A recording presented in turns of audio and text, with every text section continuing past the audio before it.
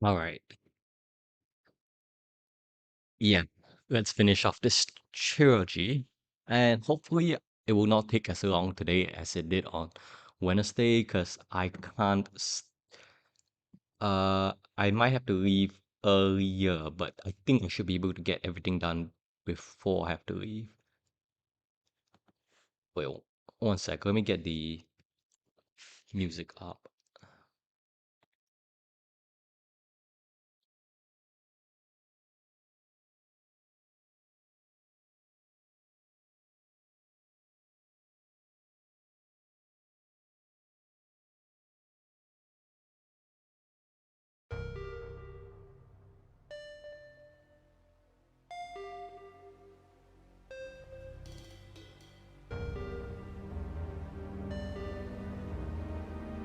Okay, is the music volume like okay, not too high, not too low? Because I think I used the same settings as Wednesday.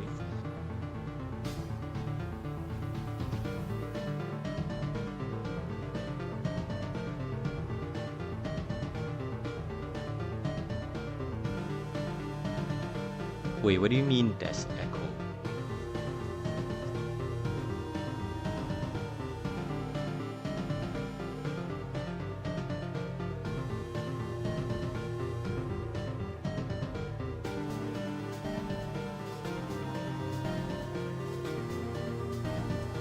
Hang on.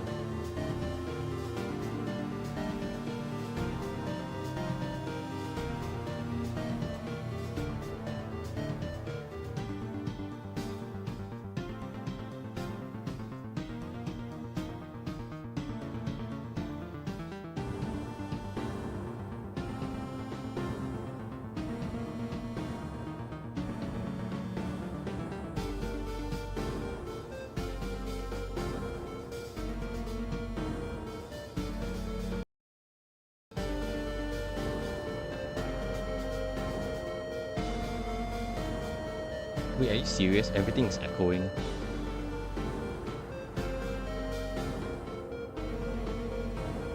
Hang on, is this my issue or is this YouTube's issue? Sure, I can understand maybe my mic looks a bit off, but even the music?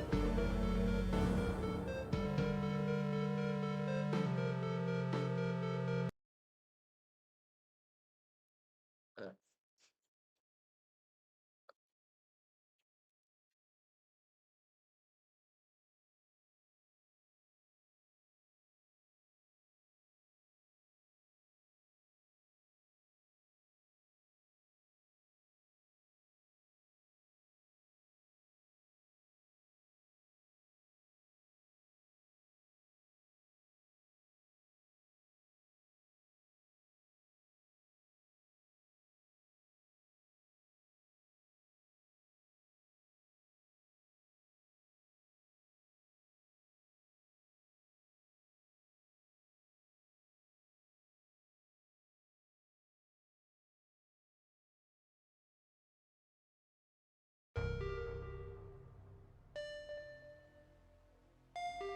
I'm not sure why it would echo though, because when I hear the music on my side, it's not echoing, it's perfectly fine.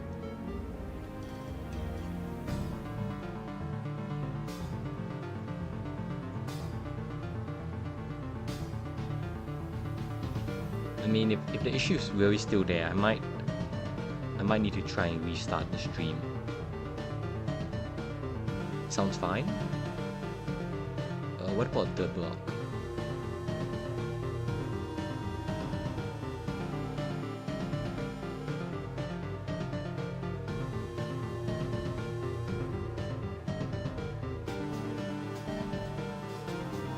Wait, so Ratman, it was echoing and then it improved already since then? Because I don't think I really did anything aside from pause and play the music. Dude, imagine having two streams open. Imagine that.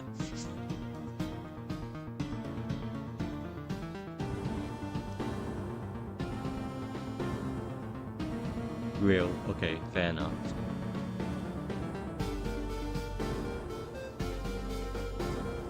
Because I'm quite Alright, he definitely had two. Wait, what?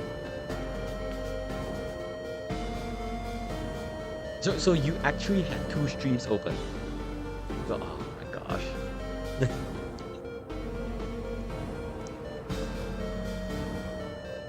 Is this rage bait? Whoa, okay. Anyways, no, that's fine. I just want to make sure there's no audio issue. Otherwise, people are gonna be listening back to this VOD and like be listening to 4 hours of echoes, which is gonna suck. And then I'm gonna feel pressure to make a new one, so that's fine. Okay. With that out of the way, let's get right into it then. I need to pull up my images.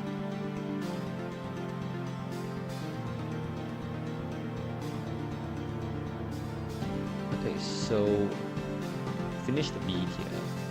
Now we have A and S, that's it. Okay, wait, let me just start off by let's get this out of the way first. Where is it? Merchant Transport C is in Triple S tier, and that's it. Triple S tier is done. There's no more ships up there. It's literally the same thing as before, minus Cruising Reaper. That's all.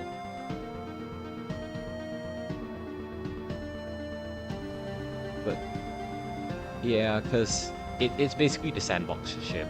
I'm not sure what else to say. You can guarantee yourself like a max on jump 1, buy a teleporter, use a silver, and do a lot of stuff. And since you have access to everything in the game at once, as long as you get screwed, you just win. So, one ship for each S. There we go. Exactly. So it's no longer quad S, it's just triple S. As it should be. Alright, now I don't really have to explain this ship that much, so let's actually get into the A tier now. Starting off the A tier, I'm actually going to put MB Spectral here now. So, in case you haven't tried Ghost Boarding yet, it was nerfed this update, whereby non-cop isn't an instant win now. They nerfed it in a couple of ways by making non-cop. Hang on, wait, I'm getting a. What?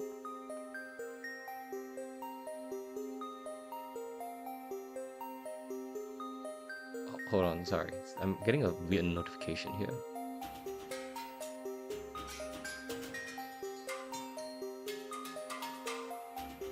Okay, never mind. Back to this. I don't know why I got a weird notification from photos, but okay. MV Spectral, Ghost Boarding got nerfed. You don't have a path to instant victory anymore. You can't just buy non-cop, get 3 goals, and just roll every single enemy you come across. It's still good, but it's not game-breaking anymore. I think I had this in double S tier last time, but definitely can't put that there now, because not only did non-cop get a lot more expensive, it only applies to Phantoms, which is not really a problem for the ship, but also it only lasts for 8 seconds at the start of the fight.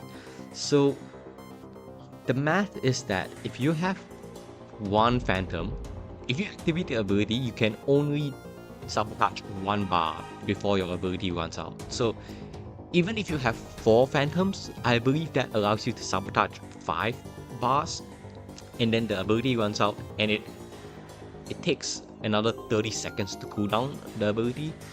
So you can't just completely disable a ship anymore.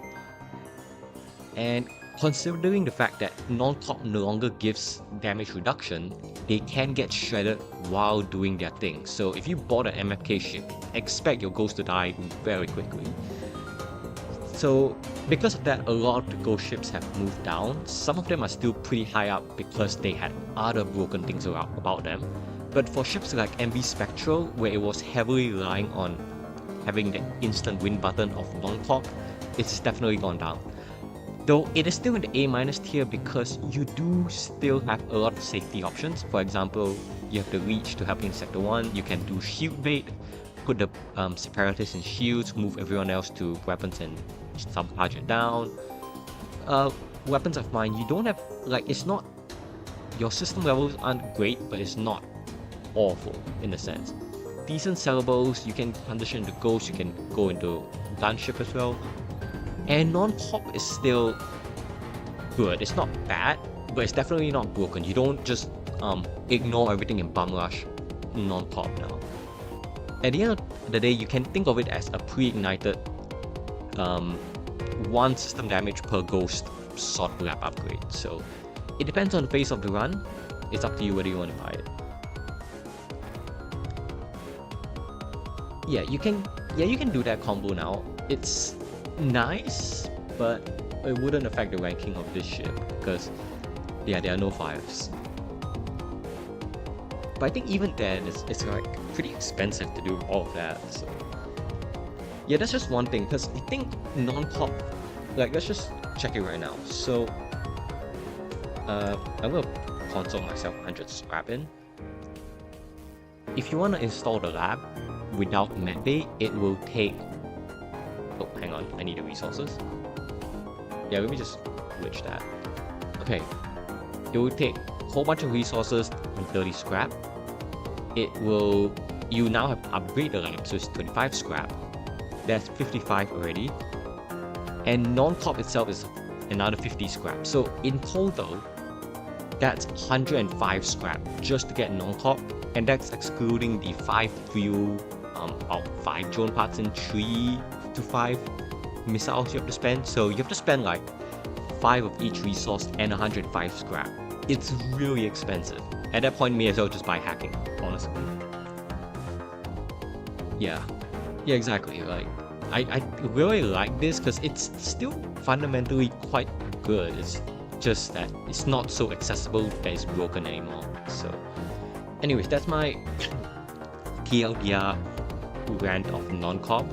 Not really a rant, just an explanation. I'm happy with how they handle this. Maybe we need to rebalance the other Ghost Lab upgrades, but that's another topic. I don't think they're that unbalanced for now. Like, it's no longer 95% non-pop, 5% what was it? That fire healing lab, and then nobody bought denser molecules. At least it's a more even spread now, given that non-cop's been brutally murdered. Yeah, exactly. Just if you get more money, then go for it. Still fine. Yes, hi Matej, welcome to the stream. Good timing, we just started on the second ship if you count Merchant Transport C, but I don't. So we're actually gonna move on to the second ship now. Yes, I love that. I love denser molecules now. It's nice. Just adding 20 health, it's nice. I just hated how non-cop used to be so broken that doing anything other than non-cop felt bad. Now you can just customize your ghosts as it was originally intended to, not just turn them into non-cop machines every single time.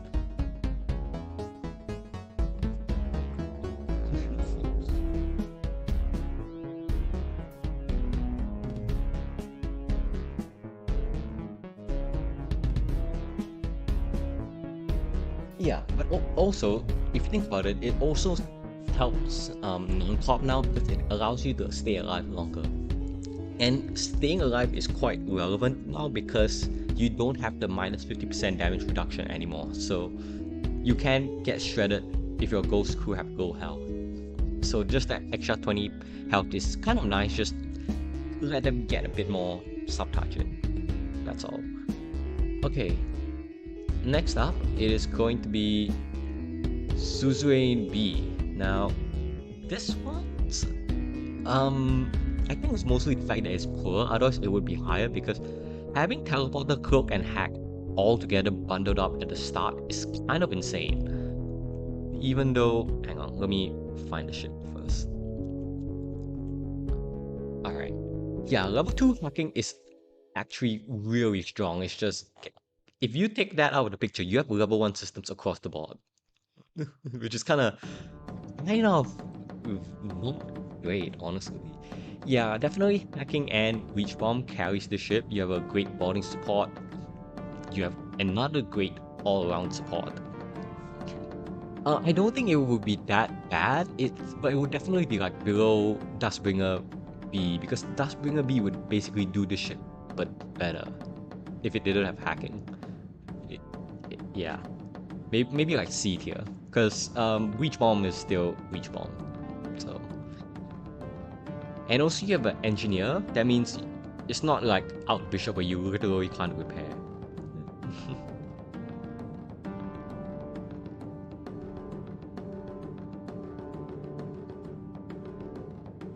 Yeah, level 1 cloak and engines.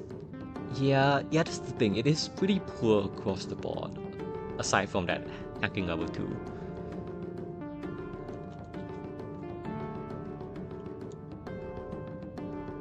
Yeah, I think like, I mean, my initial impression is that if it did not have hacking, it would be like, it would definitely be below Dustbringer B, because Dustbringer B can instantly wipe the crew of any Sector 1, Sector 2 ship, whereas this one can't, and otherwise the systems are quite similar in level. Wait, actually, let me just check Dustbringer B. No, Dustbringer B has level 2 cloak. Okay, no, maybe... Ooh. Hang on, no. Actually, yeah, this would be really bad without hacking. It would be like D tier, honestly. But anyways, that's just in theories. In practicality, we actually do have a nice hacking system, so it's fine. A minus. Next up, we have Militia A. Militia A. Emergency manual carry. Because if you look at the systems, it's actually not great. Your power is questionable. While you do get random crew, and if you get Orchid or Zoltan, you get to save power. But if you don't, then your power situation is quite tight. However, it's basically FTL, except it has an extra defensive option in the form of emergency manual. So other than that, it just swaps the Burst Laser 2 for Heavy Laser 2. Both are very solid. I have no complaints about the weapon system. And you have plenty of missiles to be able to use Artemis and still have an emergency manual for Sector 2 Renegade. So all in all, it's just a gunship but safer thanks to the augment.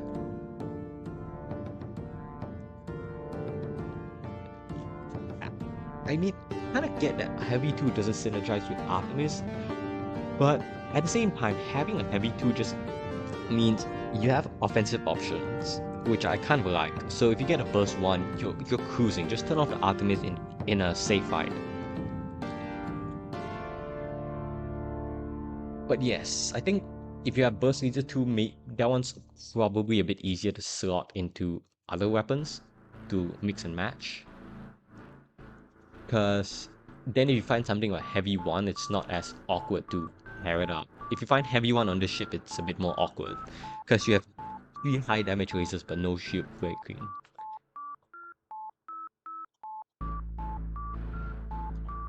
Yeah, I guess that is one thing, Matej. It's like, this ship is not... It's just a well-defended gunship, but it can get overwhelmed by boarding if you're not careful, so it's not like something like the shell ships that have a gas that just deletes borders. So you do have to keep that in mind for sure. From a nice little gunship, we are moving on to... Let's see. Oh yeah, good point. Like, what... Can we talk about the shield venting? It's like 4 rooms to get to shields. You know, if they put an airlock here, it will be so much better, like here or here. Because why do you only have airlocks at the very back and front? It's very, very questionable, I agree.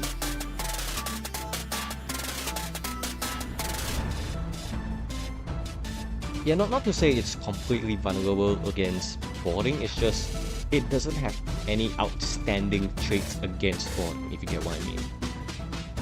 It's fine. It's not a shell ship. That's basically what I'm trying to say to Matej. Okay, wait, next ship is Out Suzerain. Alright.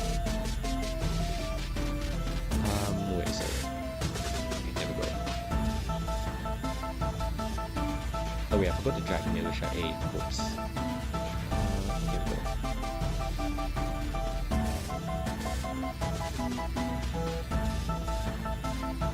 Chungus medbay, exactly.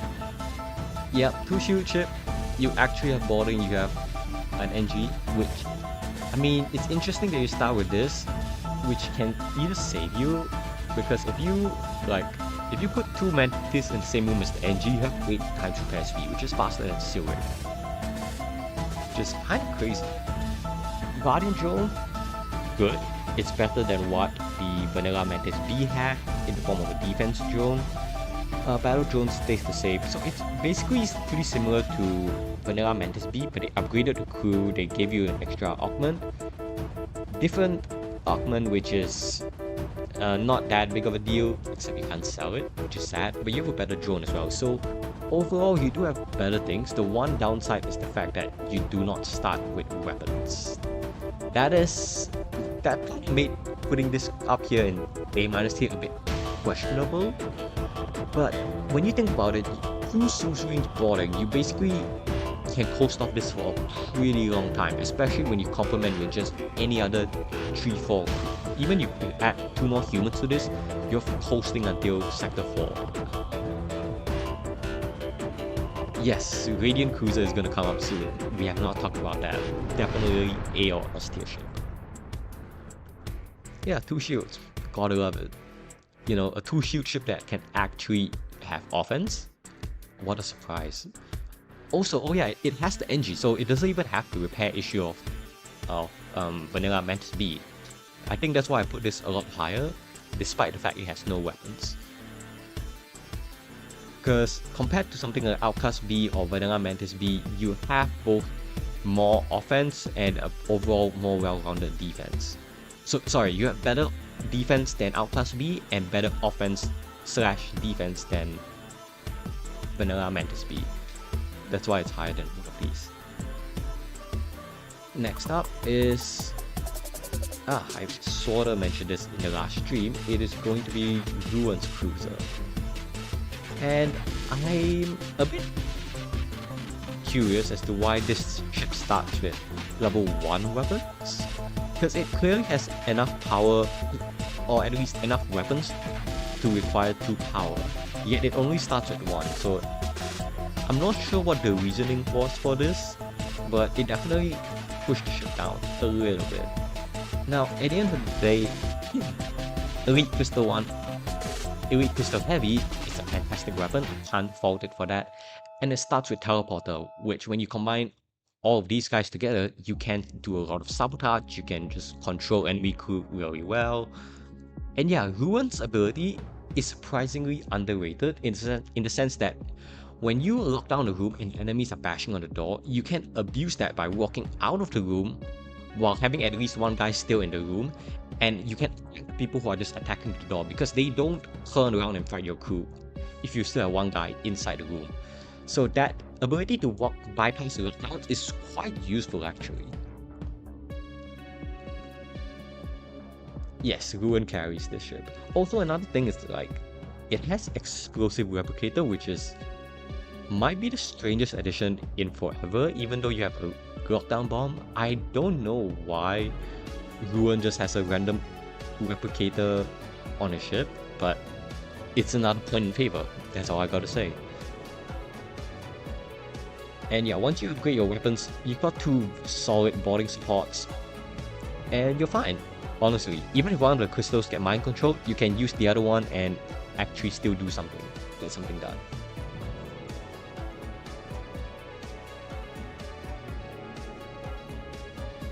Yeah, they gave this ship the option to missile spam, and I don't really understand why. Alright, anyways. Okay, next one.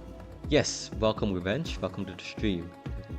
Crystal Heavy is basically better lockdown bomb.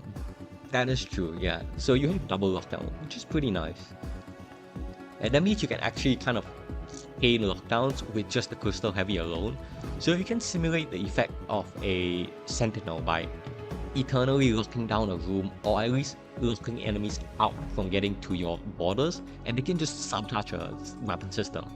So in the current day and age, this is better at sabotaging systems than non-corp. So have at it. Next up is the other crystal unique, Dianesh. Yeah. Oh yeah, one more thing about Ruin is like you can actually chain the lockdown just by this weapon alone. Because Crystal Heavy's cooldown is 10 seconds while a lockdown lasts for 12 seconds. So this weapon literally can chain lockdown by itself. And that's kind of wild.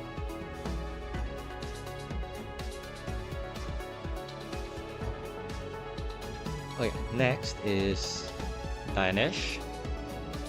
So Dianesh basically is kind of like Ruin, but traded out the weapons for 2 shields. So that's why they're basically next to each other on the tier list. Because they are both really strong at boarding, and they just have their trade-offs between them. I will say Dianesh's ability is not as effective as Ruin's early on, but later on, once you start finding crew with amazing abilities, then hers scales a bit better, because the ability to walk in and out of rooms late game for Ruin is better served as a defensive purpose for like escaping borders, escaping hacked rooms, whereas Dianesh can scale more offensively as you get something like the Seers, Cars, goals, and whatnot. Yes, the Seers. Absolutely the Seers.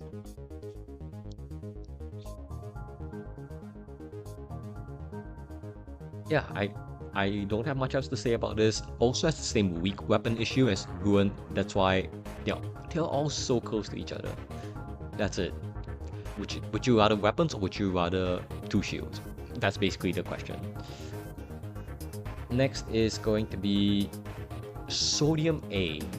Not the cruiser, not the unique crew, I mean. Sorry, not the unique crew cruiser, just the normal Sodium cruiser.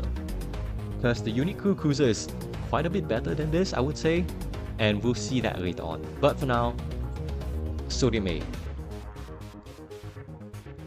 Yes, it technically looks like a normal boarding ship, so it may be a bit of surprise as to why it's so much higher than the other boarding ships down here. But I do believe it's a mix of your borders just being flat out stronger than the other boarding ships, as well as the fact that you can sabotage and your weapon is pretty decent early on. Yeah, I don't think we get Dianesh that often, unfortunately. Yes, Salt Launcher is okay. I don't think it's amazing, but at the same time, it can get you some nice system damage when you can't otherwise. Like against autos, you can just throw this out, and for something that pierces 2 shields, for it to charge in 10 seconds and deal 2 damage is pretty good. It's kind of basically like Elite Crystal Heavy 1, except this one's more for crew killing than actually controlling the enemy. Yes, by the way, the shot radius of 35 pixels. If you didn't know, a room, each tile is 35 pixels long. That means if you fire this at a 2x2 room, you will never miss, short of evasion chance. Basically, what I'm trying to say is that if you shoot it at a 2x2 room, the projectiles will never go out of the room's radius. It will always be inside because the room is exactly 35 pixels to the left and 35 pixels to the right if it's a 2x2. All salt rolled out. Yeah, but where are we getting 2 other salt launchers? We need to run into like Sylvan, maybe Sylvan, Crab Bucket plus the Orbin quest, and if you get very lucky that could happen, but I do think Salt Launcher is a bit more awkward to pair with other weapons compared to Elite Crystal Heavy 1 because of the power requirement. Requiring 2 power to do essentially the same thing as Elite Crystal Heavy 1 is a bit of a sticky situation. Yeah. What one can dream. I mean, if someone does get all 4 salt launchers, I'd love to hear how it goes. 5 from Crab Bucket. I don't think anyone's even gotten like 3 of a kind from the Crab Bucket. I've seen a fair amount of double up duplicates, but I've never seen 3 of the same weapon coming from the crab market.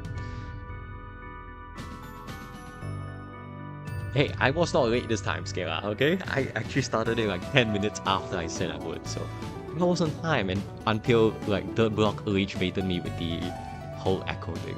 That's why we started a little bit later. Had a really hard time with the ship for some reason, took like 6 runs. Interesting. Because on paper, it definitely seems like you just stat check the other boarding ships in the main 2 departments, your offense, your boarding, and your weapons. That's why it's higher up. Also, this salt plating is basically a middle finger to the Leech Renegade and the Monk Renegade Cruiser, so that's kind of nice.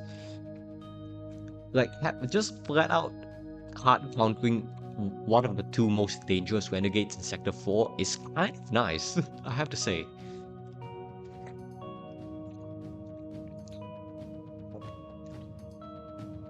How do I think that the counter sector will look like in the future? Which counter sector are you talking about? Because right now there's actually 2 things we refer to as cultists. Are we talking about the rhyming cultists, the sirens, or are we talking about the rock cultists under Vortigaunt? Root cultists. Honestly, I have no idea, but I do know from the old roadmap, keep that in mind, they did say there was a chance of giving Gruen his own ending. I don't know whether that is still planned, but definitely there is going to be some sort of like law rewrite about the whole cultist is going to be rewritten as far as I know. The realm of madness counts, my gosh. Maybe we're gonna get some unique events. Maybe we could unlock a siren unique in there, you know. I think so, yeah, because I'm pretty sure Ariadne was related to Vortigaunt. Yeah, there we go. Probably more options, which is always nice to see. Yeah, I want the ice to actually mean something. It doesn't, which is kind of sad. Oh well. I jumped to the eye before, but it doesn't do anything. It's just kind of tragic, in my opinion. But man. Anyways, next ship. Another cruiser, unique cruiser. It's going to be Alkali. So this ship is kind of like if if Scientist C actually started with a teleporter, then you see how high this goes.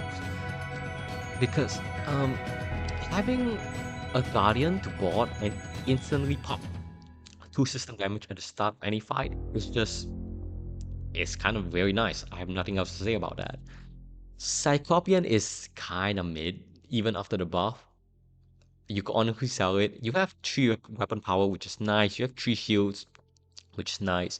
Sensors is nice. The gas is nice, but you don't even have a med base, so like log them out. Having 3 medics, I will say this is a better safety net than if you get heavily. If one of the shells like takes a Hermes to the face, you're fine. You still have other options.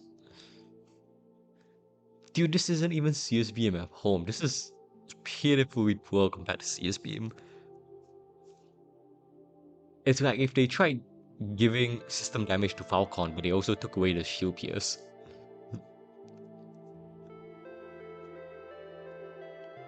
That is true. It is sometimes hard to tell the oxygen levels. That's why you really got to pay attention to the oxygen percentage count on the top left. Yeah. Oh, that is true as well. Alkali just gives you free lab upgrade, and you can actually have your shells turn offensive. Right, offensive. But no, I mean, I quite literally mean that lab upgrade. It's an option. I'm not saying you rush it, because you do need to ensure you can settle your own medical issues first before you get that lab upgrade, but it is an option. Yeah. Yeah, basically that. It's Scientist Seed, but it has a teleporter. And a worse weapon system. So nice. He does. He actually does. Even this is both in context with reference to the Shell Scientist upgrade and also just Alkali being a whole racist in general.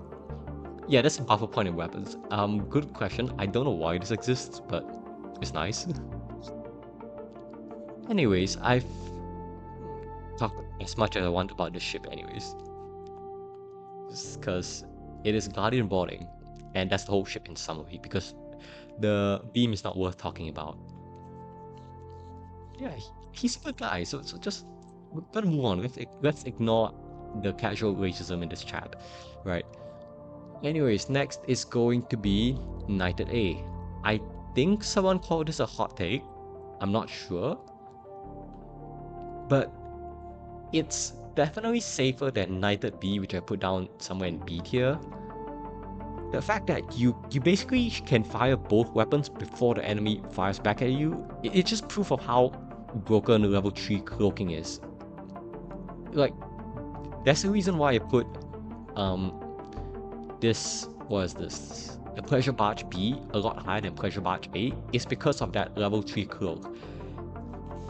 It's because, yeah, I will say this again, having the ability to fire at the enemy without them ever getting to fire at you is an insane advantage.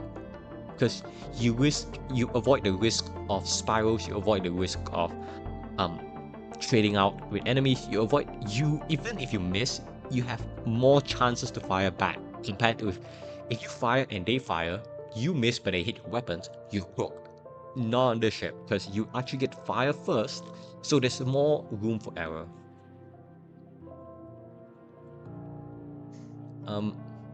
No, I think like Scala, I think I've heard some people say this ship should be worse.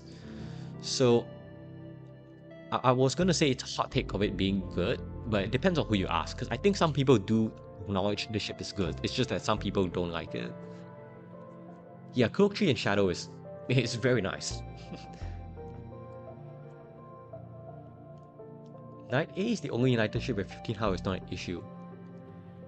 I kind of agree, even though I have not talked about Knighted C, which I do believe is better than Knighted A. I think in terms of ease to play and just overall the obvious defenses in the form of level 3 cloak, definitely Knighted A is the least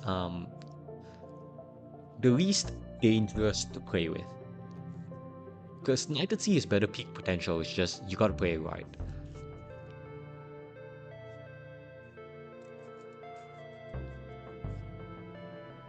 Yeah, we don't talk about Knight's Cruiser, dude. That one's kind of just broken. Yeah. I mean, yeah, like that's the thing. You don't even need to install shadow weapons. It's an option if you want to sell it. You can. It gets you shields faster.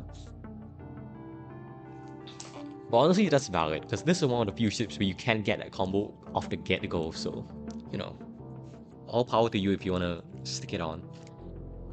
I probably would internalize it after I got shields. So there's that.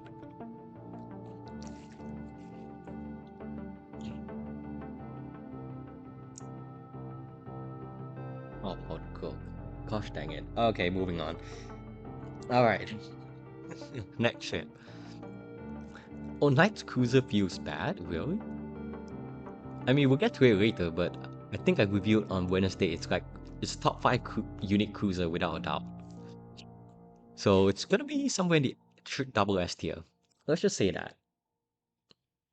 Anyways, next ship is going to be the other Zoltan A, the Multiverse Zoltan A. It's kind of funny how we've talked about like all of the vanilla Zoltan ships already, and now we're just talking about MV's Zoltan ships. Okay, MV Zoltan A. It's literally vanilla Zoltan A, but better. That's it. Because they replaced the leader with a conservative energy, so that's nice. Expanded circuitry, it's nice at the start, you can sell it for extra 7 scrap, I don't mind. But really the big difference is having this conservative energy to knock down one more shield layer. And it just allows you to actually do something against 2 shield enemies. Whereas on the other ship, on vanilla Zoltan A, you had to shoot a Rito into shields first, swap over to the helmet, and then swipe. But on this ship, you can just use the helmet as soon as the energy weapon lands.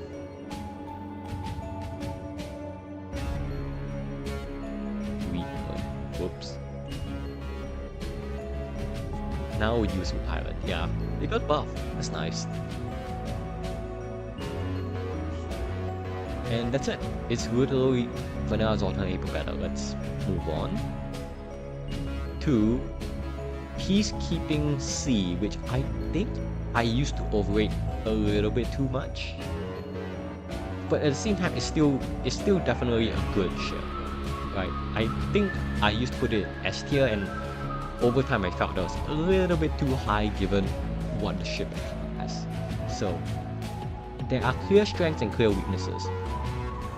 We have a level 4 weapon system with 2 good weapons. We don't talk about particle beam, but for what it's worth, if you have shields and Zoltan shield, the particle beam can still get you crew kills. It is just painfully slow. Wait, what do you mean the Gabriel Cooper ship? I don't understand the reference. Is it because of the weird ship layouts and all that? Yeah, like, in terms of weapons that should get buffed, particle beams are like one of my ops, long time ops. I really want this to get buffed. Like, surely we can afford to make this 17 seconds for a start, right? One thing to know, drones get stuck in the weapons room. Interesting. It's kind of weird, but I don't think it should matter too much. It's just something you gotta be aware of. Oh, okay, I see. I get what you mean about Cooper. Alright. Don't be so harsh on the guy, dude.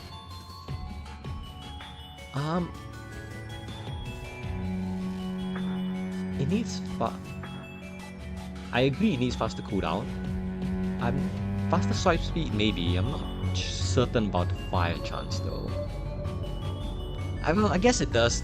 I think you're right. Maybe like 50% fire chance would be nice, because the other particle lasers, because they shoot so many projectiles, it's basically almost guaranteed to start a fire. Whereas this one is just kind of meh.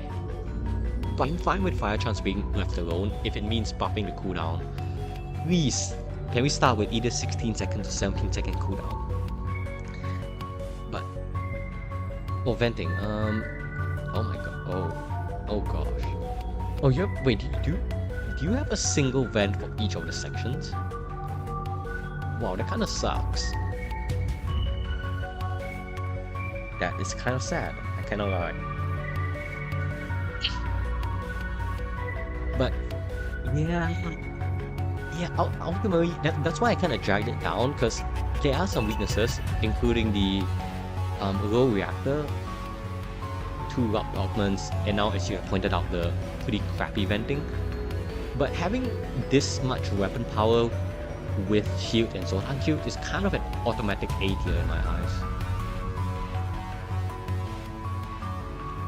To vent weapons, you have to vent O2. Reminds me of vanilla Zoltan B, where the venting was also very awkward. Particle beam is worse particle beam. Yeah, this all going in the records. Yeah, Zoltan shield is just fantastic, so can't really argue about that.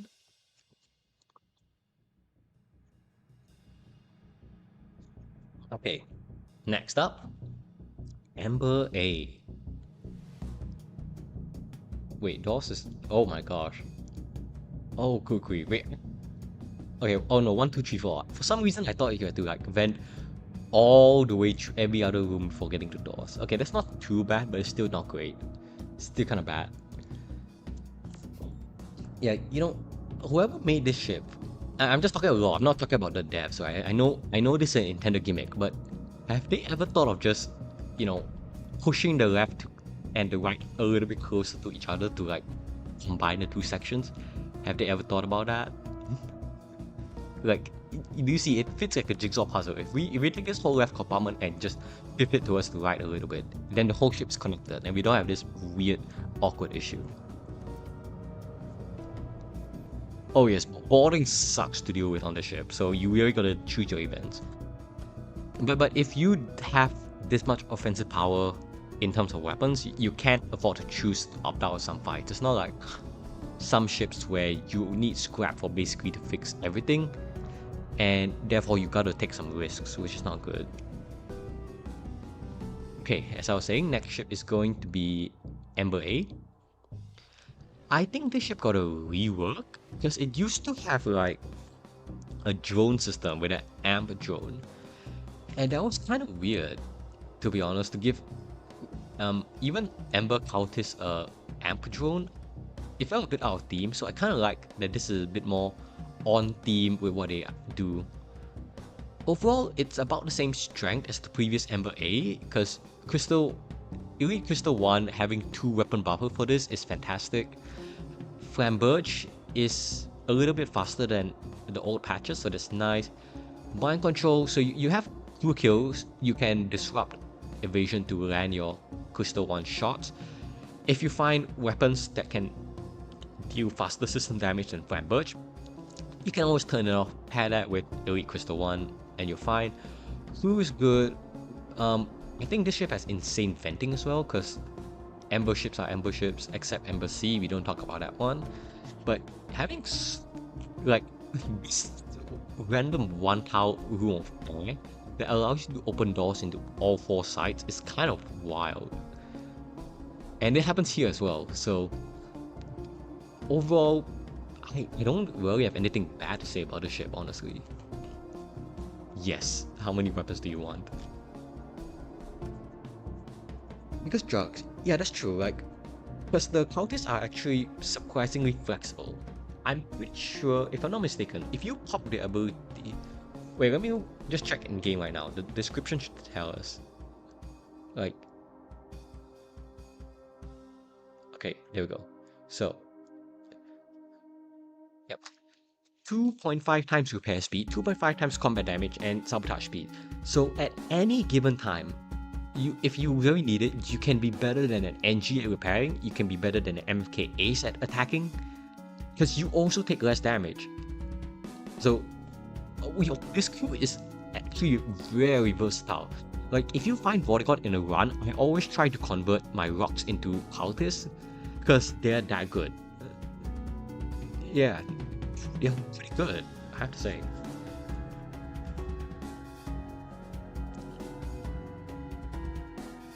Exactly. Drugs. Take it from the free mantis, you know?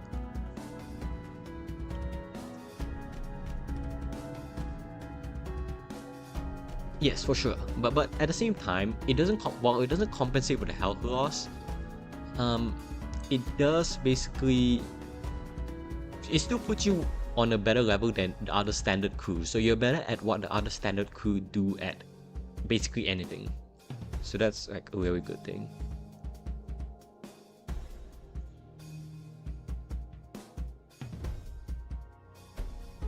I forgot whether like you lose or... Because it depends on how long the ability lasts, right? Yeah, they still have 100 health, so they will smash like they will smash Mantis. I think they beat Suzerains in the start of the fight because the Suzerains don't have their abilities ready yet. If you pop the ability before, okay, so if you have Reconstructive, then yes, then it's basically a null point. And yeah, that's another point actually, like, even if your weapons are turning out to be crap, you can go with Teleporter and use Elite Crystal 1 as sort of a out missile launcher, out boarding support. Because the Cultists are pretty great boarders, as you can see by Cultist B being a thing. So it's another offensive option. So you have lots of options, you have good system levels, good venting, good crew. What's not to like about the ship, right? Yeah. Yeah, they do have resist, that's pretty nice. Recon TP. Yes. Anyways, next up is a ship that got a glow up like 2 updates ago, 1 update ago. Hacker A. And it's still as strong as it was before. Even better now, because this Golden Dark Beam, it got buffed by 2 seconds, I believe, in the last patch. So it's just gotten that a little bit better. Now, compared to other ships with a massive beam, and like those ships were the cloak ships, like Angel B and Vanilla Stealth B. It's not as big a deal on this one because you have hacking and Guardian Drone to defend yourself, so that's nice. It was Type B. Type B, they replaced the Siren with the Mantis. So yeah, Type A always had 2 slugs, and that's one of the weaknesses of the ship, is the 2 slug issue that the slug Type A's have as well, whereby repair is not great, anti-boarding is not that great, and I want to point out that this weapons room being 2 tile means it's harder to fix. Like if you have 3 crew, you can't throw all of them in there, you can only put 2 in at once, which is not a good thing. But like, this is one of the richest ships to start off with, one of the richest standard ships. Level 4 weapons, level 2 hacking, defense scrambler, Neo disruptor, 23 drone parts for I don't even know what reason. We are not throwing out the Guardian drone every single fight. Why do we need 23 drone parts? I'm just gonna take 15 and sell it to Sylvan for an instant 60 scrap injection. Yeah, maybe it's definitely a little bit weird in the sense that it's just a dead end here, but it's not too bad.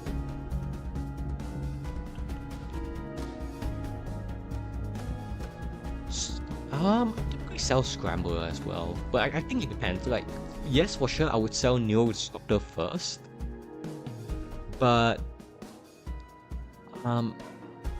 Defense Scrambler is one of those things where I'm like, I don't mind keeping it, I don't mind selling it. Really?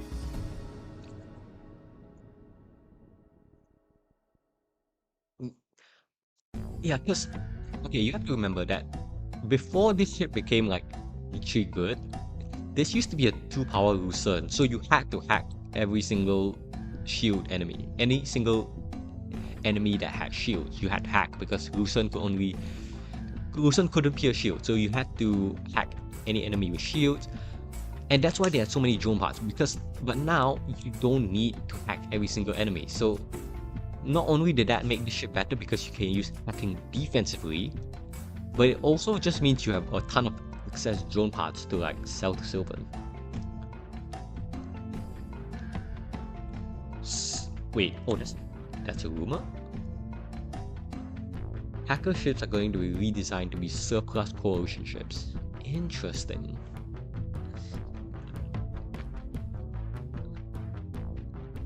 I have not heard of that rumor, actually.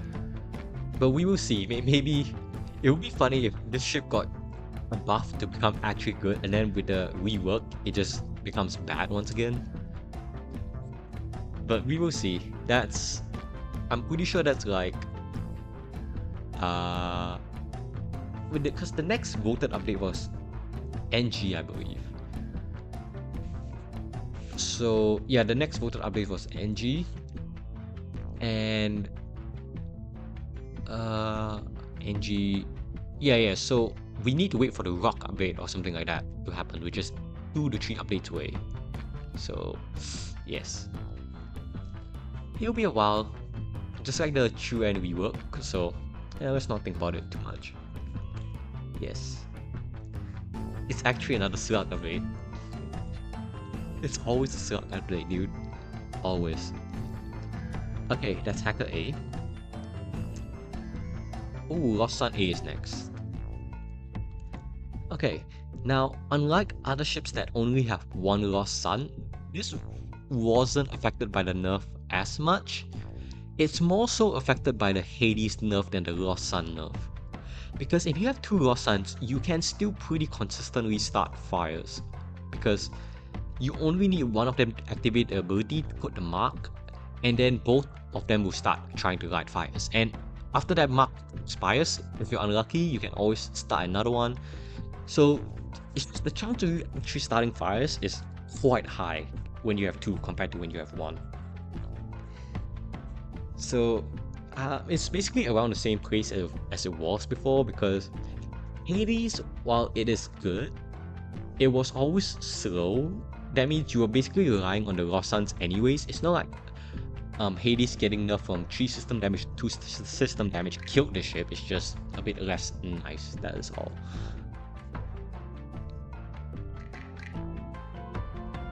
Yes, if you only had one mark, then I would say yes, there's a bit of a consistency issue, but the fact that you have 2 of them, and you can double the duration of the mark because you can activate their marks one after the other, that I feel like that makes up for it.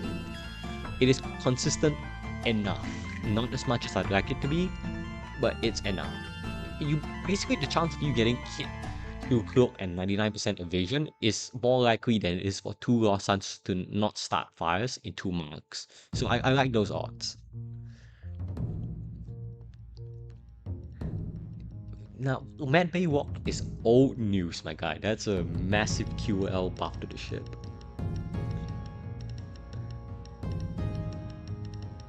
Yeah, I don't know about the whole Lost Sun thing becoming so inconsistent, because sometimes they can just start 4 fires, as you pointed out. And then sometimes they do nothing, so I don't know if I like that randomness. I get that they needed to be nerfed somehow, and it did a good job of targeting single Lost Suns, so that not every ship can turn into a fireboarding ship. But still, I don't know, I feel like there was a nicer way to go about this. Maybe just a automatic delay, or at least when you activate the ability there will be like a 5-second delay and then you get guaranteed fires. That is more consistent across the board while still nerfing that instantaneous ability of fires.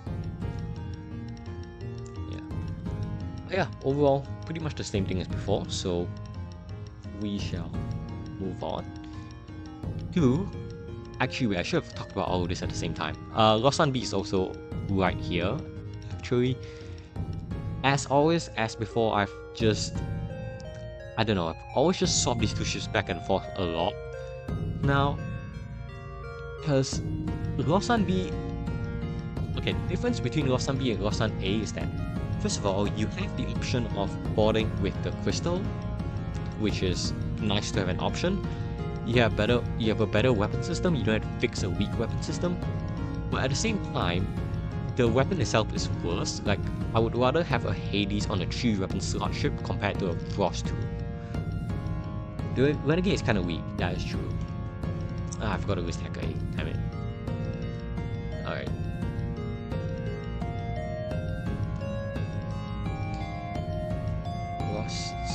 Hacker A. There we go.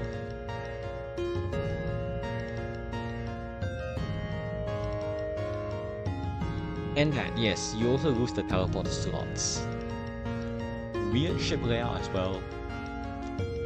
So it depends. Personally, I like the fact that you have extra weapon power and crystal as an option. And also Frost is, while Hades is better in the late game, Frost is better in the early game, so I prefer Frost.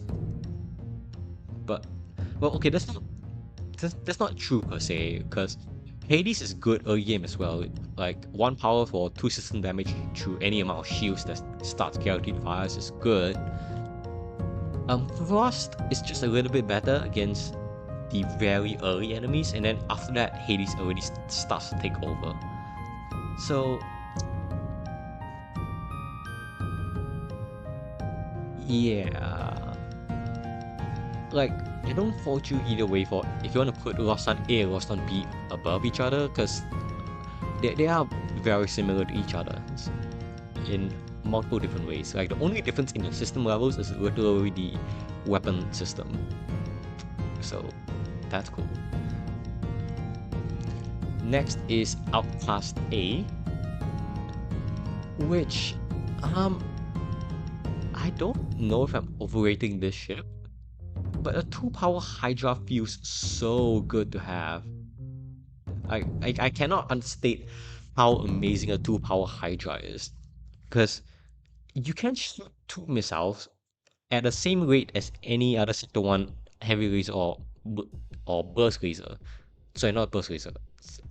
So basically, the time it takes for you to charge up 2 missiles on Hydra is basically the same time it takes for the enemy ship to charge up their heavy laser or defense laser, which is very fast compared to a lot of other missile launchers. 3 Hydra's peak, exactly. Absolute peak. This thing used to have 3 weapon slots? Interesting.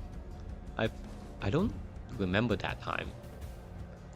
But yeah, I think it's gotten a lot better because if I am not mistaken, they changed the weapon. This used to not be a Hydra before. I think it used to be an Artemis, right?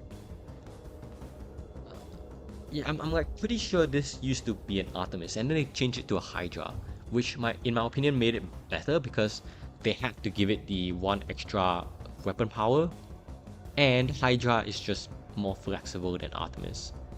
Yes, I think I had the ship like a lot lower when it only had an Artemis.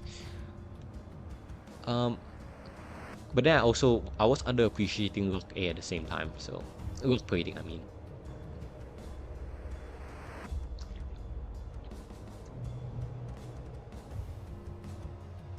Yeah, like I mean, this is basically similar to Sodium A, where the it looks kind of like the other boarding ships, but there is that outstanding aspect. Like the weapon is outstanding compared to the other boarding ships. The other boarding ships like Coalition A has a Nyx, has a um, Mantis A has weak weapon system, and there's a bunch of other things. Whereas this ship has no significant drawbacks apart from the crew limit, and you get a fantastic weapon in return. So that's why I have it like 2 tiers higher than the generic boarding ships.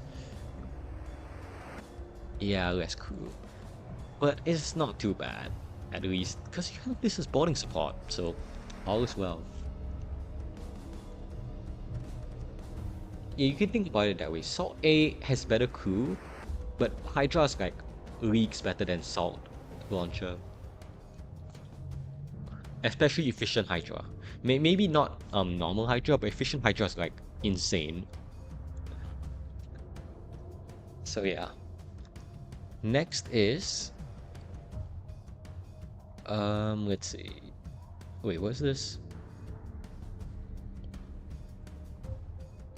Okay. Suzerain C.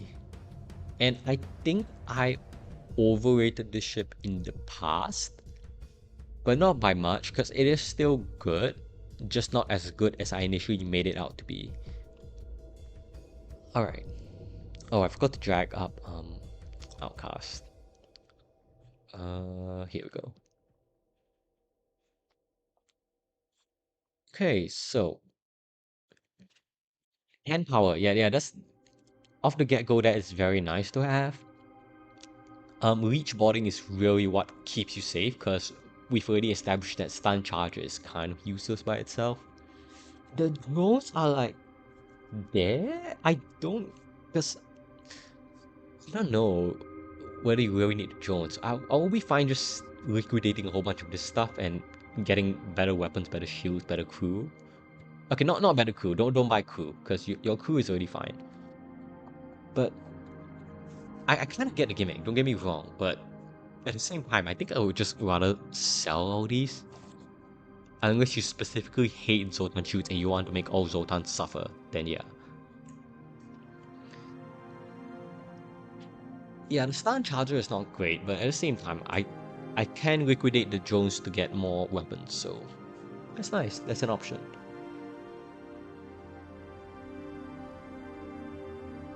Um, but yeah, what you can think of is that this ship is kind of like a leech boarding ship, but it has more options. It has a better repairs, better combat crew, and it has a ton of sellables that it can use to do a whole bunch of things with. You can get early hacking, you can get early, even early cloak might be a possibility with like all of these drones to sell.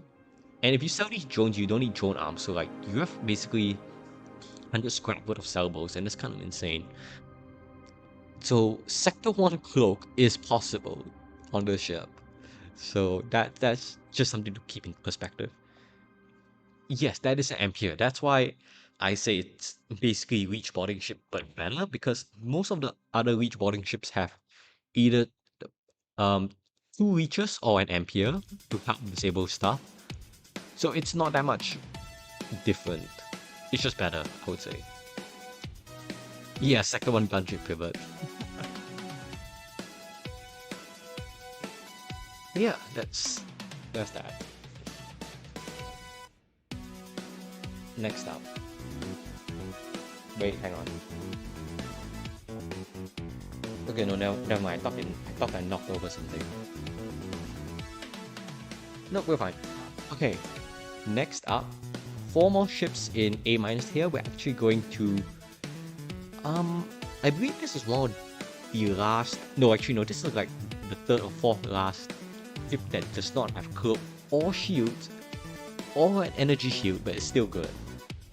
It's going to be Tidio's cruiser. And obviously it's carried because Tidio is insane. The ability to just sit on any system and turn it off completely is never gonna be not broken.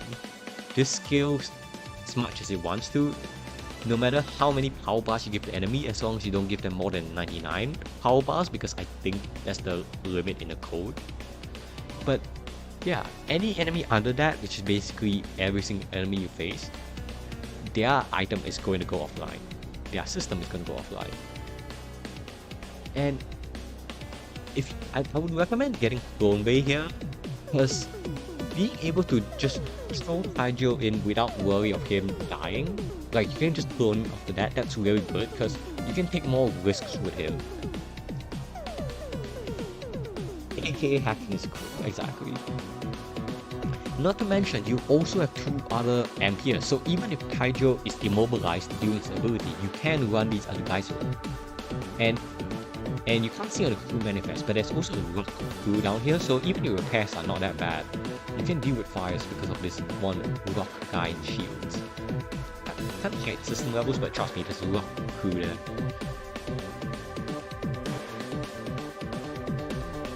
Yeah, crew is to win con. So once you get shields, I would consider Cloneway as a decent priority.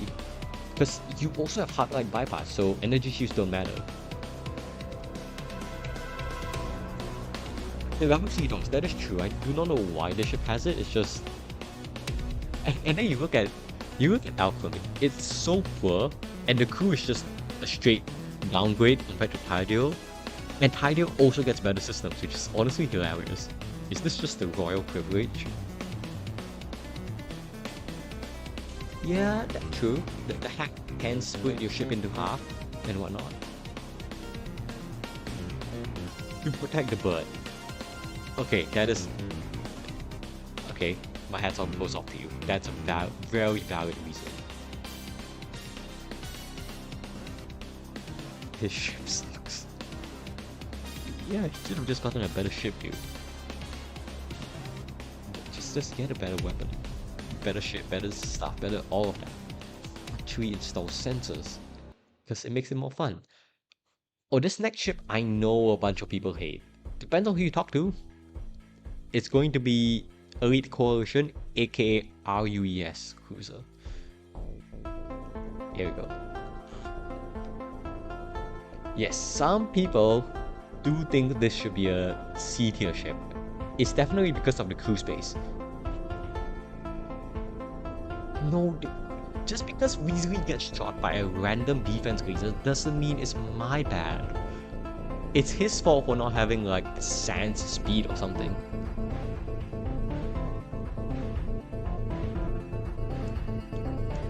I mean, that's true. You can think of this as Sylvan B at home, right? You've got slightly worse... I wouldn't say slightly actually. You've got worse borders, because comparing anything to Sylvan is like a joke. But it's fine. You've got 4 elite crew. I don't see what the issue is, even if you can't get any more crew. It's like... It's more or less just a... Yeah, sure, maybe it's less fun. Maybe you can't abuse that 4-town teleporter as much. But you know what? The rest of your systems are good. Your crew can hold it off. Your crew is probably fine all the way into Sector 4, 5, 6.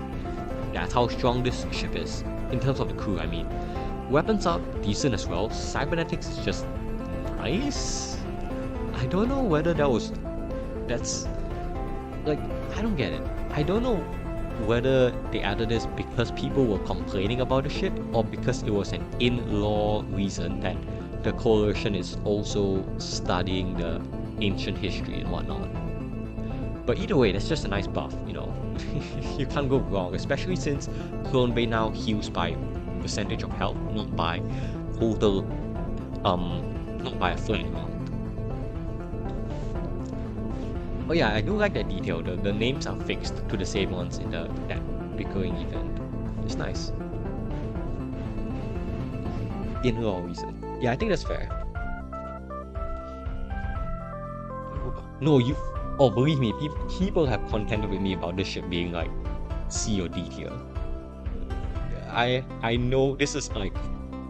It's not as talked about... It's not talked about as much because I assume because it's an elite ship, so it's not that... Not as many people have unlocked it compared to something like MV Harmony. Oh, but people hate this ship. Some people at least, not all of us.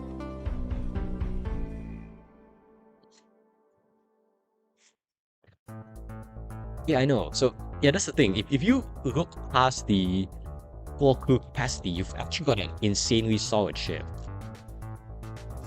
If this ship had like 8 crew capacity, this could arguably be close to S tier.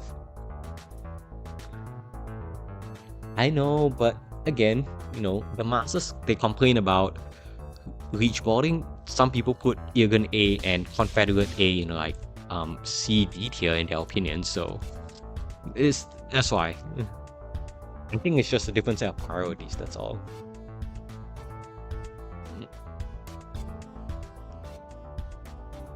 Okay, that's nice. For once, I don't have to explain why the ship's good, I just have to explain why other people think it's bad. It's nice.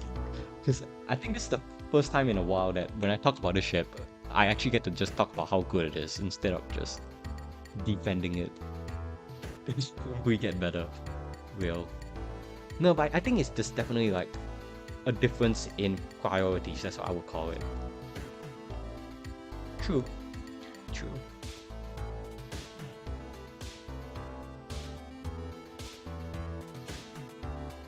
What is this elitism, dude?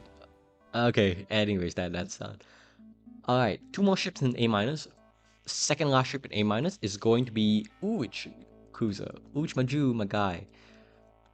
Which is also the ship that kind of just got replaced by Morph C. In a way. Like, oh gosh, just no medicals. Uj Maju, it costs more to produce morphs using Uj Maju than it costs to produce morphs using the augment on Morph C. So... yeah, and we've talked about this quite a bunch. Uj Maju got power crept by the new Morph C, and I expect something to change about that. I don't know what, but we will think about it. I think, for what it's worth, just give the ship medbay to start off with. It really does not need to be like similar to Morph C in starting without the medical system, when that ship has a lot better capabilities of spamming out morphs. How do I say like Uj Maju or something like that? I have no idea.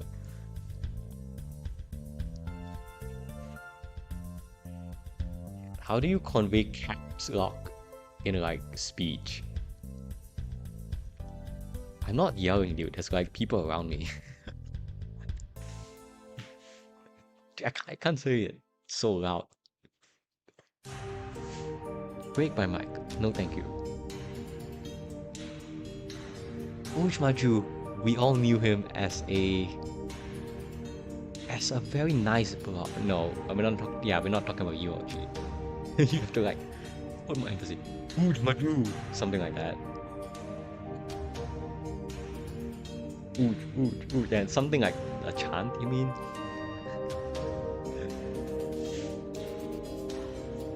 He was the most heart-shaped blob we ever knew. Alright, okay, actually coming back to the ship, it's like, even though you don't have a medical system, you can just turn these things into the correct things. Because you have DNA samples, so you can get a whole bunch of shells, which is really nice, because they can disable systems, you can get NG for repairs. And the crew is random on the ship, but because of the fact you have DNA samples, you always have that consistency of getting a shell. Because while the form that they're in is randomized, the actual base morph is not different. You will always start with 3 morphs, 3 technopaths, 1 malform, and 1 Maju, so it's fine. Right? You have that consistency there. It's just admittedly a little poor despite the heaps of crew you can throw at enemies to just stabilize your ship and disable systems. Yes, the morph forms are randomized. Oh, I did Nexus. No, of course I did Nexus, dude. Dude, this ship, I can do like 32 salt, man.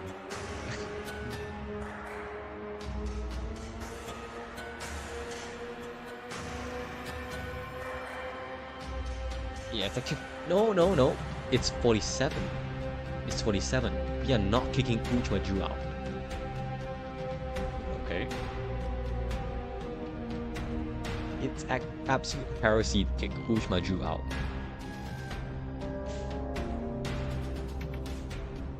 I'm gonna dehydrate, that is true. I'm already almost through my bottle and we haven't even gotten up beyond the A- tier. Okay. Let's keep going. Next, okay, final ship in A- tier is going to be Technician B. Hang on, let me drag some ships out. Maju here, and Tech B. Where's Tech B? Here we go. You know what they say, hack and carry. Yet another hack and carry.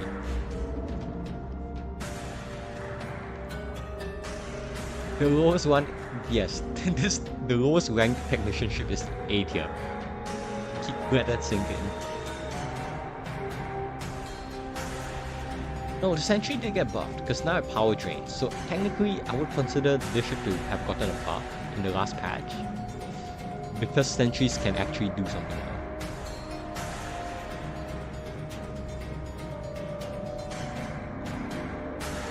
What do you mean technician lead? Oh gosh. But yeah, you can disable systems, you have 3 weapon power, so if you get better weapons you can swap these out. Mind control hacking just means, look, you can't really die to boarding because you have 4 crew all around very good. Mind control to help out hacking for defensive purposes. Like, this ship is just extremely well balanced, extremely diverse. Yeah, like, I feel like they should have taken out one of the technicians so that this ship at least has like a minor boarding weakness. Even without one technician, it would still be good against boarding because of the mind control. And I get that this system lineup has to stay to fit the gimmick, because the whole gimmick is like stalling and disrupting enemies. So yeah, this makes sense. Just, the crew does not need to be this insane as well. Just buy one laser. Will. Yeah, good venting as well, good point. So there's nothing bad about the ship. Worst thing you can say is the weapons have below average cooldowns. Like, the cooldowns are not great, but that's really not big of an issue when you have it's Neuro Sentry. This is the one that just stops enemy crew from entering a particular room. It's basically the best one, I would say.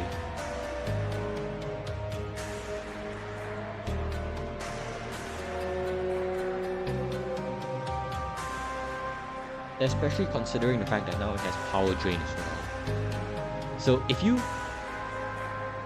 have a fire weapon, it goes very well with this. You just light a room on fire and then you just fire this Neuro Sentry in there, it's gone. It's cool. Beyond comprehension. But of course that's more of a mid-game thing because you can't always get a fire weapon this early on. Well, Recycle Bomb does have that 10% fire chance, I guess. But still, even without considering the fire chance, it's still all around very well balanced. And that will be the end of the A- tier.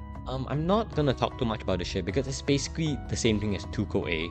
You know, good borders, especially considering the fact that like this boarding fluid does not look that good, but Slog Knock stuns for 20 seconds.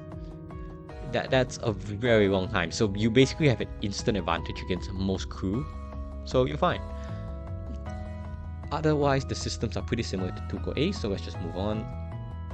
Oh yeah, I got Slug ending on this absolute peak. We just found Slog Knock the rightful champion again.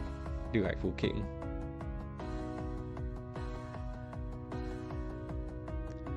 Okay, next up. Ooh, we've got 2 Reach ships in a row. Actually, wait. Oh, I just realized the entire retail line. You know what? Since I'm gonna be on this page, the entire retail line ended up in A tier, just in different positions. So let's just drag all of them out at once right now. First, Slog Knock. And then all Reach ships.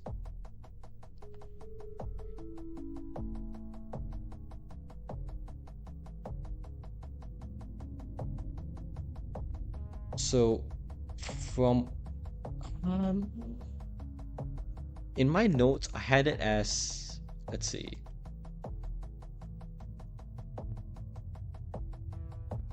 yeah, I've moved Slog Knock up now. Alright, in my notes I had I think I had Retail C as the worst, just because it had no weapon support. And then A is in between and B is the best. Well, I had A and C right next to each other, so you could honestly swap these two around either way. Let's talk about C first. So with Retail C, it's just a 2-shield boarding ship that's just good because you can disable systems. That's nice. Whoa, hold up. Selling Burst Laser 1?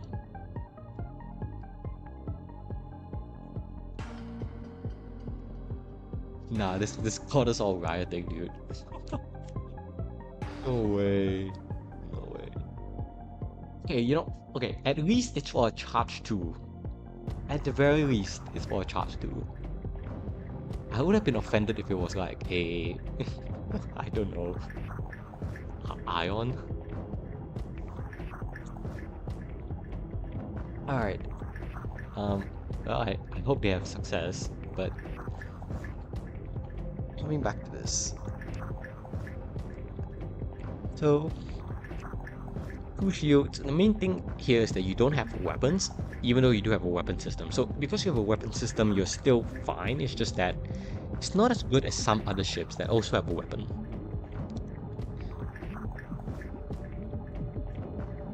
Repair bomb. Hey, repair bomb is really nice to get for free, to be fair. Alright. And yeah, when you compare Type C to Type A can also get a teleporter. If you sell both gases, you can instantly get a teleporter. And then suddenly, the only difference is that Type A has weapons, while Type C has second shield layer. And personally, I would take like having 4 weapon slots with all of these already. Even I know these are like the crappy equipment grab weapons, but having all 4 of them is good enough, honestly. But yes, like I said, you want to put you can swap A and C around either way. I'm fine with that. Just make sure you always have Type B as your best, because this one is definitely better than the other 2. Yes, I know you can't get a Met Bay or Clone Bay. That is fine. You know what else you start with? You start with Cerebrals. You start with Reach Boarding. You start with a Burst Laser 2. You start with Anti-Spiral. You start with 2 Anti-Spiral actually. You have Extinguishers and Maintenance Drone. You are not dying on the ship. Right.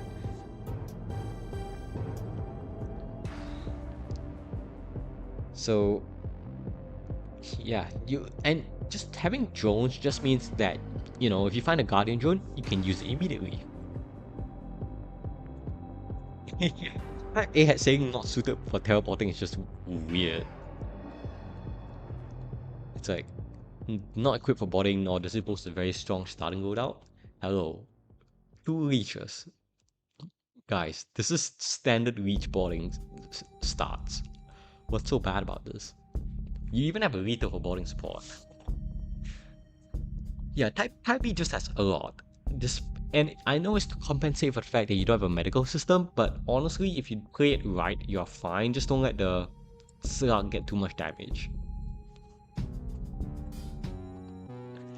Retail B doesn't need a TP and will still be good. I don't know. Okay, no, maybe yes, because you have the manager drone to the burst laser cooldown time. But I don't know. Because the reason why Federation ships was so low is because a single burst laser to your offense is not good. So if you remove the teleporter from this, it's questionable. Well, you do have the maintenance drone, so it should still be good. Just definitely not as high as this it would be right now. Picking retail A to get boon of beginnings. That's legit. Okay, now those are all the retail ships. Next up, we have Revolutionary A.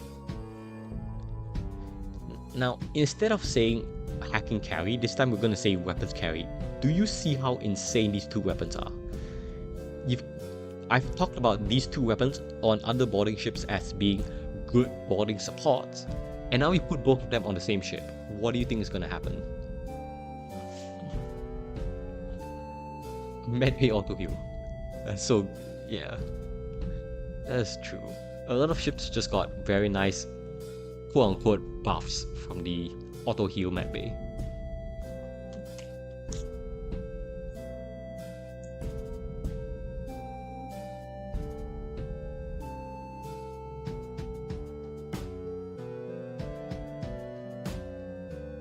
So I know this ship, it doesn't look like it has that much, you know.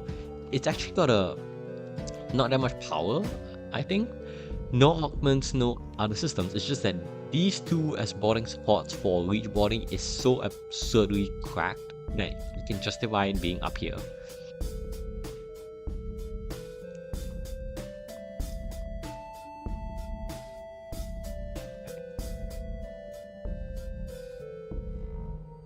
You don't really need to upgrade weapons as well, honestly. You can just hold on to this for like 10 years because you have 20 missiles. You can upgrade shields, get your hacking, your cloaking. That's fine. You can legitimately just go with these two weapons until Sector 5. That's how insane this weapon setup is. Because you can just use it to support boarding. Just get hacking and cloak. Then you win. Alright. Next up. Next is... finally, it's time for MV Fed.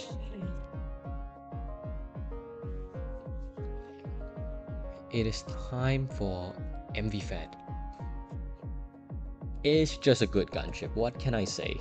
You've got 2 points of failures, and Artemis with 2 buffer points is just very nice. Energy is fine, you know, non-ballistic option, fine. Reloader is nice. Yeah, I remember this used to suck so much compared to even like... It was basically comparable to vanilla Fed A and MV Fed A if I'm not mistaken. It's good to see it's a lot better now. I know some people are still yet to come around on the idea that the heavy laser artillery is actually good now, but trust me, it is. And this is why I say just buff the damn cooldown on the Federation A artillery. You know, see, when your artillery doesn't take 10 years to fire, it's actually not terrible.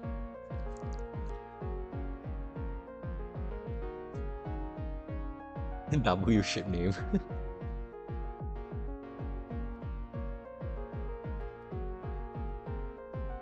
I know I'm disrespecting NG2 like that, but it is true. Artemis is like a very good safety option. And just having an energy 2 to tank for it, fantastic. Yeah, so this is a whole 15 seconds faster than the artillery on Federation A. And the thing is that here, you can deal more system damage to a single room compared to the Fed A artillery.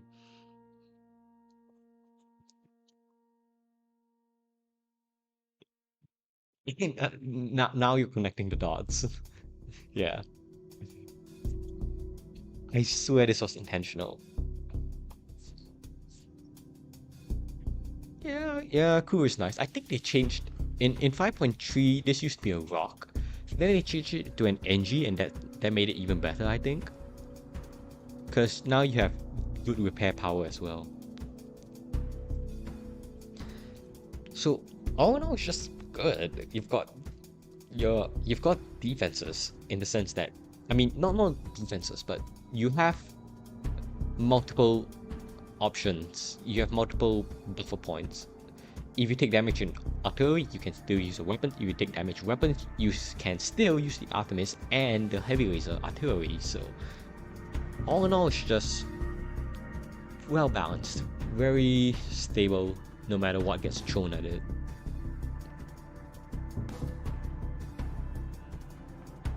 That is true. You do start a little bit low on power. So you just gotta learn how to juggle it around, I guess. But yeah, there's the ship. If you were to have a full crew of any one type, elite crew soldiers would be the best pick. I think so. I can't think of anything else off the top of my head. Do we want to count rock cultists as elite crew?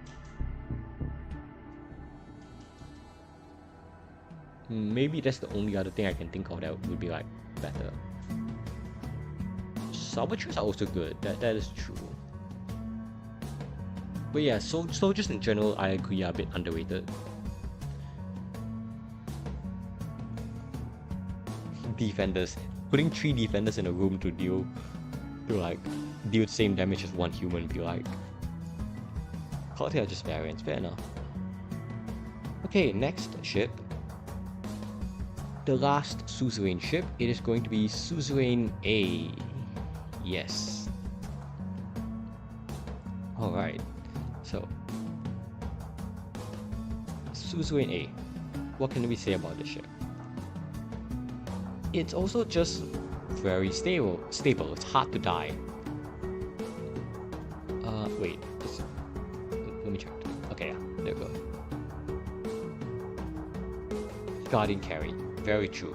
Guardian is insane. I keep repeating it over and over again, but Guardian is insane because if you see my video on why early game is dangerous, a lot of the Sector 2 Renegades are very dangerous because they can high roll drones like Combat 2 or multiple Combat 1s. And Guardian just shuts all of that down. It also hard counters the Sylvan Renegade in Sector 4, so that's nice. That's another thing you don't have to worry about. Now, as for the ship itself, apart from just having a Guardian drone, it does not have the Mantis issue of being bad at repairs because it has a maintenance drone. Lethal is obviously not the best boarding support, but it is something. It is a weapon system that's more that can be said for some other ships. Drone booster is okay, you can sell it. Yeah, it's basically accurate to like how enemy suzerain ships are. Do you think it's worth buying manual targeting for artillery like this one? Oh, you mean MV Fed A? I think I would say it is somewhat worth it, but because if you think about it, right, if you buy, hang on,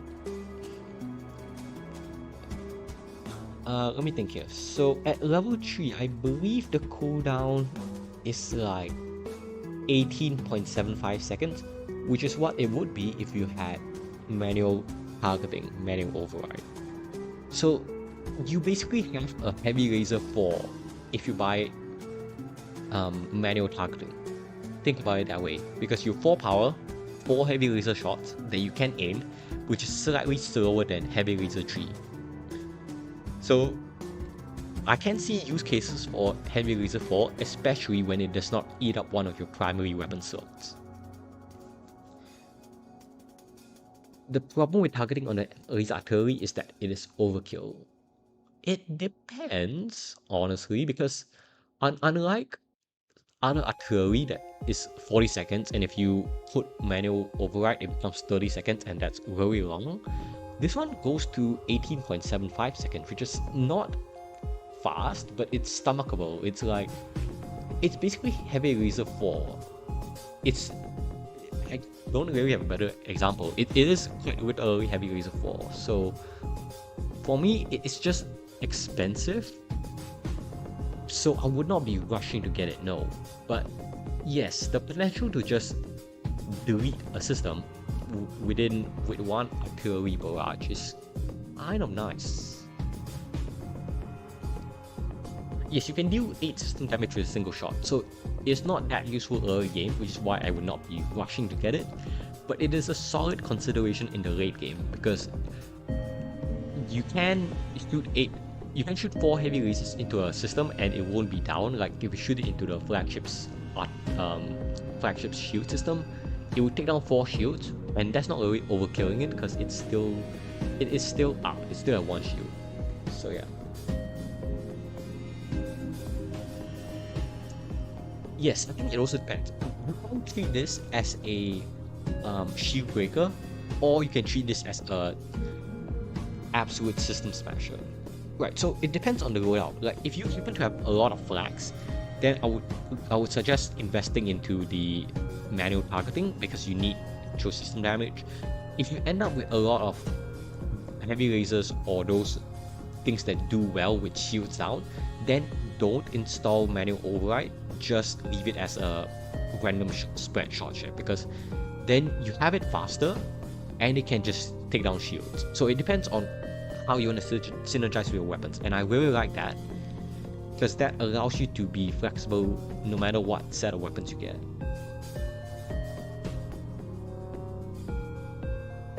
You can kill all enemy shielding weapons or drones with a single RT shot. Yeah, that is true. That is fun.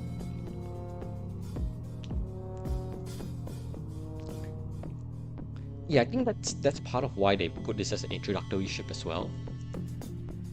But yeah. Okay, anyways, coming back to Suzerain A. I think I basically said what I have to say about the ship. It's like a boarding ship, but having the Guardian and maintenance drone to prevent spirals is just very nice in general. That's it. The boarding crew is also a bit better than some of the other boarding ships, and also you can board everyone at the same time to help end fights quicker because you do have a manager drone to man things, to man your weapons to get the lethal to outpace Sector 1 weapons, or you can just man piloting, just help you dodge a bit more stuff.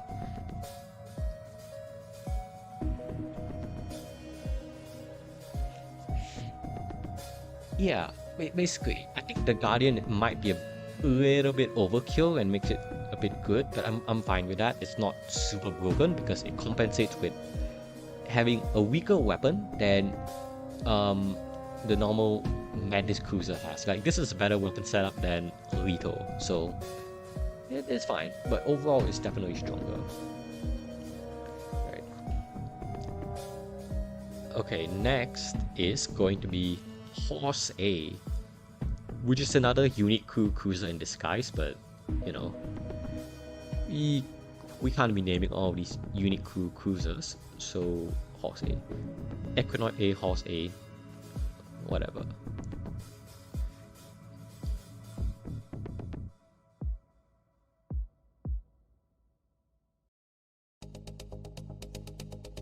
And it's basically the same story as Suzerain A. Honestly, it's basically the same drones, like minus Guardian. And using the Guardian is not nice, yes, but in retaliation, not retaliation, in compensation, you do have not weak weapons and more weapon slots. It also scales really well regardless of whether you want an insane anti-border or an insane border, so that's nice. Yeah, you also have Ellie, so overall your boarding just gets stronger by itself, just by taking quests. Free cruiser. Yes. Unfortunately, the layouts all suck. We just gotta live with that. The venting is not that bad, because you do have one here, one up here, and one here. So it's at least a bit more balanced than some of the vents on the other ships. But overall, it's pretty similar to Suzerain A, so I won't rehash my arguments again. It's fairly stable. Next up is going to be Brood B. And to me, this is just Brood A with a functional weapon system. Oh yes, it loses mind control compared to Brood A, but having level 4 weapons is a deal I would take any day over mind control. Especially considering you don't even have to spend on the lab. And I think it's kind of ironic because on Type B, you do get a free lab, not on Type A when you need the lab more on Type A, but I think that's just subtle irony. But yeah, well, once you have 2 adults, you're fine. Just throw them into a boarding room and they will just kill most crew. Brood C. Brood C. Oh my dear Brood C. Oh dear. Brood C is all the way down here. Anyways. Oh wait, let me drag up Brood B since I'm on this page.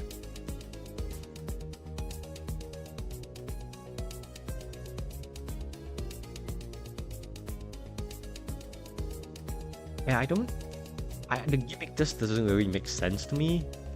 Like, I would just kill it normally, yeah, I don't really need the fires to like put my own crew in harm's way.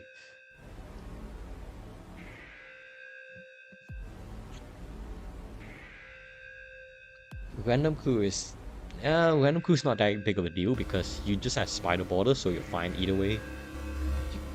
And you can take off the firebomb, put a heavy list in, and you're set. Insanely solid weapon system paired with very solid crew equals good ship, A tier ship.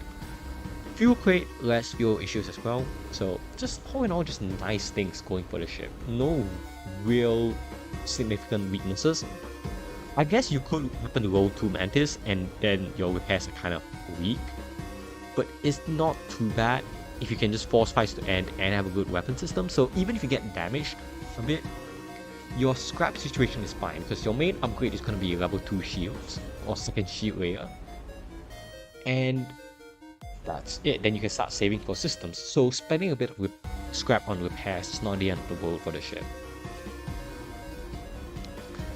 Next up, it is going to be another cruiser, high ARL cruiser. Okay, now for some reason, I used to think this ship started with Elite Colonel 1 and Elite Spore 1. I might be tripping, but that's what I thought it had. So anyways, even putting that aside, you've got a really solid ship. Main weakness is probably the 2 weapon slots only, but aside from that, you've got great boarding. You can actually use the 6th tower even though, as I've said, the 6th tower isn't that relevant. Colonel Greenhouse, yep, as always, broken. No, not much comments about that. Unlike High Ariel's normal ship on Ambassador A, he does not have a drone system this time, but he does not have weak weapons. So, and the fact that 2 weapon slots is not that big of a deal when you have Colonel Greenhouse because you can go and play with ballistics a lot more comfortably than if you did not have Colonel Greenhouse. Yeah. Diners Merchant, I agree.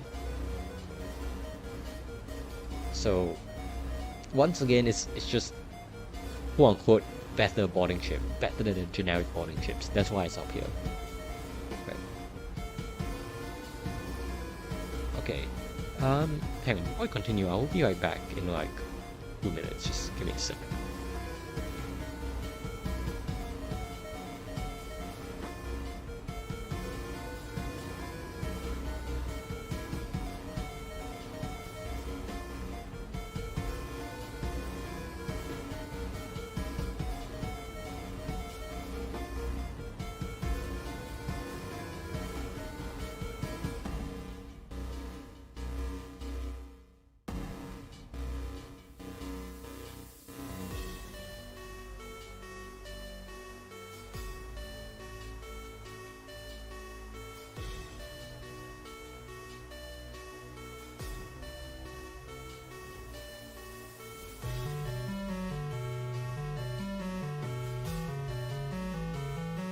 Okay, I'm back. And yeah, that is true. It's basically just better counter-hero aim despite the lack of drones.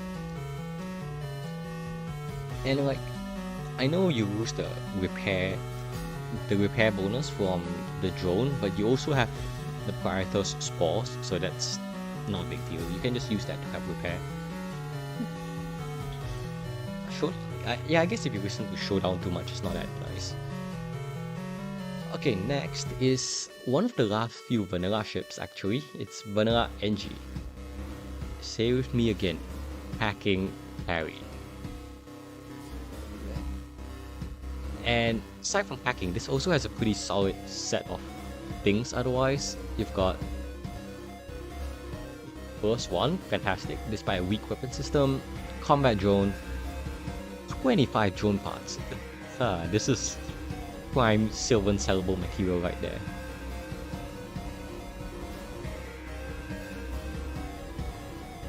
Defense scrambler you can sell as well, even though you need it to get hacking through defense drones. But that's fine, you've got so many drone parts, so you can sell this, sell that. You've got, if you sell 15 drone parts and defense scramble, you have 100 scrap to play around with. That's after already starting with hacking.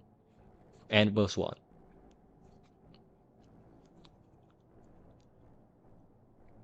Yeah. So yeah, you can keep on, you can hold on to scramble if you want to, that's fine as well. Bro, what is this? No, we're just gonna ignore that. We're just gonna. Okay, moving on. I'm not seeing that anymore.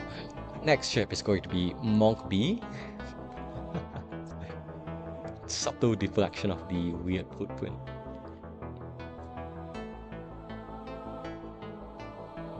What is this track? Oh, Smiling Abyss from. I don't think you hear it anywhere other than after you defeat her. The credits music is this one.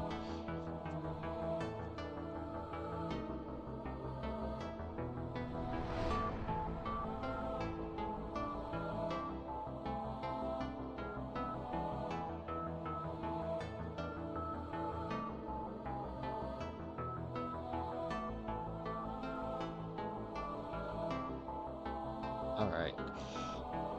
So yeah, you've got a ton of ions. I think I used to put this a bit higher, but then I realized like ions are not permanent damage. So for what it's worth, this ship is very good at just not dying, which is why it's up here. But even if you face a dangerous fight, if you can't kill them safely, just disable a bunch of their offensive systems and then just leave. That's it. Now, your offense is a bit awkward to upgrade because when you take out one of the ions, your ion stacking capabilities become a little weaker. But at the same time, that's not that big of an issue as well because you do already have shield and Zoltan shield, so your defense is kind of sorted for a while. That allows you to spend scrap on fixing your offense.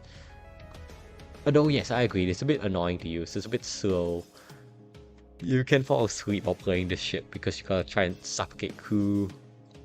Yes, you can use the battle drone, but you could also sell the drone parts. So like, it's slow. But it is good, just for its defensive capabilities of pointing everything at what do you call it? You can point everything at shields and sorry, not shields. You can point everything at the enemy's offensive systems and you'll be fine. Just get out, run, and take another fight. Next is going to be Separatist C. So it's just got a lot of stuff going for it, I guess. I wouldn't say it's particularly strong at its gimmick because you don't really want to be boarding with a Separatist, I don't think. At least I don't do that often and it's still fine for me. But just the fact that you have so much other things that are good to support the ship, whereby you can damage systems. You have the stun bomb. We've talked about this being a very good last ditch save attempt to just absolutely nuke a system. Yeah, exactly. It would have the Unit A problem except this. So now it has 2 points of buffer for the Pierce Heavy as well, so that's nice. I don't remember that artillery. I did not play that long ago.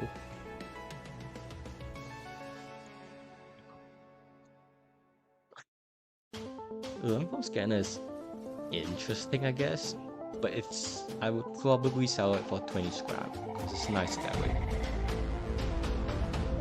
Now, your crew kill, you can crew kill, so you get more scrap, and you already have shield buffer, so and your weapons are not even weak at all. That means whatever scrap you get, you're just funneling it into going even further ahead of the curve, getting your second shield quicker, getting your other systems faster, and it just snowballs, is what I'm trying to say, while still being great defensively because stun bomb. Is stun bomb good? That's what I have to say.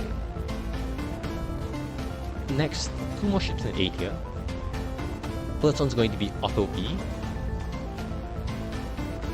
I like this ship less and less as time goes on because the offense is slow and it got nerfed again because of Hades getting a 1 system damage nerf. But at the end of the day, it is still good.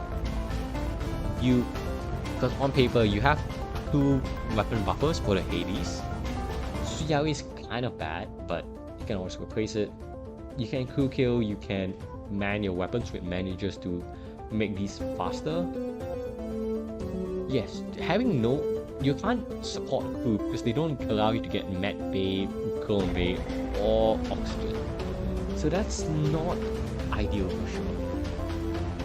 It's more so the fact that you having level 4 weapons and a Hades that is protected by 2 buffer points, that's really what is carrying the ship. Otherwise this would be a lot lower. Honestly, maybe it doesn't even deserve to be this high. Maybe it could be a bit lower because I don't like the weapons.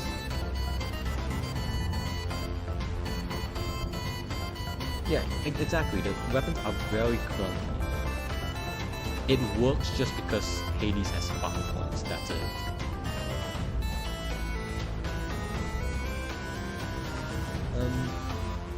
You know what? Hang on, let me look at this. I'm gonna move it to the bottom of 8 here, cause I don't know. The more I think about the ship, the less I like it. Even though it's still good enough to bypass. It's good enough to pass for 8 here, but we'll leave it here for now. But I think it's definitely worse than like everything else in 8 here, so we'll leave it there. Next up, we have last ship in A tier. Ooh, the new one. Mafan's Cruiser.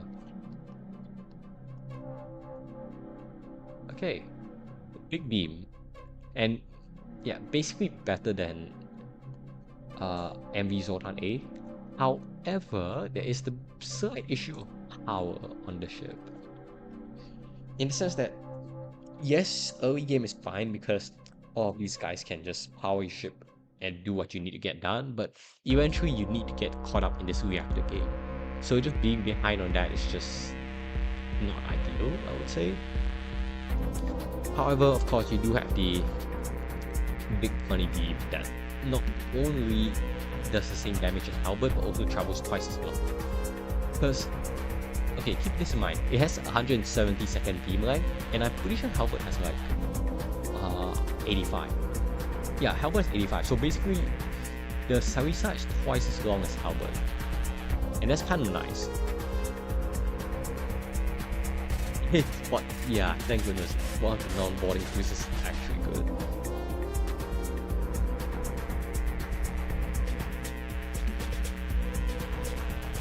Yeah, I feel this may be A tier. I mean, sorry, not A tier, it's already A tier, but maybe A+? Because A tier shoots is quite nice to have, to be honest. It's just, the reactor and the fact that you need upgrade weapons is a bit awkward, I would say. Yeah, it is basically Ministry 8 cranked up. Because the only thing cranked down is the reactor. Everything else got better except, well, I guess the conservative ions was a little bit worse than conservative energy. So yeah, a better crew as well. So that's nice. Oh yeah, one more thing. We should also mention Mafan just can protect a system with their abilities. So that's quite nice. Even if you lose your shield, your Aether shield, you see a shot coming, you can always get ready Mafan to just protect the system. So that's another nice thing. So maybe this could be A+. We will see how it goes. Hey, you don't just start with any Zoltan crew, you start with 3 power Zoltan crew. And like 7 power in total, which is pretty nice. Okay, if we move on to the A+ tier for now, starting off in the A+ tier, we have MV's Rainius A. Here we go.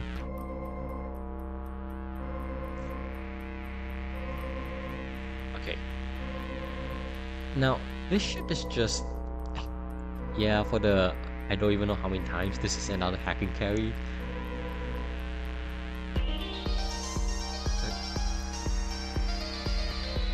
The gun's nicknamed the... I know 10 is for like... because Mafan's a scientist and he just likes writing a lot, but yeah. Wait, what do you mean it will piss off Nauta? Does he think it's bad? No way. Hacking boarding flag 2, there's no way this is a bad shit.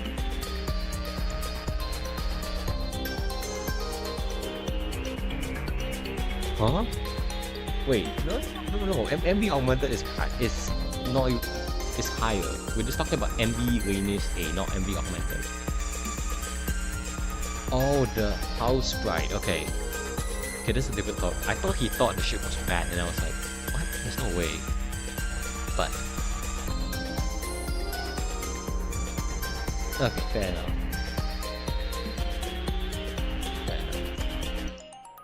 Yes, so here, hacking carry flag 2 is great for boarding support. I know you only have 3 drone parts, but like you don't have to use hacking every single fight. You can just board and kill people and use your weapons to disable systems. So you can save hacking for the truly ugly fights.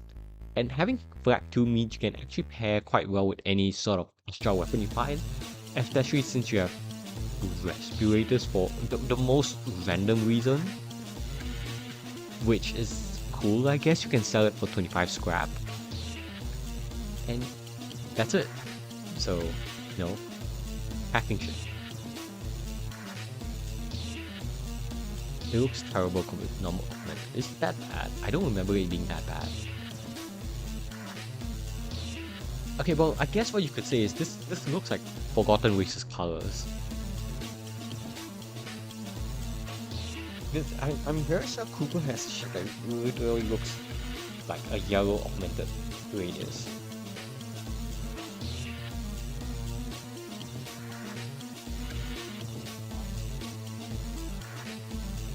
Wait, what? That's keen to know. I did not know that. Did not know enemy Rainius had respirators. Wow. But why? Just why? Alright, anyways, we're gonna move on. Next is going to be... oh, double stealth ships. Stealth A, Stealth C. Let's do these both at the same time. Both are very solid after that glow up that Stealth A got a little while ago. I think it was in 5.4. Like, adding a whole extra laser is crazy. And on top of that, they also added 2 engine levels just as a nice pair on the top. So, you see, this used to be garbage when it only had Misery Cord, and now it's actually fantastic.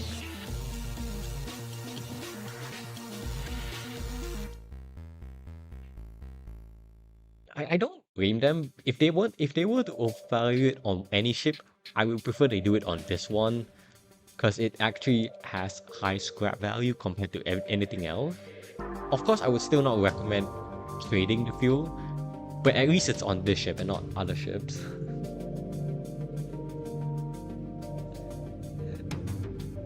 It needed to be nerfed.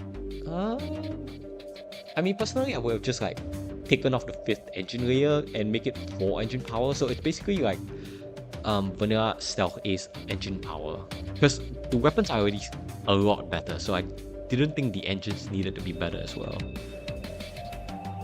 Like, just for being an A tier doesn't mean it's crazy broken. So it's not like something I would mind getting buffed on Earth or leaving it the same.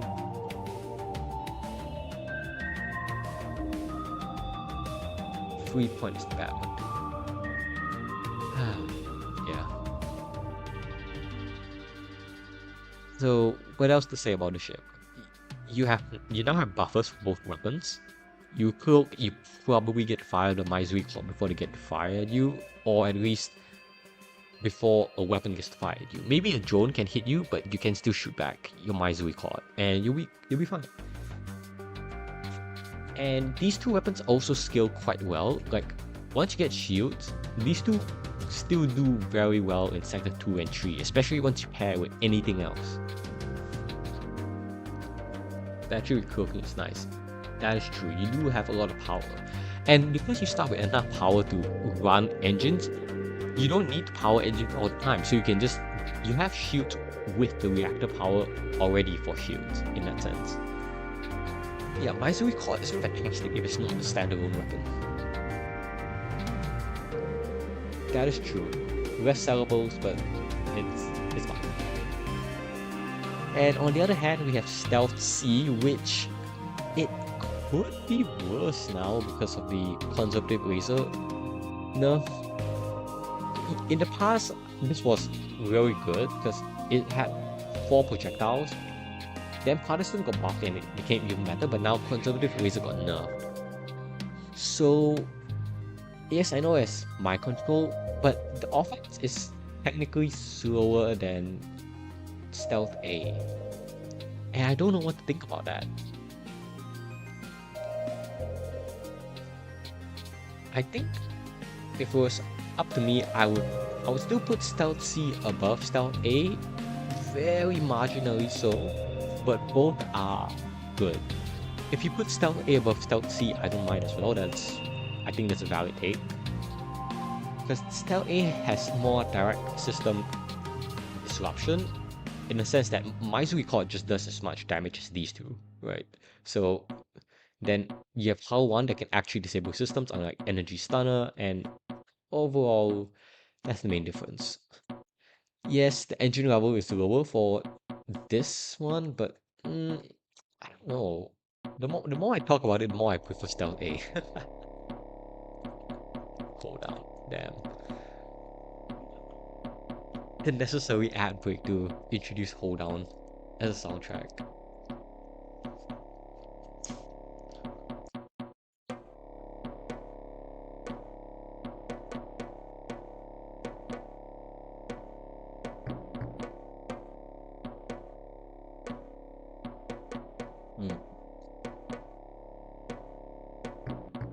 Okay.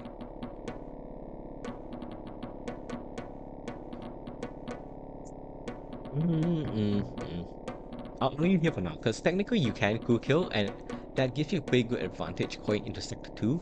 Because if you crew kill the Sector 2 Union Guard, you are ahead. You can upgrade weapons once, and you have like 6 projectiles.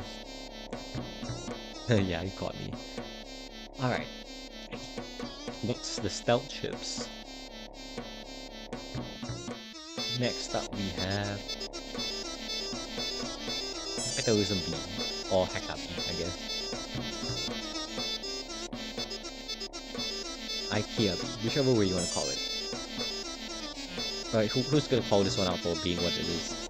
It's another hacking carry. But also, on top of hacking carry, it's one of the highest levels that you start with for a weapon system.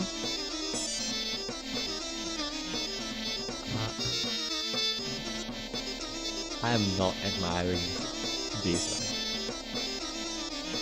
No, I kind of get it, because these two weapons are so slow compared to other normal weapons that you kind of need something else. I know hacking's already like insane to have, But it kind of needed something else apart from just high weapons. Like, yeah, you literally can't deal damage until 17 seconds into the fight. But yeah, I know as a knockoff effect, the perks it has are very nice. So if you happen to swap off these, you can actually fit in burst 2, burst 2, burst 1. So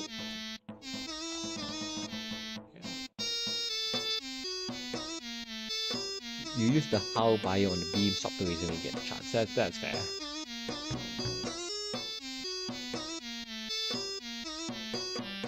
Swap the modules on the ship. So how bust on the how bust on the beam is actually kind of nice. I can see that. And then radiation on the iron. That's fine as well. 'Cause I think no matter how you really go about it, as long as you don't blunder, you can eventually seriously take advantage of the 5-power weapon system and hacking. That it's very fine, honestly. You could. Your first scrap can go towards upgrading shield, and after that, you can just do what you want with the weapon system to get something faster, and it'll be good. Okay.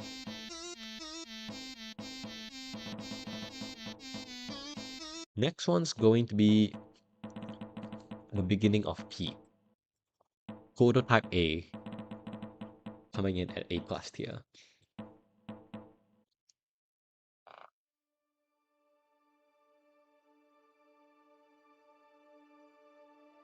So, it's... You know how we say some boarding ships are just better than generic boarding ships? This ship is better than that because it just has so much random jump. I mean, the weapons itself are already good, and then you also have all of this to go along with it. So this is when scrap arm is not fixing a deficit, it's helping you get it, either when you sell it or when you just hold on to it. Hijack frequencies is okay. I mean, you can always sell it for 25 scrap, and that's nice. Same with FTL Jammer, you can sell it. So you can sell things, and you're just boosting an already decent offense. Right. Aries is good enough because you have a 1-point shield buffer if you decide to power Ares. And you also kill very easily, no matter what who you get. You have a rat laser always, so you can always kill the sector 2 guard, and that's pretty nice to know. Jolly Roger. Indeed. Should call this peak. Peak part 1. But that's kind of it. You just have good weapons and a whole bunch of augments. Then you're free to do whatever you want to it. They are useful or they can be sold. And either way you go about it, you're gonna profit well. Next up is MV Union. Another ship which I think a bunch of people don't like playing. But it is actually good. Hear me out. Right. No, I think you guys know it's good, but just for those who don't understand, hear me out, okay? Shell Guardian boarding is more broken than you realize. Guardian boarding bottom text. And that's the summary. Also Taish. I'm glad they nerfed this, but I still think Taish needs more nerfs. Taish is like the sleeper most broken weapon in Multiverse, in my opinion. Why is it so cheap to bring online and basically has the same functionality as Artemis? The main problem is the fact that you have level 1 weapon system, and that's weak, and that's fine.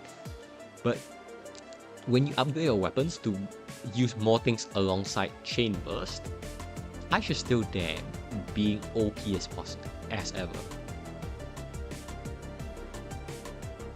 Shell boarding with people over fast. Yeah. Or sometimes people hate it because sometimes they misplay and lose the shell. That can happen too. Guardian's life jacket synergy. True.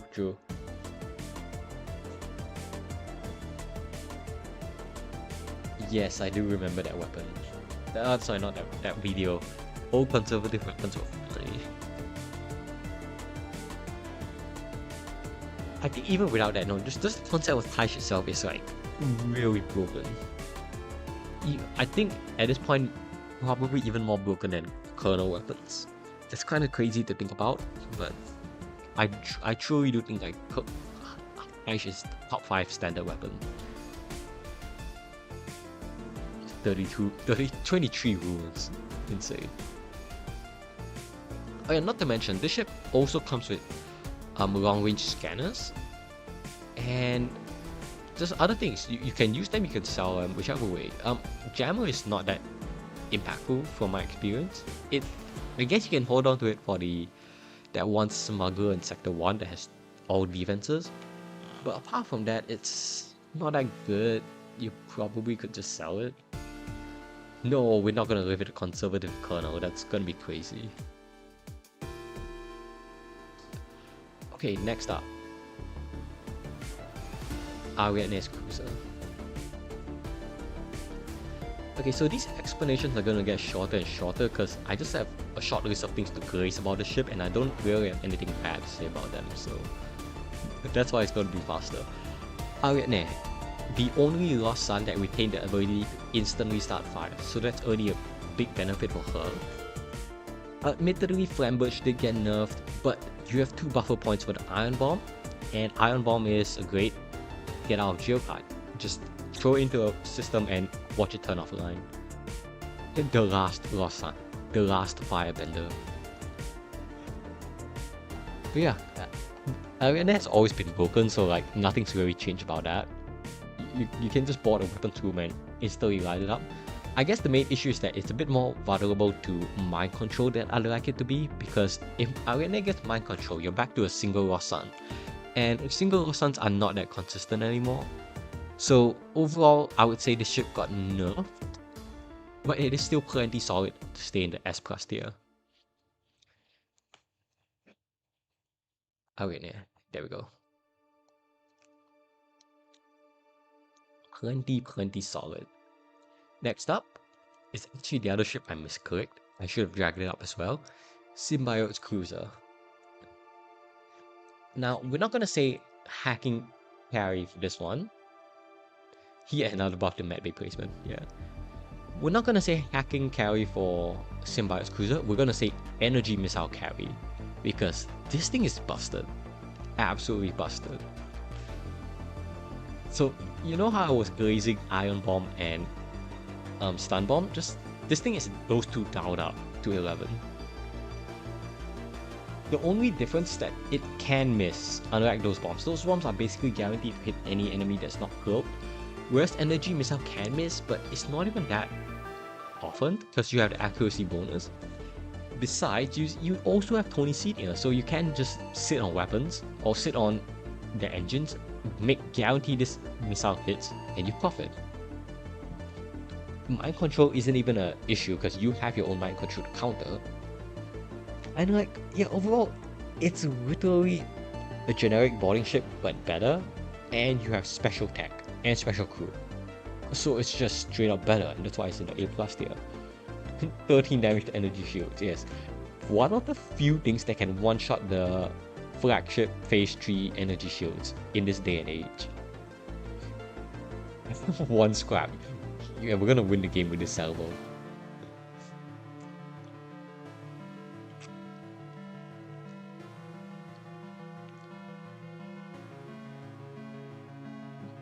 Yes, that is it for the ship. It's just energy missile carrying.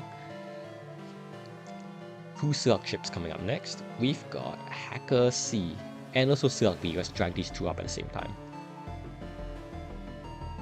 Okay, yeah, we already know it's hacking carry for both of these ships, so nothing new. I will say the Type C Hacker Cruiser, it feels better than Type A despite having weaker systems in general, because these 2 weapons are just nicer to use, nicer to pair with. If you get a shield breaker, these 2 go really well. And you have drones, you can bring in combat drones to supplement your 3 weapon slot, or you can keep on with defense drones, like replace the Hellraiser with a defense drone, and instead use shield hack to help your things get through.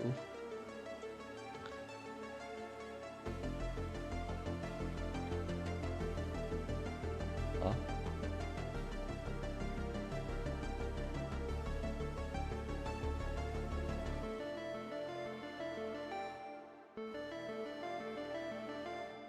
Wait, what do you mean I'm silent at your comment? Panic buttoning your ship at the lost sound stores should count as a victory. No, I think instead of counting it as a victory, just let them give you 1,000 scrap like in the peace ending, but you still lose. So your score is just massively inflated for a loss. Because they're so grateful that they will give you all of their scrap. Wait, which ship layer are you talking about? Are you talking about Hacker C or... Wait, let me check this. Oh yeah, I guess this is a bit weird. Well, it's not the end of the world. The vents are still pretty decent. So yeah, I think it's fine. It definitely looks a bit awkward, I agree. Wait, what? The removed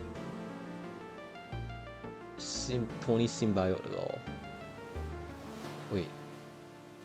I don't see your comment. The last one I saw was energy missile carry. I didn't see the other mind that you made.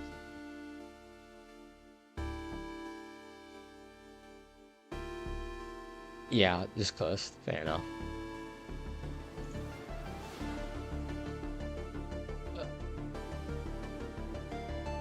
Oh, YouTube filtered you? Damn. Okay. This is why Discord is superior. You can do what you want in Discord. Anyways. Oh yeah, wait, Hacker C. So, while system levels are lower than Hacker A, your weapons are more synergetic in comparison to like, when you get new weapons, it's easier to synergize with these two than it is to synergize with a big fat 4 power beam.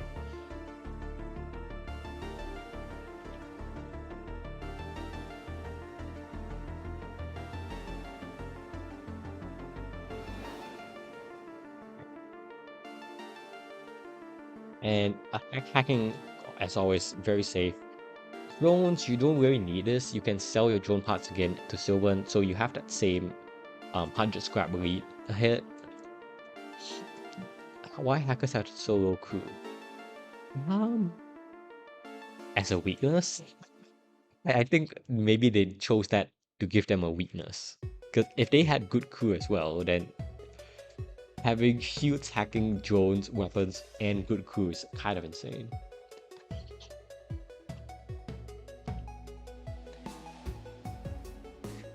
Now, the other ship was Slugly, hacking carry, but also 2 power 4-shot laser, very nice. Iron bomb, great defensive save. Asphyxiator is kind of mid, but you do start with enough. But because of this ship's gimmick being Asphyxiator, you do start with excess power. What I mean by that is you can run all your systems and still have backup battery left over. So the moment you stop needing Asphyxiator, you are just having extra 2 bonus power in a way. And that's really nice. So honestly, I don't think he will stick with the asphyxiation gimmick for that long, but it is nice to use against some enemies, like the ones that are really good crew kill. Like the sector 1 was called that smuggler that's trying to run away, and also sector 2 guards. So you have the option to crew kill, just don't overdo it, because it will take time and you may get shot in the meanwhile.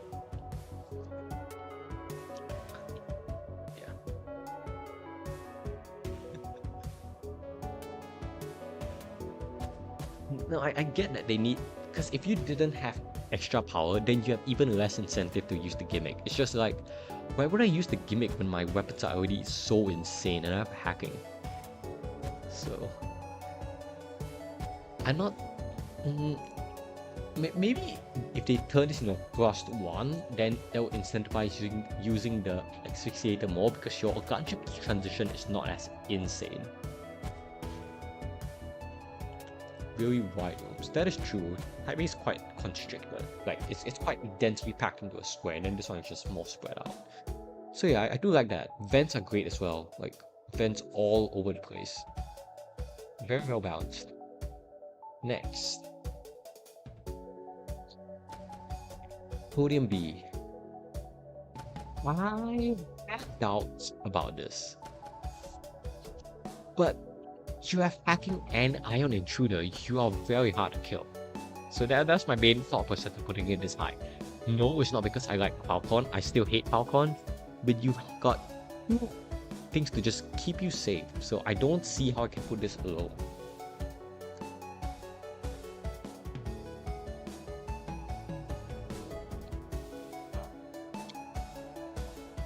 Honestly, you could even go teleporter if you want to, like pair these guys up.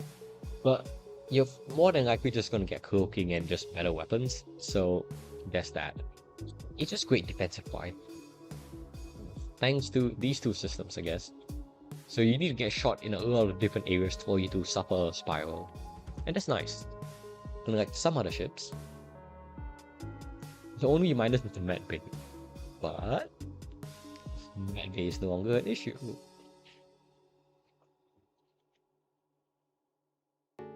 Oh, I guess repairing med bay is a bit awkward, but apart from that, it's fine. I don't think the layout is that bad as well, because you've got vents in a lot of areas. Like, you can vent piloting immediately, and these two rooms. Yeah, actually, hang on. Isn't venting straight up insane on the ship? Every room is at most 2 rooms away from a vent.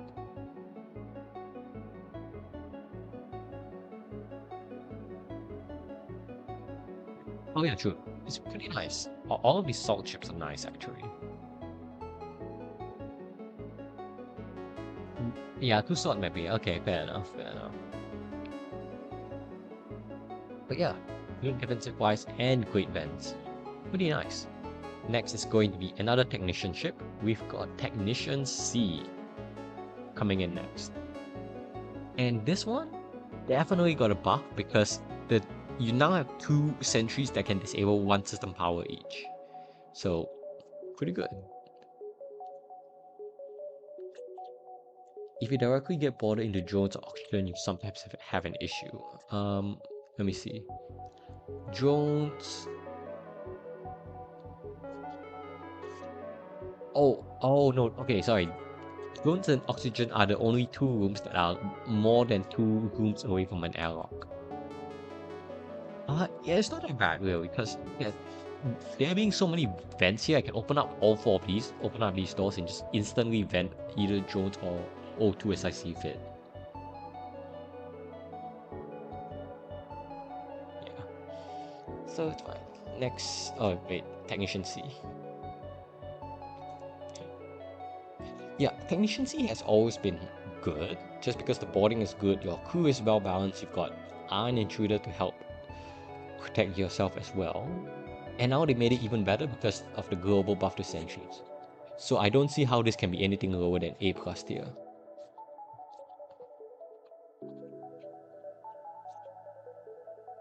Yeah, well, you don't really need the support of the sentries for sure. It's more so that you can use them to disable systems. So that's just a pretty nice improvement compared to the old one.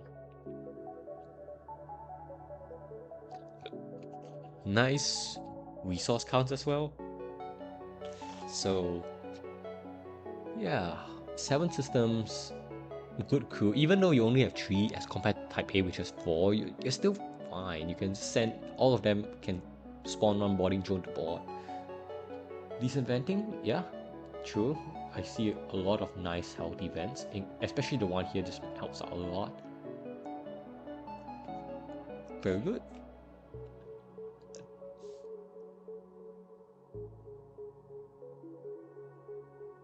The only room that is more than 2 rooms away from a vent is piloting, and that's 3 tiles, 3 rooms, so it's not even that bad. Yeah, overall, on top of having good boarding, you just have enough system disruption between these 3. You could sell the assault drone, that doesn't really matter. I guess you could keep it until you find hull damage, and after that you sell it, because this is not that great. you just can keep using the other 3. Or replace the sentries for actual ballistic weapons. That's also an option. Next up, we have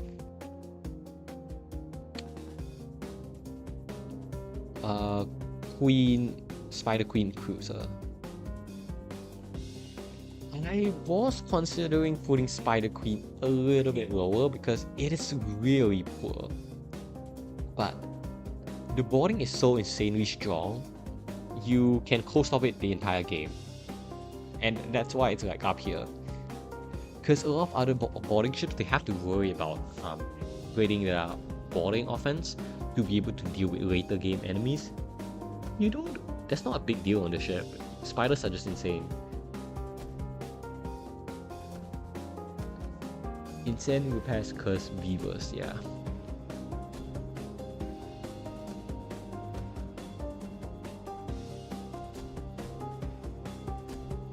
I was a bit skeptical of the fact that it only has 2 weapon slots and the weapon system starts off weak.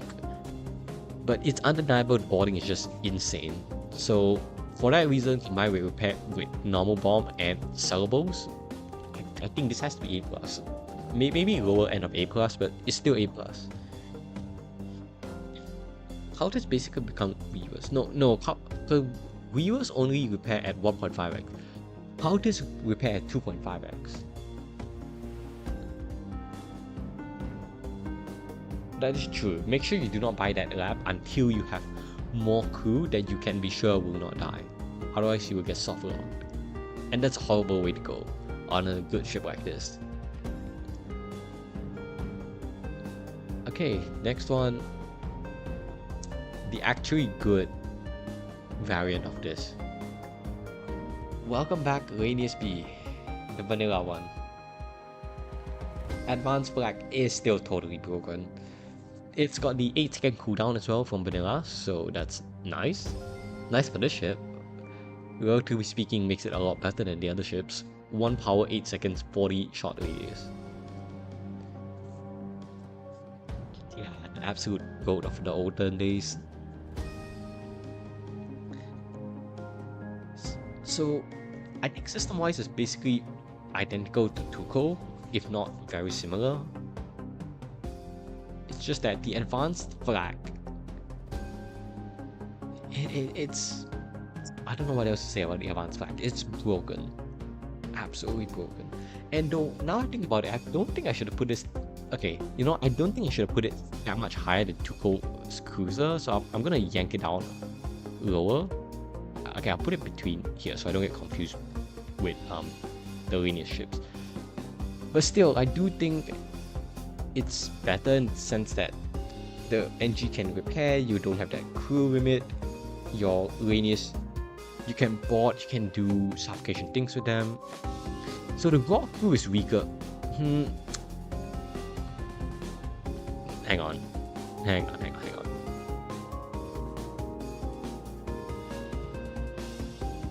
I'm just thinking, like, can I really say this is better than Tuco's Cruiser? The same system spread, by the way. Except it's got Clone Bay instead of Mad Bay. Pegasus is good. Tuco's crew is good. Maybe I need to dial it down.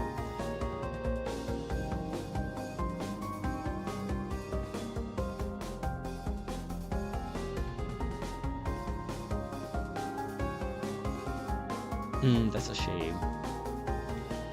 Its elbows, it's got...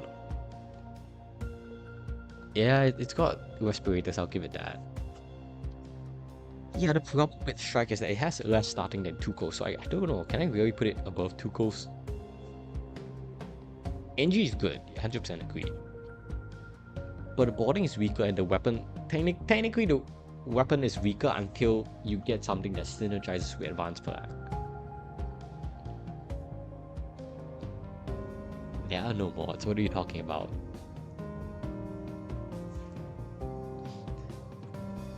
Advanced Flag carries.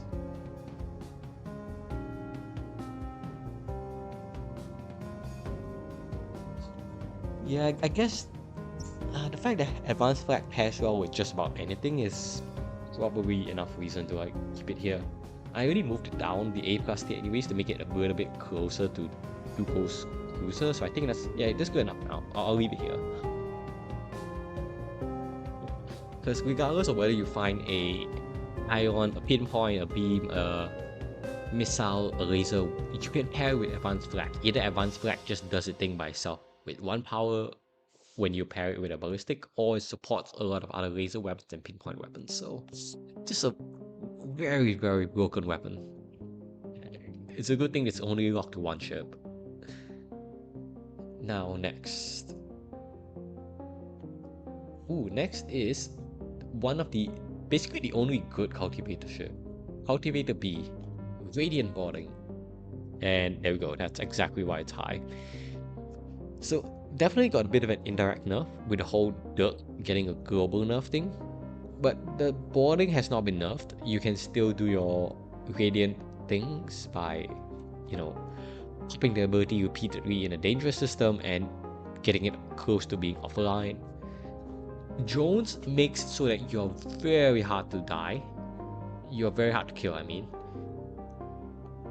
Because everything here has a 2.5x repair multiplier. Kind of crazy. And that is true, yeah, it's an outcast ship in disguise. You've got low crew, a bit of a weird thing in the sense that this thing limits the crew types that you can get, or you can sell it, that's also fine. But yeah, nothing else much to say about the ship except Radiant carries, and yeah, Maya, this is what happens when you actually have systems. You're a good ship. Next up is Augmented B. Okay, don't get me wrong, augmented boarding is great. It is fantastic. That's why it's up in the A plus tier. And so is Rat Flag, 2 power 4 shots. That's very efficient. But apart from that, I don't think it has enough special things, enough extra systems to justify putting it in S tier. Yeah, it's not like other ships that have hacking for some reason and or cloaking. Shield cloak, very balanced combo, trust me. Yeah, like the two things it has being augmented boarding and red flag are both really nice, and that's what carries this up here. And that's it. Making early game time sensitive. I'm sure there's a bunch of different ways to balance augmented boarding, but right now, until we get the Chu and rework, these are gonna be good for a while. Next is Amber C, and I was a bit skeptical about this ship. Ultimately, I decided to leave it up here because it has a funny sentinel board that can quite literally just wipe out a system when you pair with some additional crew.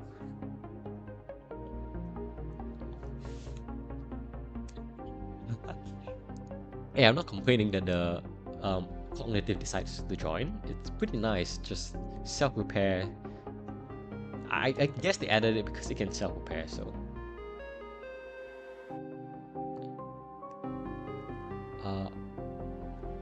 I haven't talked about the most impactful balance change. The hanger background art update. Real? Does it just make it nicer for every single ship? Just more aesthetically pleasing?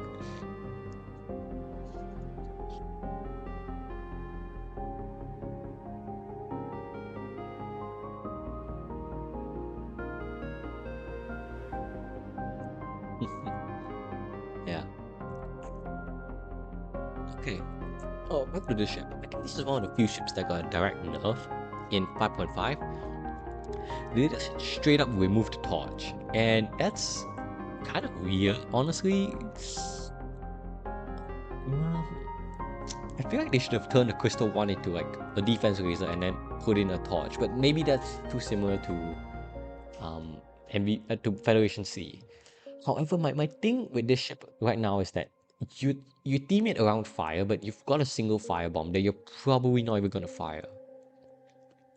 At least with torch, I probably would use a torch if I paired it with crystal one, but I don't use firebomb a lot. Crystal one into amber launcher, real.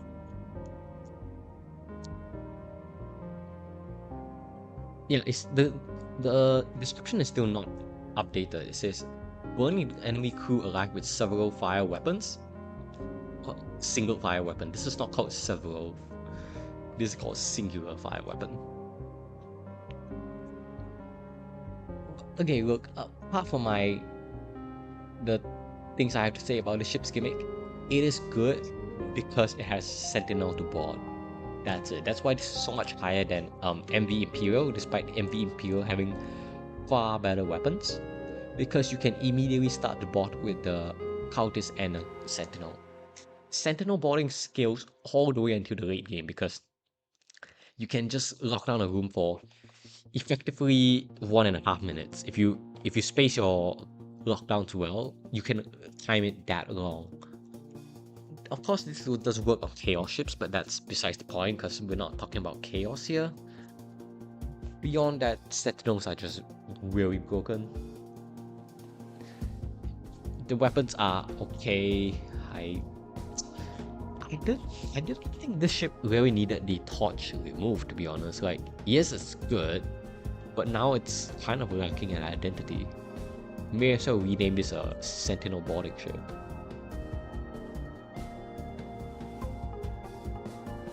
Yes, I do need hydrate.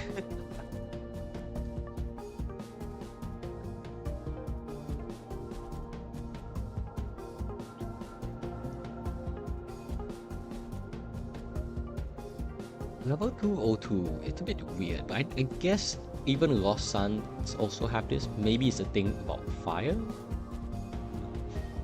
That's kind of ironic, because if there's a very big fire, you kind of want to turn off the O2 to let it burn out.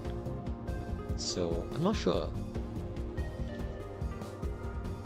I'm not sure what the style or the intent is. You can have more fires on your own ship. Yeah, I don't really understand that, but... Alright, that's fine. Okay, anyways, next ship. 5 more ships in A+, and then we'll be moving on to the S tier. Alright.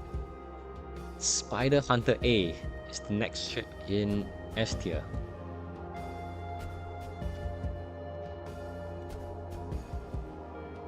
Wait, how many ships have I forgotten to drag up? Oh gosh. Oh, I forgot to drag up 3 and 4 ships now. Whoops. Hang on. Okay, let's fix this real quick. Cultivator, Crystal, Augmented, and now Spider Hunter A. Okay, cool.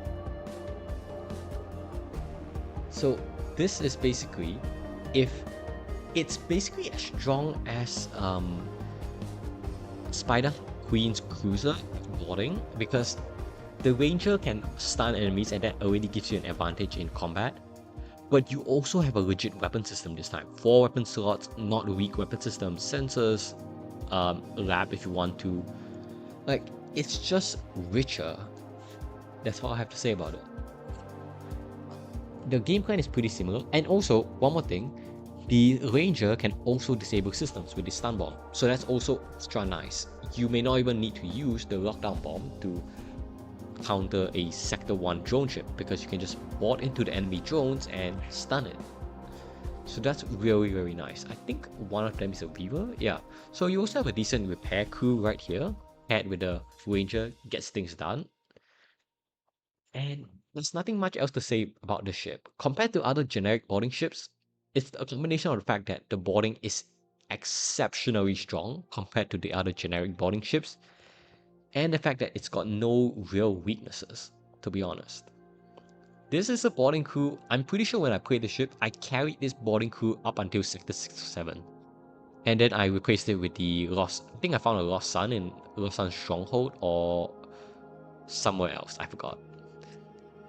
But yeah, the fact that you can carry this offense, this boarding party into Sector 7 without making changes to the boarding crew, that's insane. Next up, the fourth last ship in A plus tier. It's another ghost ship. It's going to be Pleasure Barge C. Right. Even though non-clock got nerfed, you can still take advantage of the abilities of these other guys, like starting fires, ioning. If you're good with your micro and timing, what you can do is that using Reconstructive Teleporter, you can bring them back just before their ability activates, so that the next time they take damage on the enemy ship, they'll almost instantly pop their ability. This is something that's very prevalent on another ship as well that may not be as good as that may not appear to be as good as it is, but yeah. So yeah, one of the reasons it's down here, despite being able to literally summon free alpha ghosts, is that it's poor. This system spread is very bad. It's basically like Shrike levels of bad, I'm pretty sure. As in MVs, yeah, it's almost the same deal right here. So because of that, it can't be too high. However, I do believe the ability to basically decide when you want to because the thing about ghouls and raids in particular, less so mass, I don't really care about mass that much, but ghouls and raids, if you get good at timing their abilities, they are very good for defending your ship, because you can board and basically activate their abilities instantly once you get down the timing of their abilities correctly. Gosh dang it, I see it now. It's the Windows logo as crew. Okay, right. Yeah, fine. I see it. Okay, I guess, yeah, being able to choose whichever alpha you want, that's pretty nice as well. 2 viewers only, that's even cheaper than a normal quick splitter. So yeah, it's still a ghost ship, guys. Like, I know that it looks poor, but poor is not that big of a deal when you kind of just board the enemy ship and light them on fire. And at some point, I may even like begin to prefer raids, because if you truly can abuse Reconstructive Teleporter, you effectively have an 8 ion, free ignited 8 ion damage that can go into enemy weapons. Because if you board with 4 different raids and their abilities are all almost ready, you can just board them into weapons, let all of them take 1 hit of damage, and then their weapon system is gonna go bye-bye.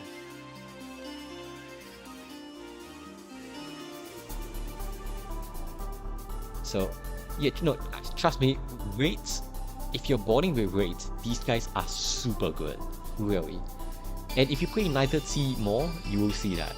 You will see why I say that. Yeah, I don't know why this has 7 power, but that's like nice, I guess. Weak weapons. Now, I've already said the ship is poor, we understand that. It's just that the boarding here is good. You know, maybe it's not rich enough to justify being A+, maybe lower end of A+, but I do think it's 100% an A tier ship, at worst. You guys gotta get used to wave boarding. It's fantastic. Next up, third last ship in A+.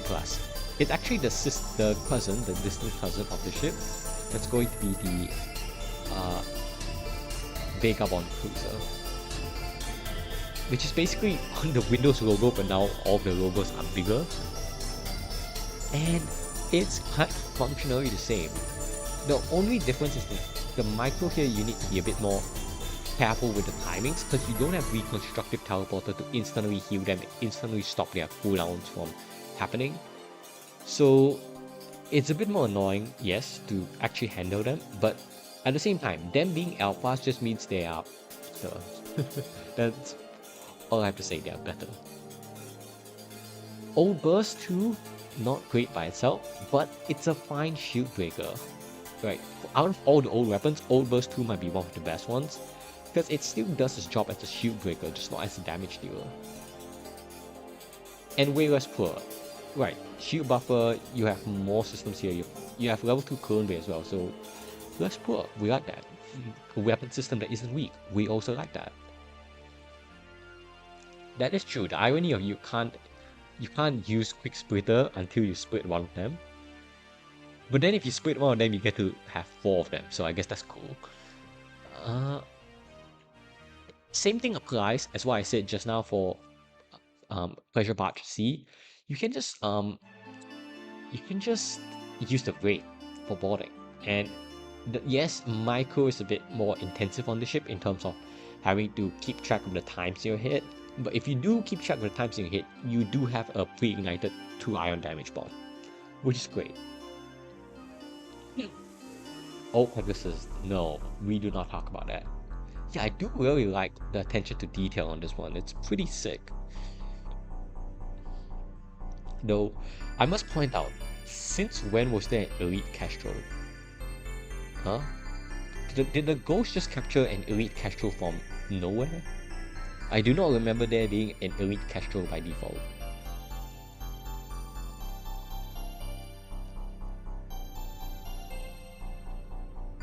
Because this one has the colors of the Unity, even though there's like Unity colors are meant for Federation ships, not Castro ships. Yeah, exactly. Where's our normal elite Castro? Yeah, he captured. Uh, Maybe did he assemble the ship out of parts of broken Unity ships? Imagine that. Kind of crazy. Alright, all weird stuff aside. The next two ships. I'm gonna get a wait. Also, one thing I forgot to change the sprite for elite for this Vagabond cruiser. Yeah, it used to be a normal Castro, I think. Or no, I think it used to be elite Castro. Then they updated the Unity sprites. So yeah, I forgot to change it. My bad. But the next two ships, oh, we talk about these ships a lot, and no one seems to agree with me on this. But I'm putting out MFK and Elite Fed in A plus for now. So, top of A plus.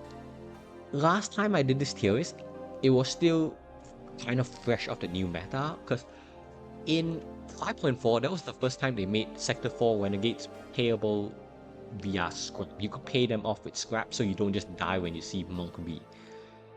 Now, as a side effect of that, both out MFK and Elite Fed got indirectly nerfed because they were one of the few ships that could deal with Sector 4 Renegades very well. But with the focus having shifted to Sector 1 and 2, then they become relatively weaker because they're not fully stabilized by that point. Yeah, they're great ships, but they're still vulnerable Sector 1. Especially with the Elite Fed nerf to shields, like getting shields up on this ship is horrible.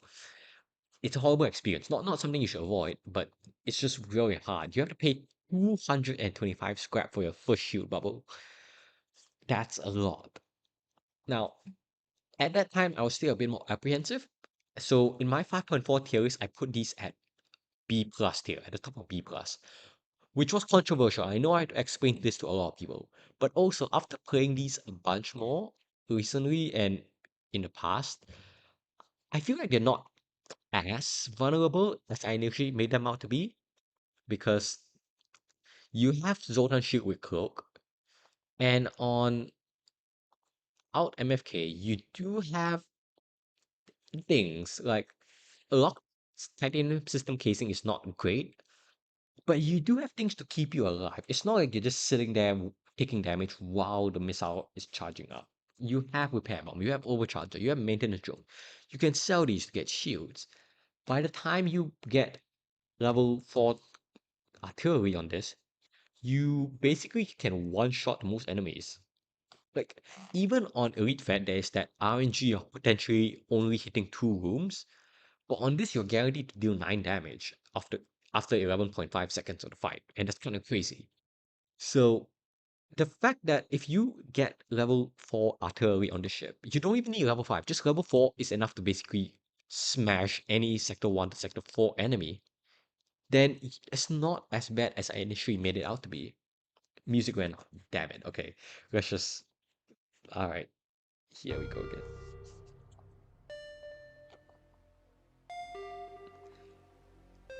Okay. Yeah, but it's undeniable that they still have those dangerous fights that they used to, especially whole bunch of the um, renegades in Sector 2 that have drones. Those are not good fights for these ships at all. So I can't put them in S tier because I know there are gonna be fights that they just can struggle against. But at the same time, they're definitely not as bad as I initially made them out to be, so I moved them up from B plus to A plus. So, you know, fair enough. Would our MFK be high if titanium system casing was unlocked? Good question. Very good question. I feel my intuition says yes, but you get to keep more things while getting shields, because you can then sell both outruns total up to 65 scrap. Then you can basically keep either repair bulb or maintenance drone, and you have one extra anti-spiral measure while being able to get shields. So I think that's pretty significant. So probably I would put out MFK in the S minus if you could sell titanium system casing. Wait, anything else for Elite Fan? Let's see. Good crew. Weak weapon system is not great, but like you can rely on artillery anyways. Yeah, it does have the RNG aspect. I know it's not likely, but there's the chance that a single swipe doesn't kill the enemy and then you get into a bit of trouble. Because the way beam artillery it works is that it chooses two random rooms and just it swipes from the middle of those two rooms to each other. So there's a chance like on the ship, let's say an enemy ship had a beam artillery against this ship, it could swipe from this fucking room to this room and just go off screen and only deal like 4 damage. So that is a possibility, whereas out MFK just deals 9 damage straight up. Because you can't even dodge it, it has like 100% accuracy. So yeah, that's basically my take on these two ships, just cause there is some Sector 1 and Sector 2 troubles. Mainly Sector 2 I think. Sector 1 is not so bad because between the rudimentary defenses these two ships have, I think it's enough for Sector 1. But Sector 2 has some dangerous renegade, which can't seem to justify these ships beating, so... Yes, it is... Yeah, it's one of those things where I'm like, I don't want to say it drags the ship down too much, but it's a possibility I have to keep on my mind. With that, we are done with the A tier. A minus, A plus, and A tier. Okay, so now the fun. Wait, oops, I swapped the ships by accident. Now the fun begins. We have S and double S tiers left to go. Okay, as I go and take a quick break, I will move the ships down. Sorry, I'll move the tiers down so you guys can see the ships we have remaining and see if there's anything that you might consider a hot take. Because I mentioned there was one ship today that I think will surprise a lot of people, but over time I've come to like it a lot. Wait, the stream is blocking like half the ships. Whoops.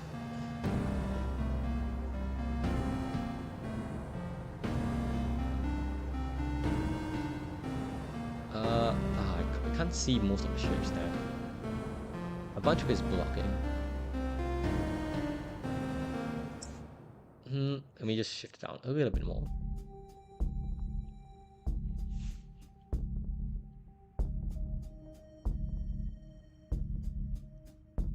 Okay, that's fine. You know what? I'm just gonna rearrange. I already told you guys the 5 best cruisers, so unit crew cruisers, so I'm just gonna move those out of the way.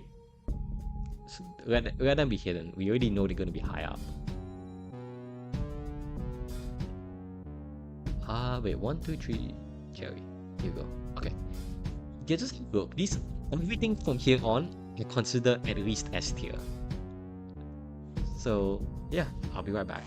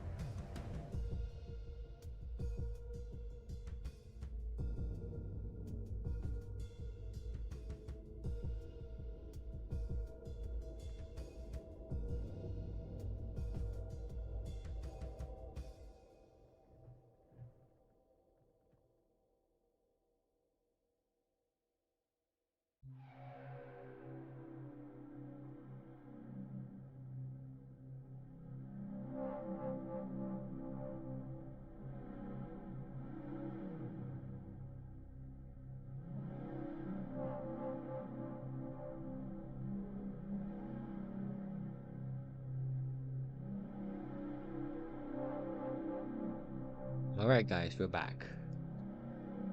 Let's see, SSLGC seems a bit off.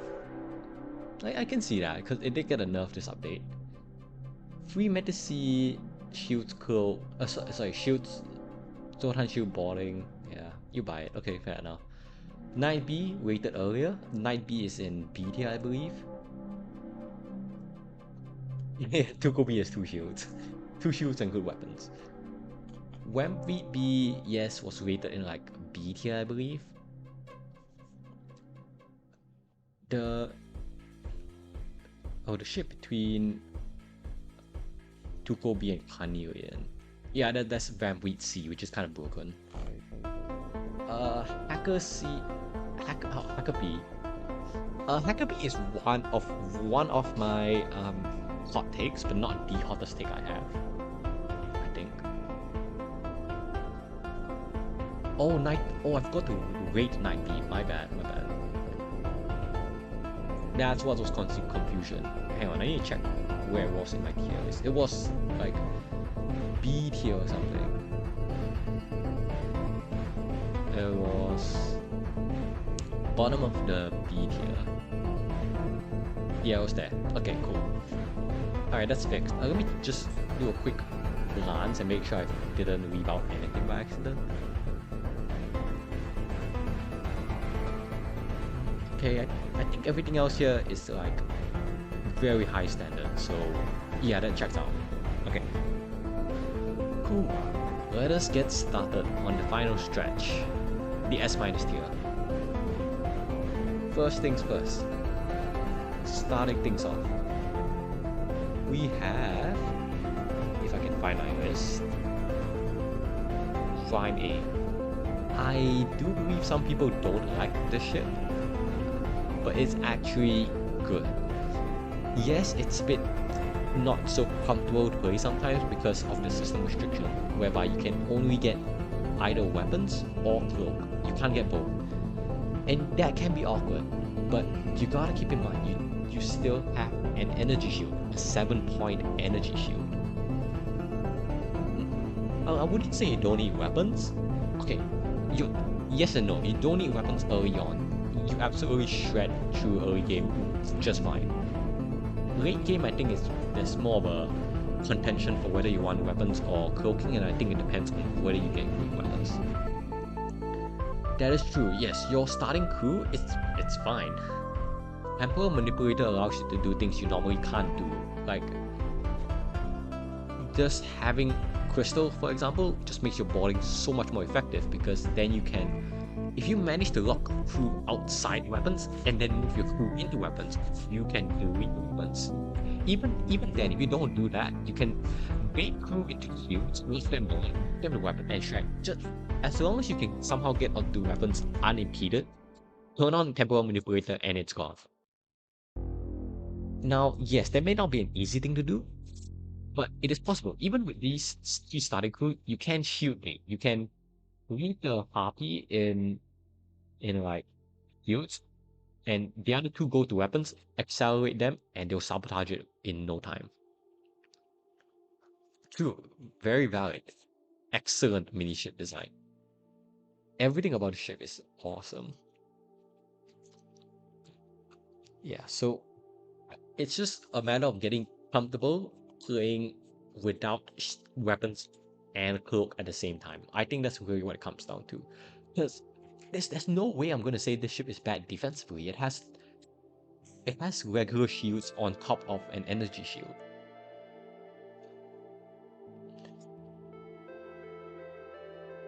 Okay, yes, to be fair, the artilleries are not great, but that is an system damage option. So you can have weapons that are only system damage, because how damage can be dealt by the artilleries.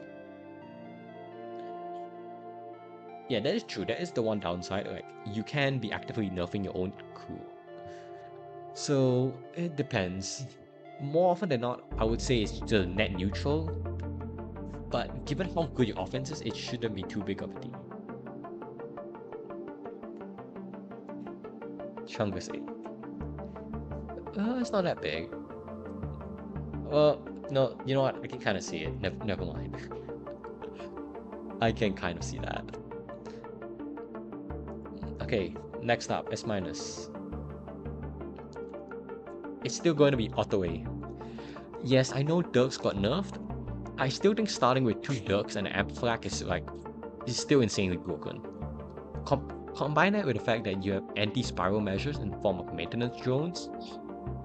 Like, your offense is really solid, and it can get fixed as well. Like, yeah, dude. No, the aesthetics of the Rhyme Cruisers are just great all around. He once accidentally boarded a mechanic instead of a guardian. Oh gosh. No way. Alright. Yeah, normally I don't like Amp Flag that much, but when it's supporting 2 Dirks, it's good. It's good enough. You know, you can do damage to 3 shield enemies because you can toggle the Amp Flag to be 3 power and shoot 2 shots. And it's just 2 Dirks. Like, come on, everything will pair well with 2 Dirks. You can upgrade shields first thing first, put on Black Gun for the Exit Elite, and after that, you're just pretty flexible, honestly. Because the presence of the drone system means that if you really want, you could go drone arm and just go like 4 pinpoints. I would not recommend that, obviously, but it's something that can happen. If it does happen to you, you have options. It's not like you need to immediately swap it out for a laser or something. Yeah, 4 weapon 3 drones is a very nice setup combo as well. Very few ships have that. E-Grid also, anti-borders, just all around good in general. You know, it'll take more than 2-second nerf to Dirk to take this ship out of the S tier. Next up, Out Knight ship, which is this one. Okay, this looks poor, I grant you that. Like, the systems do not look impressive. It's mostly the crew, and the crew really excels if you use the half health trick, where you suffocate them before going into a fight, so that as soon as the fight starts, you can disable 1, 2, 3 weapons immediately. So this ship does not care about the sector, you can just disable 3 weapons immediately. And I think that's just fantastic. Every stage of the game, disabling 3 weapons is never going to be a bad thing. When you pair that with already good borders, those that ignore doors, have more health, more damage. Yes, if you go to Royal Nebula, you can get 5. You could get 6 actually, if you find that that one Strawberry Lover. Okay, true. You can get 6, which is kind of funny. But yeah. Weapons are fine. Like, inherently, it's not that poor. It's not rich, but it's not that poor to the point where the advantage is negated by the disadvantage of being poor. You don't even have that weak of a weapon system. You can just upgrade it normally. Even Peltas right here, you can just sell these for extra scrap once you start getting better weapons. Yeah, free scrap. I mean, fixes that, so have fun, I guess. Next. How about we talk about some actually good bishop ships? A and C are coming up right now. Both type A and type C. I think I put them right next to each other, so we'll just go through both of these at once now. Okay, cool. So, type A. I know the main thing about Bishop A and C is that they only have 2 weapon slots. That's like the main disadvantage. Otherwise, they're fantastic. Look, you can upgrade shields for 100 scrap, and even if you do, unlike something like what was the other ship? Vanilla Zoltan B, your weapons are good. You aren't stuck with 2 simple irons and a pike, right? They are pretty rich. Yes, I agree. One reason to not like the bishop ships are the 2 weapon slots. But you have a 4-tile teleporter, you have cloaking, you have boarding, you have level 4 weapons. You can get shields with 100 scrap without needing to visit a store. You have repairs, you have good borders. Like, what's not to like about the ship? Apart from the 2 weapon slots, we already know that. Also, Breach Bomb, exactly. Breach Bomb is fantastic. You have 3 buffer points for the Breach Bomb. And if you want to use the Burst Laser, you've got 1 buffer point for that. So, all around, fantastic. Type C, similar story. While you do need to visit store to get shield, it's one of the richest ships in systems. 11 systems to start off with. And they're not even like garbage systems like artillery or something. Stun Bomb Ion Intruder. That's insane defense. Your boarding might have gotten a little bit weaker, your repairs are a little bit weaker, but you also compensate for that with this richness of systems, these 2 fantastic disablers, and level 2 cloak, so your cloak's even longer than Type A. Yes, admittedly they got a little bit nerfed because they don't have pre-ignited pheromones anymore, but actually, like, there's that. This ship will have 7 systems, 7 proper systems once you upgrade shield. This one already has 7 systems, so what's there to complain about? Like, get shields, you're winning. And I know, yeah, we've said 2 weapon slots is not ideal, but when one of them is Stun Bomb, you're probably fine. Especially when you can just use Ion Intruder in every single fight, and it will help stun enemy crew while your own crew just go to town on them. And here, yeah, your weapons are just better in general than the Type C, I believe, so it just compensates in that regard. Personally, I would put Type C as a little bit better than Type A, though you can put them either way around, and my personal favorite is Type A because I just like these weapons more, and the boarding power is just more raw, more strong. Type C is good as well. I think Type C is better if you talk strictly meta-wise. Okay, next up. Okay, Out Cultivator. Another actually good cultivator ship. Wow. Maybe because it has 2 shields and like a whole bunch of other things going for it. So, Out Cultivator. Oh, where is it? Here you go. Right, 2 shields. And unlike some 2 shield ships, you know the ones I'm talking about, we can actually disable systems, we can actually board, we can actually counter some spirals with these 2. These 2 both improve your repair speed, so that's very nice. And this is basically plant trucks, yeah. So if you get Van Weeds, you just get cultivators instead.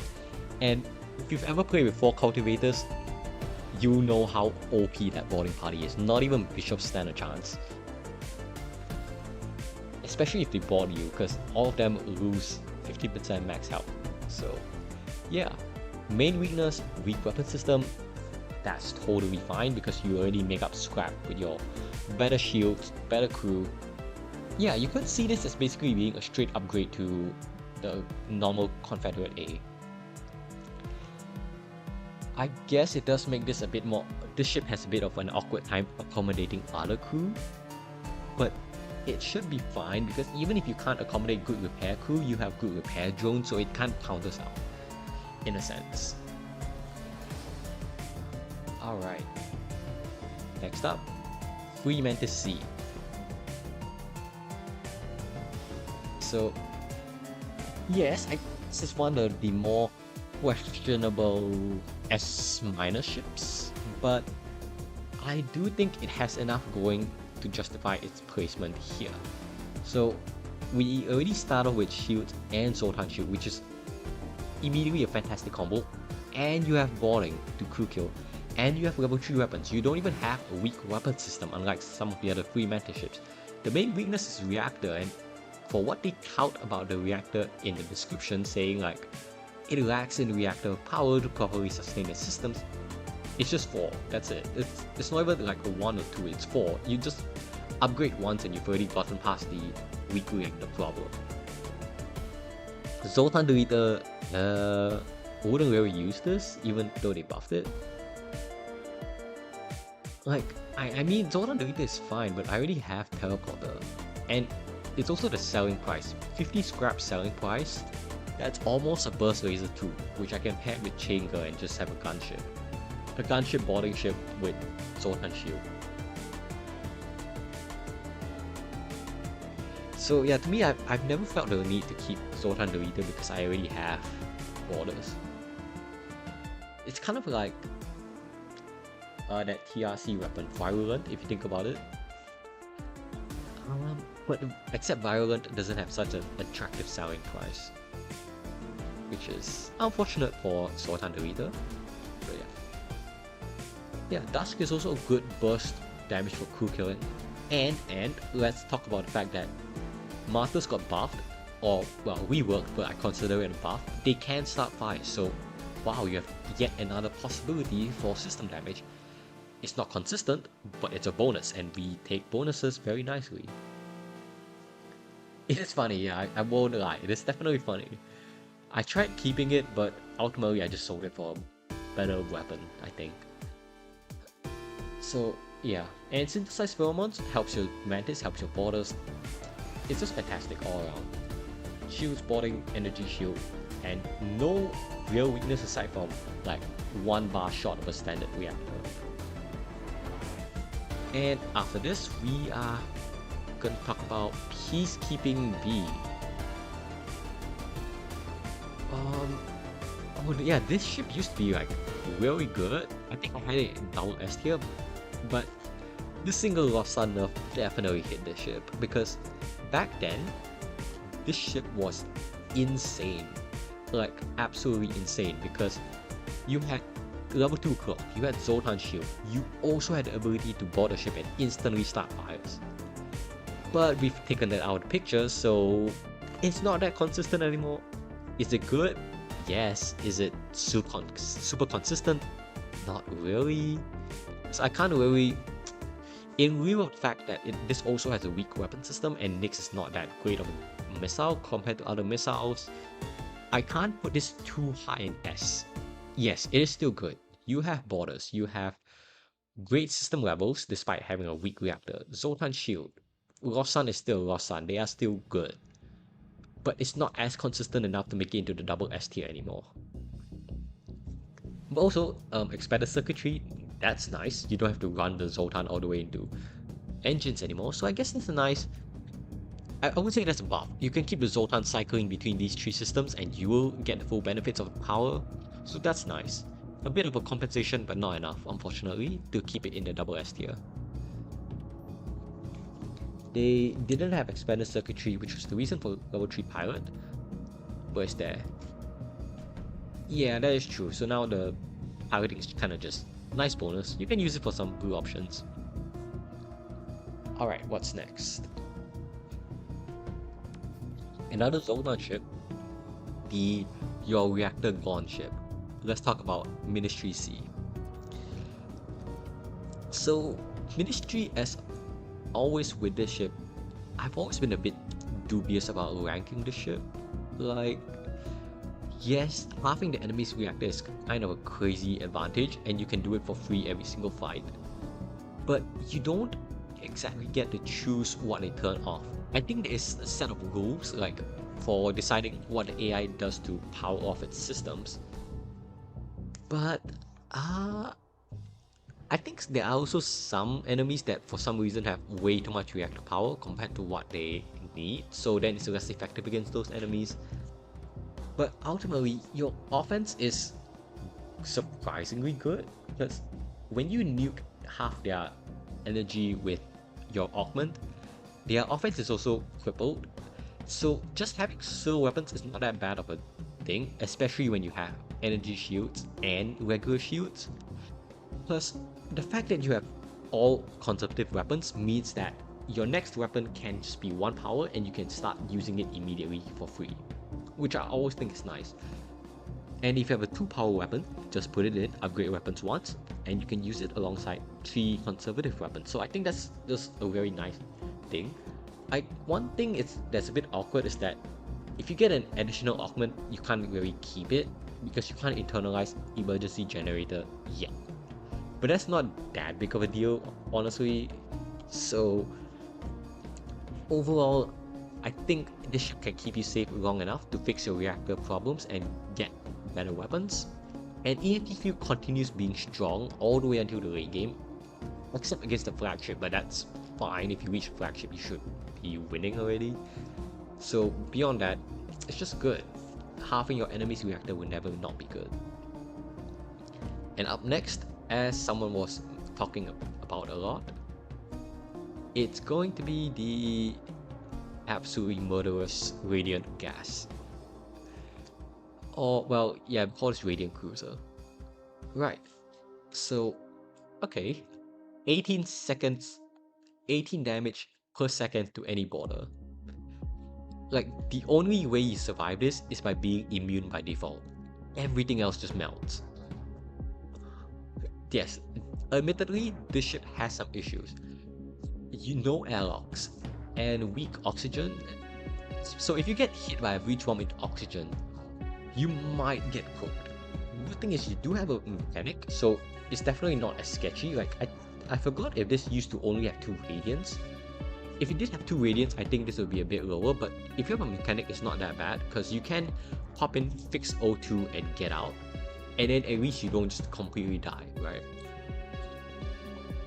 But yes, radius borders are a very bad time, because they suck your O2 and they're immune to the gas. So avoid radius sectors like the plague and you should be fine. Exactly, radiant boarding is also fantastic. We've moved ships up quite a lot for having a single radiant. Imagine what having 2 will do to a ship. You have level 4 shields, level 4 weapons. It's a very solid start. I'm not sure what else to say. The only real weakness, as I've said, is the radius border thing and the O2 thing, but mechanic kind of alleviates that. So it's really not even that bad. No, honestly, you could probably kill the radius by just hopping your radiants in, just to hop their abilities and get out, and just keep doing that like 3-4 times and the radius will eventually die. Right, Hermes. 2 buffer points for the Hermes as well, when ships like Fed A don't even get a single buffer point for a single hull too. So offense options, defense options, crazy anti-boarding. The ship has everything except anti-radius, basically. Next up, we're halfway through the S-. Let's talk about the double life ship, Proto MVB. Sorry for forgetting to update the sprite, but I will remember to update it for 5.6. I promise. Anyways, 2 lives. Wow, this is a totally balanced feature. I mean, yeah. So, on top of the fact that you can jump to any beacon if you want to, and hear me out, Deadman Switch is underrated, right? Because it technically is an instant end fight option against Sector 2 renegades. Okay? Just make sure you're above 50 now when you use it and you're totally fine. In like 30 years. Yeah, plus 29 hull on a ship that already has 2 weapon buffer for particle missile. Good crew, systems are fine. The best thing is the level 4 weapons, but of course the augments are really what we need to talk about here. Deadman Switch is... you should not be spamming this that much because you do take quite a lot of hull damage and that costs you some repairs. But it's definitely good if you just find that one dangerous Sector 2 renegade, just click it off basically. Like, smash both of your hulls together and they die, you'll be fine. You go into the next door or you trigger your protocols and, you know, get your full hull repair. A drive, this is okay in the case that you find a bad sector layout. I see myself selling this more often than not, but it's nice to have it as an option, and we already know double life is insane.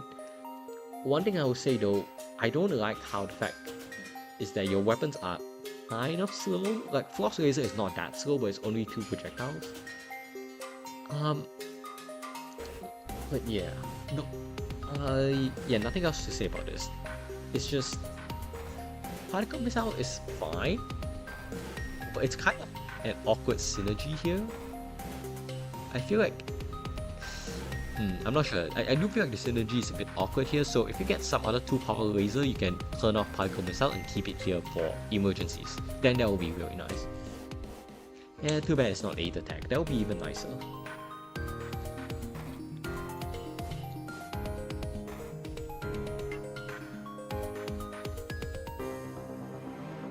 When switching mid-1 finally works. Well, technically, I think Forge Master already has this extra life treatment 4 times on Forge Master 5. So I could see it happening. Even then, I don't think it will happen for the Phase 1, Phase 2, Phase 3 normal flagship, because if you do it like that where it has extra life, then you don't get a chance to breathe. And I think that's a good additional difficulty, but it should be optional. It should not be forced down everyone. Because sometimes some people get really messed up by the Phase 1. Even I do sometimes, so like I appreciate the break you have between the fights. Imagine just going from like a weapons hack on Phase 2 and then jumping straight away into a fight that's pretty cool. Oh, playable flagships. Sorry, I misread that. I thought enemy flagships. Okay, playable flagships. Oh, that would be cool. But then they would be seriously overpowered and probably triple S tier ships. But I think that's fine. They're playable flagships. So what, do we roll all of them into one ship? Or do we like keep them separate? And if you start earlier, then you have the option of going later, but if you start on Type C immediately, then you can't go into Type C later on.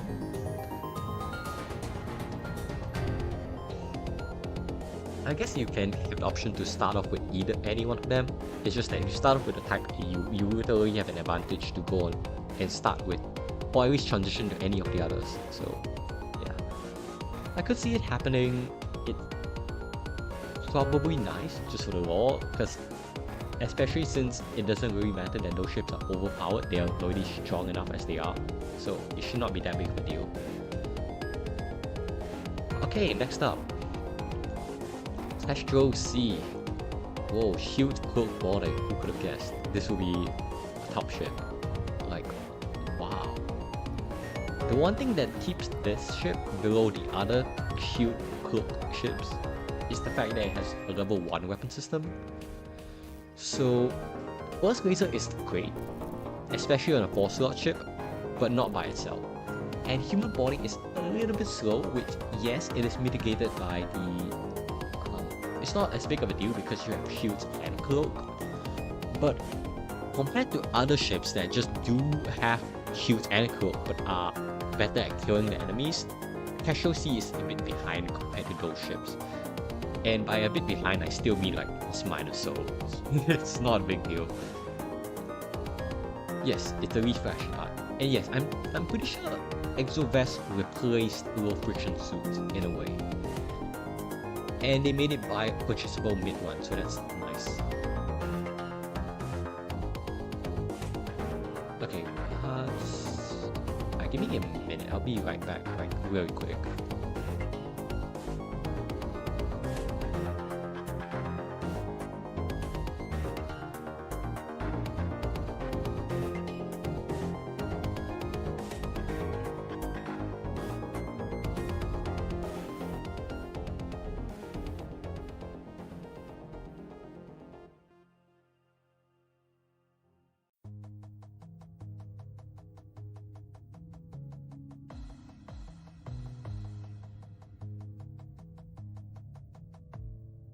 We're back, and still questioning SSLGC. Let me see, where is it?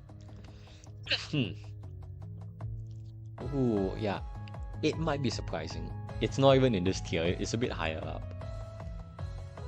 Yeah, I feel like a lot of people will overestimate the nerf, and I'll talk about that more when I get to the ship, so stay tuned. But for now, next ship is the spiritual not successor, the spiritual ancestor of Freeman C. That's going to be Dustbringer, sorry, not Zoltan A, Dustbringer A. So let's see, we've got shields, we've got Zoltan shields, we've got boarding. already a very good start, except we also have pretty damn good weapons. I have to say, 1 power energy 2 is not something I thought the ship needed. And recycle bomb, like, I don't get it. Why are the weapons so good on a ship that's already defensively insane? This ship literally has better weapons and defenses than the Type B, by the way. Can we think about that for a moment? It's just a straight upgrade in every way except boarding. The ship can't immediately bomb to kill 100 health enemy. Yeah, that's the only drawback. And you solve that just by punching them for like 2 seconds.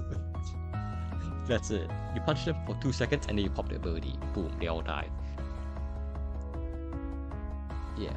I guess it does have the bit of weakness against larger boarding parties. Like, the boarding party on Type B scales a bit better against late game because you have 4 towers, you can send in 4 Dustbringers.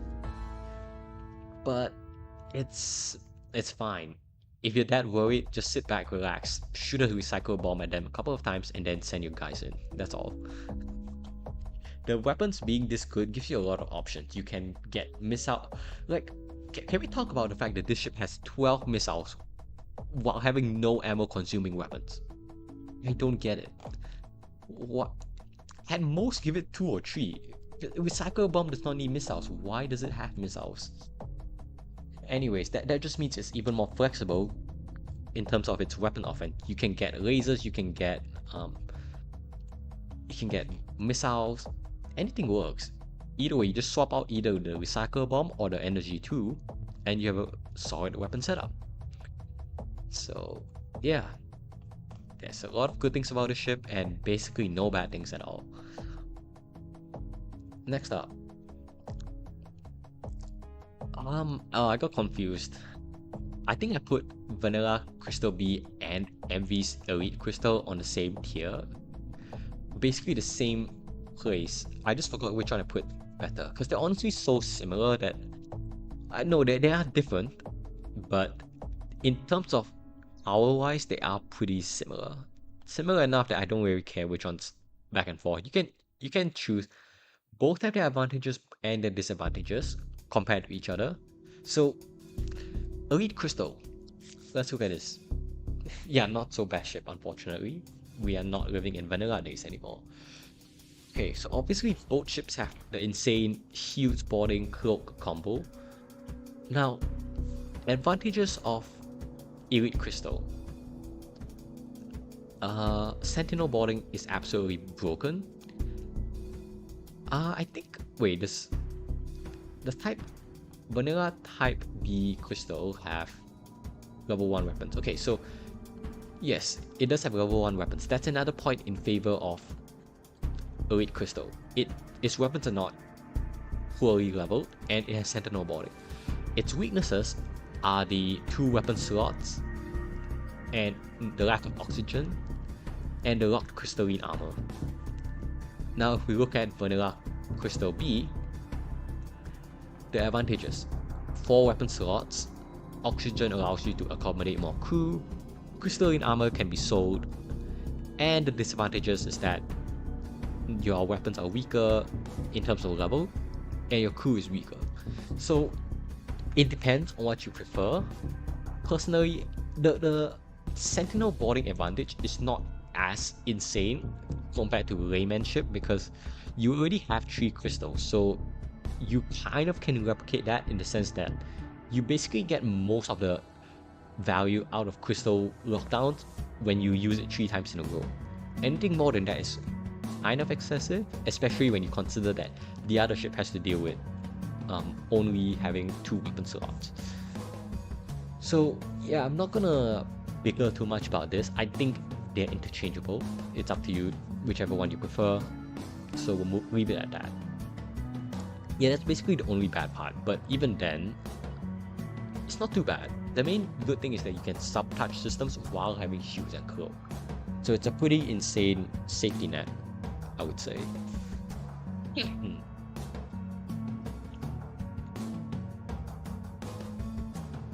Next up is the ship that you didn't really expect to have 2 shields, but it does.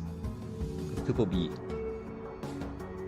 And yeah, what else can I say? Solid gunship that also has 2 shields and mind control. So not only can you crew kill, you can also just defend yourself pretty well.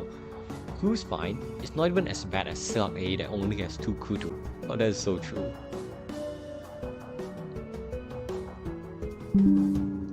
That's pretty funny actually, now that you mention it. Now the good is actually the good. The bad's still good.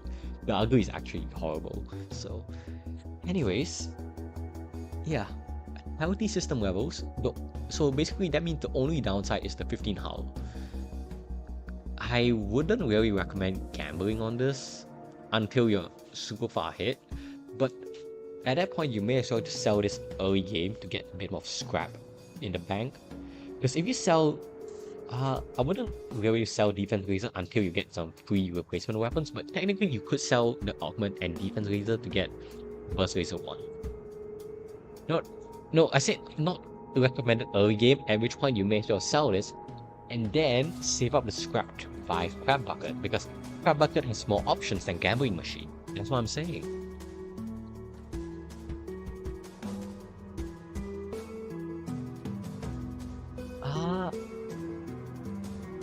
I would want to say that, but I would also equally like to mention that evasion is heavily in favor of the player, but we still take that into consideration.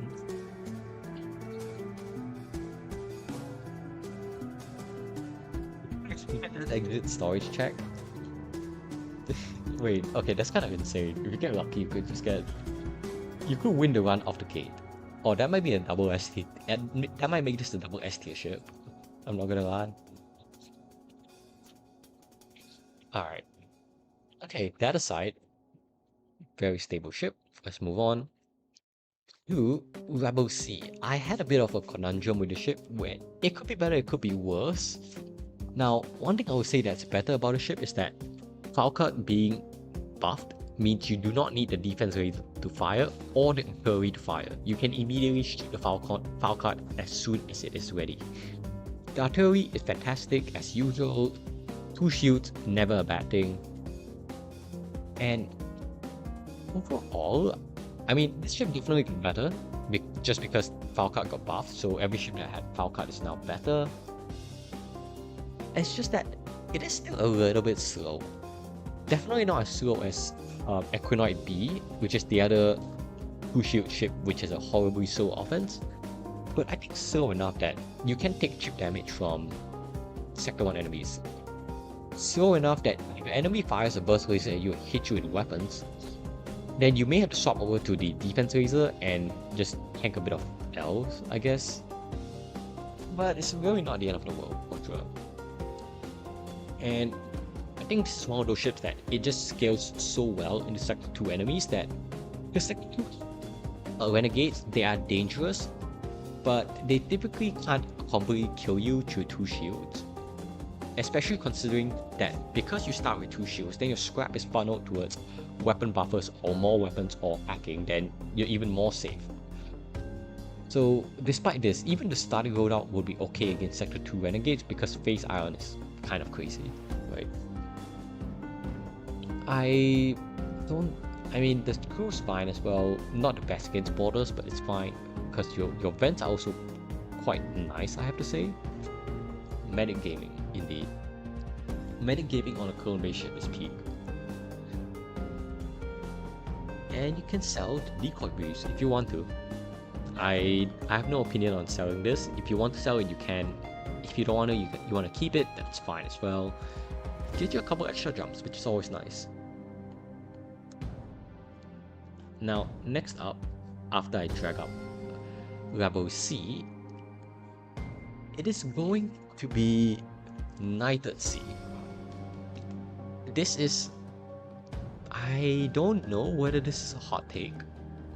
I will let you guys decide after you look at Knighted C's layout.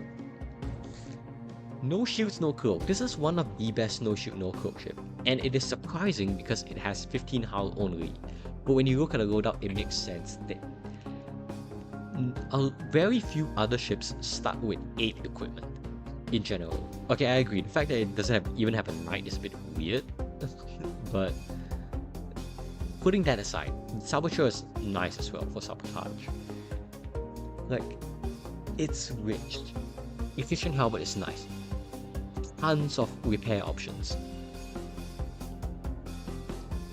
Yeah, I get that, but I think they wanted the Saboteur to make it so like it's a risky 15 hull ship, but it works because, as I've said before, the Wraith tech comes into play again. If you leave the Wraith ability almost fully charged and then jump to the next beacon, then when you board them, you can immediately pop it effectively, even without the lab upgrade. Yeah, drone parts is insane. Missiles is insane. Like, I don't think I will be firing repair bomb 18 times, but I can if I have to. That's nice. Augments to sell, get shields faster. Like, put it this way, you have sabotage boarding on top of the fact that if you just sell 1, 2, 3, you are basically getting shields. You can keep all your weapons maintenance drone and still afford shields from your other sellables. Insane. Yes, SSLGC has plus red bomb.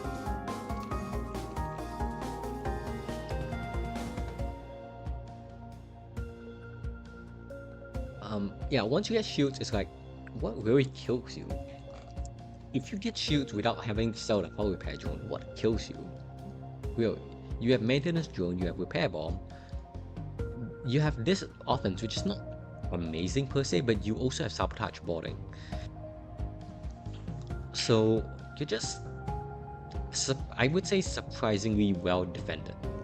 That's how I would describe it. You may think a ship that has 15 hull and no shields, no cloak gets ripped apart easily, but not when you have so many defensive options. Like, yes, it's a bit janky to play, but I never felt truly in danger of dying whenever I played this ship. Yes, you basically have more hull than, no, I think you tie with hull, your hull is tied with Proto MBB, because you have like 59 hull in total. When you do, wait, oh no, it's even better. Wait, no, it's actually legit crazier than Proto MBB. Wow. Yeah, so question, how do you even die? That's the neat part. You don't. That's why this is S-. Moving on, third last ship in S-. It is going to be... Actually, no, I think I put two shell ships next to each other. Yes, there we go. Shell B and Shell C. Let's talk about these two at the same time.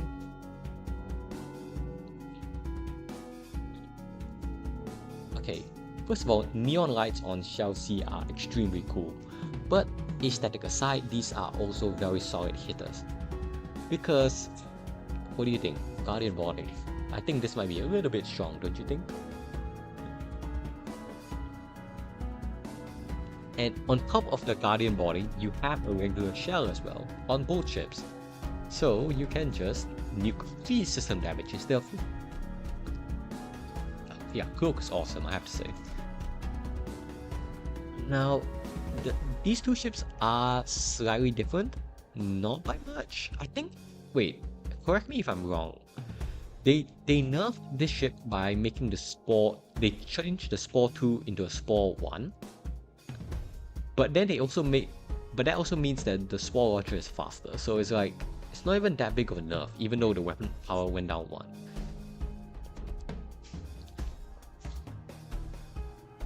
Guardian Scientist boarding. That is safer if you do not need to disable all 3 system bars, I guess. So, yeah, on Type B, what you have going for it is more solid weapons. On Type C, your weapons are kind of like crazy weird, honestly.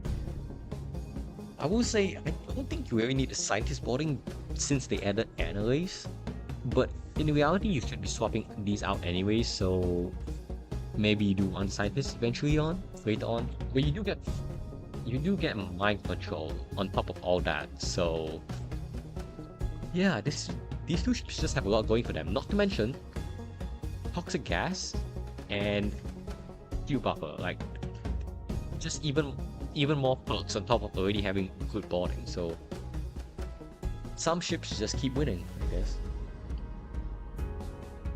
yeah, I agree. The previous weapon setup was really weird. I'm glad they changed it. So it just made it even better. What can I say? Alright. True. Like, when are we buffing shell launcher? Toxic pod launcher.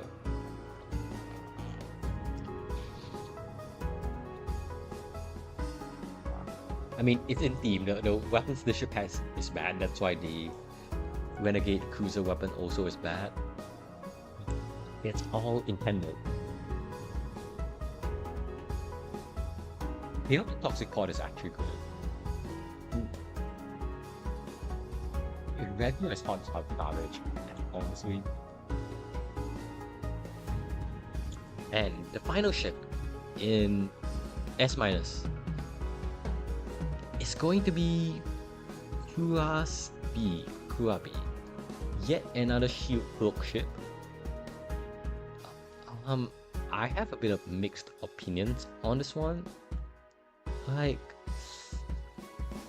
no, it's definitely S, don't get me wrong. It's just, I wonder if it could be higher, but at the same time, I wonder if it could be lower.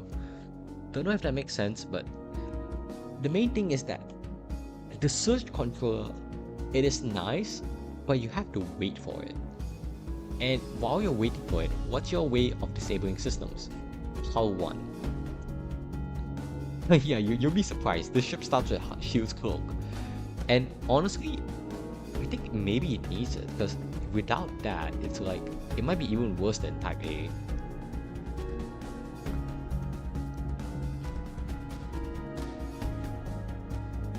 Surge control, yeah, it helps you crew kill, and that's one of the really nice things, especially when you can crew kill the Sector 2 guard.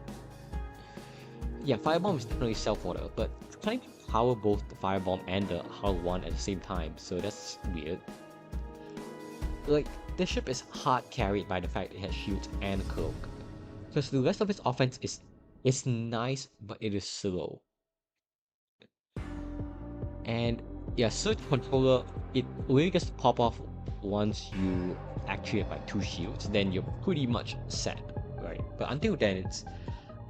I'm saying until then, like, it's a very long time to get there. It's really not. It's not that big of a deal. That's why it's like S minus tier. The hacking carry for the S tier. Yeah. Yeah, just the weak weapon system really makes me wonder if this should be higher, and I don't think so. I think I'm fine leaving it at S minus because Surge Controller is slow and you start with weak weapons.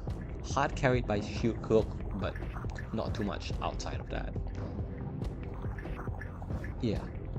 So I think we'll leave it at that, and that will complete the S minus tier.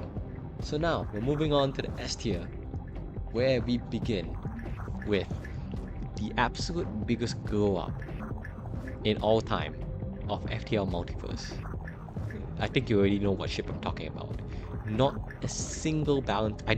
Okay, correct me if I'm wrong. Maybe old Cruising Reaper, when it got buffed / reworked, maybe that was a bigger glow up. Okay, so this is either the biggest or second biggest glow up in FTL Multiverse history. Yes. Alright. We already know. Let's introduce the new Morph C right up here. I'm starting it off in the bottom of S tier, and honestly, when it was some playtesting, I would have put it in S+, because in playtesting, this ship started out with an Artemis instead of a Rito, and I was like, no, this can't be happening. Why does this ship get to have better weapons than Type A while also having everything else better? So they nerfed it to a Rito, which is still insane, but at least it's not as broken, I guess. So, alright. We all know how bad the previous one was, so let's just skip that. Let's just talk about the ship as it is currently. Now, I think if there wasn't this one crew that exists in the genetic codex, maybe this ship would be a bit lower because of the sustainability issue. Beyond Sector 1, because beyond Sector 1 you don't get that many empty beacons to duplicate morphs on. But here's the thing, Genetic Codex allows you to turn these into morphs. Sorry, what am I talking? No, you can turn the morphs into leeches, right? So the whole point of the ship not having a medical system, not being able to install a medical system, that gimmick is void because leeches heal themselves and disable systems, the two-in-one package that we want. It's words. I got confused. I was so focused on making a statement that I just forgot which one I was talking about. No, but yes, being able to turn these guys into leeches is just insane. Like, you bypass the main issue this ship has of not being able to heal the morphs, and you also get to disable systems while you're at it. And you can even get malforms. Also, this applies, you know that thing I was talking about with Slug Pressure Barge, where you can afford to throw through an enemy, even if it gets them killed, because you can get the crew back easily later on. Same thing here. Yeah, have some free fuel, like, not... Bro, I guess they want you to really duplicate the crew, but as I've said, being able to use leeches just breaks the ship fundamentally, because you don't have to replace the morphs. You just keep using the same tool over and over again, and the others you can just keep adding on to your stockpile, throwing on a couple of morphs, a couple of malforms. And then once you get some malforms, you can also use malforms to assist the boarding by turning them into welders or something like that. And you don't even have a weak weapon system. Like, let's be clear, this did not need to have a 2-weapon system. There are other ships that have a worse scaling boarding offense that has a weak weapon system. But this ship does not have a weak weapon system. It has 2 good weapons with 2 power and weapons. No, it does not. You can't copy drones. That is the one remotely balanced thing, I guess. It can only... Yeah, it shows you technopath options, which are like... There's only 2, Ranius and NG. You can't turn into any drone, basically. You can only turn into mechanical crew. So yeah, like, look at this. Look at these options. We talk about how broken crystal boarding is, sentinel boarding is. Go for a sentinel, dude. You can get a radiant. You can get, you know, saboteur, warlord. You can get everything here. That's what makes this so insane. Hell, let's get the defender. Why not? Now I've got insane repairs and stalling on my own ship. Yeah, sentinel malform exists. And okay, wait, I need to check the empty ship option. Just to put into perspective, the cost of getting morphs: 0 cost for 1 morph, 3 fuel for 3 morphs, 5 fuel for a malform. This is better than Uchmaju, right? This is why I don't put emphasis on the name Uchmaju, because he pales in comparison to this. And by the way, if you have not played this ship, you get 3 free morphs every single time you just go to a new sector. For free. Like, let me show you right now. Multiverse Drive.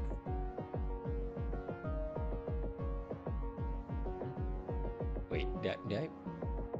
Oh, hang on. Wait, I'm back to augments. Whoops.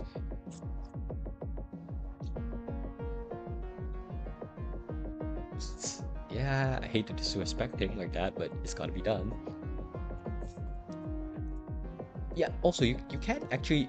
Wait, in case you didn't see that, you can get a morph at the start of a fight. For 1 fuel, admittedly, but still.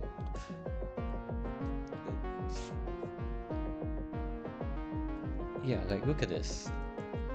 Use the jump speed augment.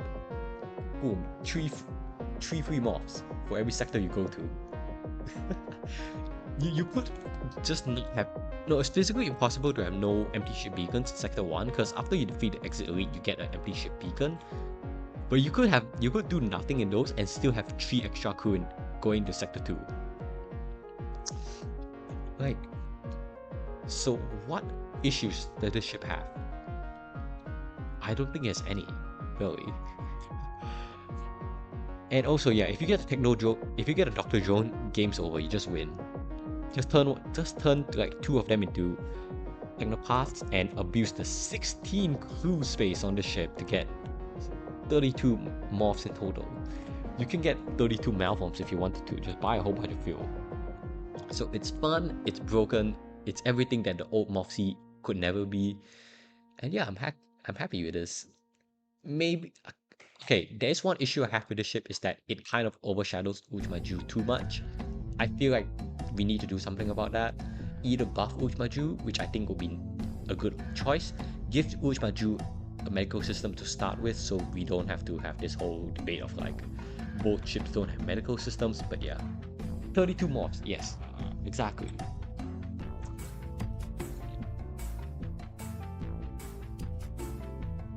I guess it's a tragic thing this released after Teleporter 4 got killed, but still, 10-second cooldown is more than enough, honestly.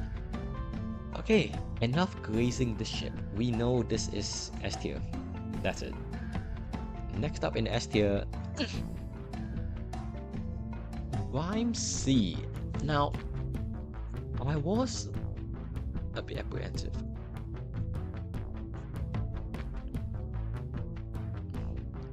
Thoughts on giving Uj Cruiser genetic without the morph spawning capabilities? I'm down for that, I think. Like, just being able to turn your morphs into anything, I think that would be good. Yeah, so basically better DNA samples and also just give him a medical system. I think that would be nice. It's like, it's a unique cruiser after all. It doesn't really have to be balanced. Okay, Rhyme C. I'm a bit skeptical about this ship, but at the same time, it is good. Let's just say that. So, you have the most broken border in the game, Rhymes. But also, you are kind of poor.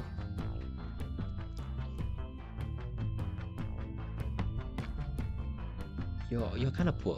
Like, don't get me wrong, you still have shields and energy shield, but it takes 15 seconds, I think, for it to charge up, and I don't know. Sometimes some part of me feels like this could be higher, but also some part of me feels like compared to the other S tier ships, this is not as stable.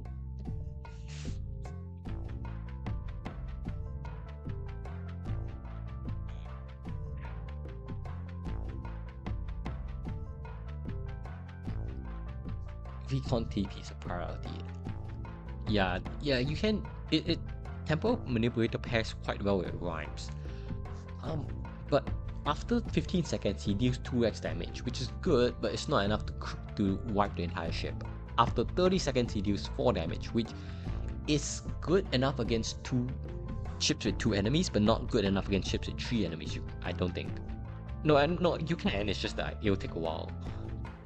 Yeah, 5 reactor, not that great, honestly. I know it has backup battery, but still. So, part of me wants to say that this is basically, it can't be defeated because of Rhymes, as long as you don't accidentally kill him with your artilleries. But part of me wants to say that there are other ships in the S tier that are just more stable than this. I don't know if that is true. Because yes, you can throw the thing on the enemy ship and it will multiply and just wrap the entire enemy ship, but their combat damage also goes lower every single time there's a thing on your screen, so it's not even that fast. I think there are some ships in S tier where I'm just like, in theory it sounds undefeatable, but I feel there are other ships that are just more stable, right? Okay, so that's Rhyme C. I'm moving it down here, but as I like to point out, the difference in win rate between these ships, it should be in the fractions of decimals. We are talking 99.95 to 99.96, something crazy like that. So it does not matter that much, honestly. Just know that any ship up here is already insane for winning. So I will not fuss about this too much, but my reasoning for it being not as high as it could be is that I feel the other ships are just more safe. Next up, Another peak. Another peak ship. This is peak part 3.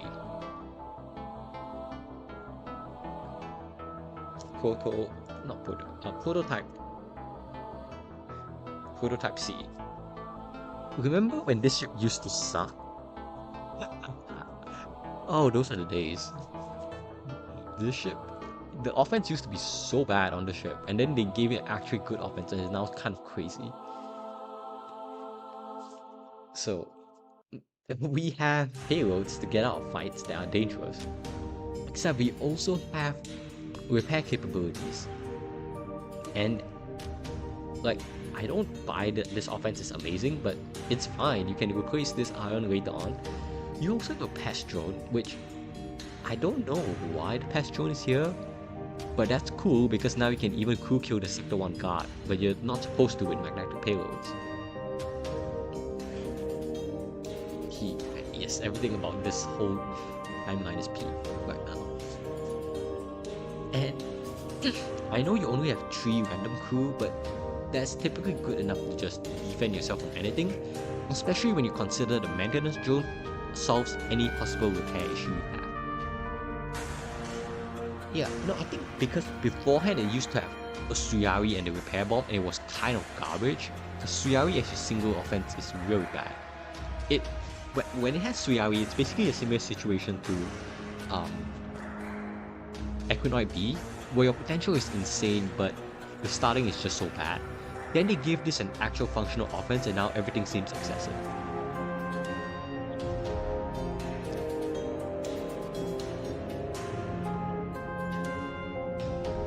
No, I'm pretty sure this ship used to be like E tier or D tier because single Suyari was awful.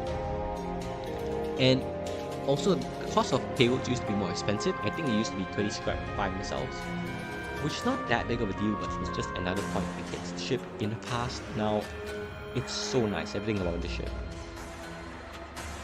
Repairs, payloads, what is not to love? Next. We've got... No, this is the true your system's gone. Out of all the shell ships, this is still the better your system's gone. It is Ampere Cruiser. So, hang on, let me find what was the other ship I was talking about? Ampere C. Oh, Proto C. Okay. No, not that. Ampere Cruiser. Okay, so we need to talk about this, right? Shields, teleporter, hacking. 4 amperes. By the way, 4 amperes with a 4-tower teleporter. Disable 8 system bars anytime you want. And you don't even care about Zoltan shields.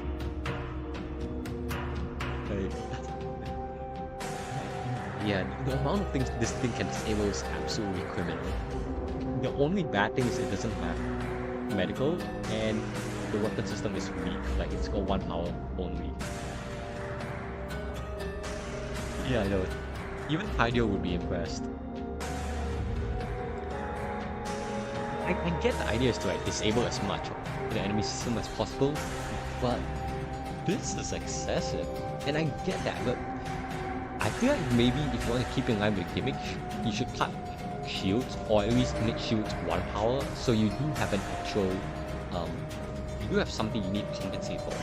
Yeah, I think like that. Just make this a 1 power shield system, then you have a legit weakness. I don't consider the lack of medical system a weakness when all your crew can self-regenerate. Still survives and kills boys.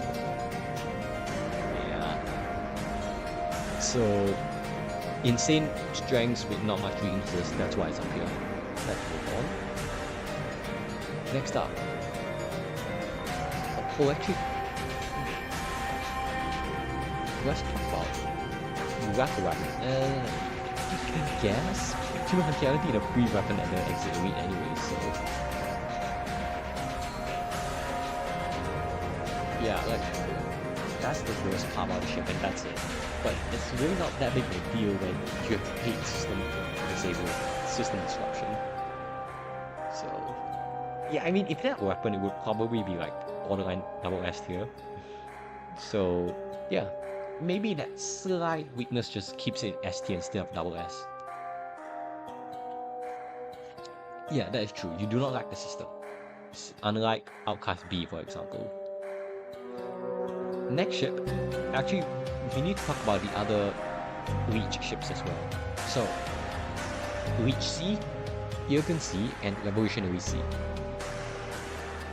Both of these I put basically in the same spot.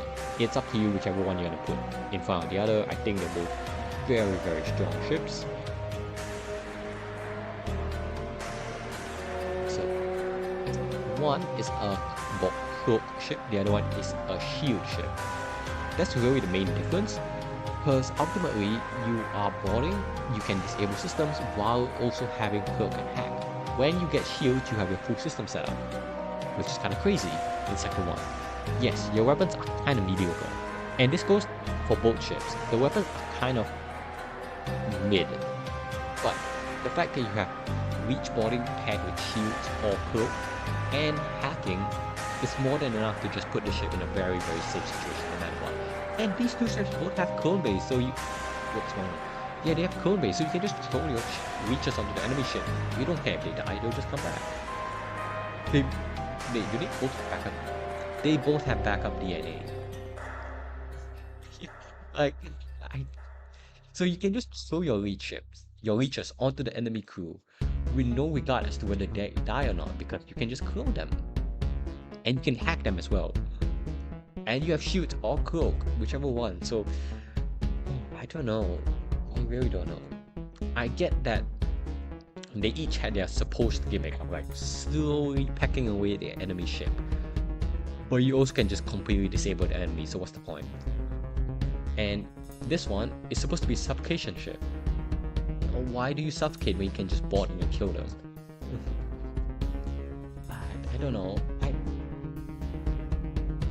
I don't know if this really needed hacking, but at the same time, it's for stalling, so it makes sense, but at the same time, it's so overkill. But yeah. Oh, that is true, their hulls go hard. Very cool colors compared to the type. These are blank, and then we just have neon lights. Very cool lights. So they have it all compared to Type A and Type B. Okay. Next up, in the S tier, we have Orbit's Cruiser.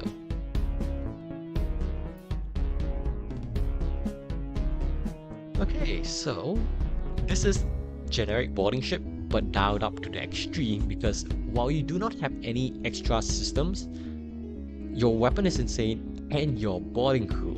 Let's just say that a mind control is not stopping this boarding crew from absolutely ripping apart anything it comes across. Reconstructive on top of Clone Bay. Like,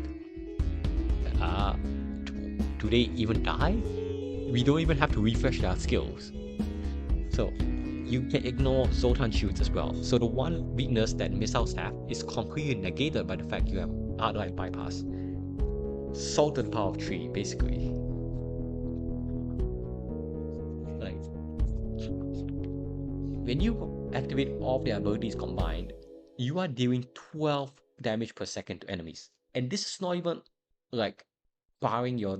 This does not delete your normal attack. Your Orbins can still attack normally, so it's more like 18 damage per second on average. So yeah, I'm struggling to find a way that this ship loses to any boarding encounter. Really, it should just hard counter anyone. When you consider the Salt ability on top of Orbin's 250 default health. It's basically casual botulinum gas. Yeah.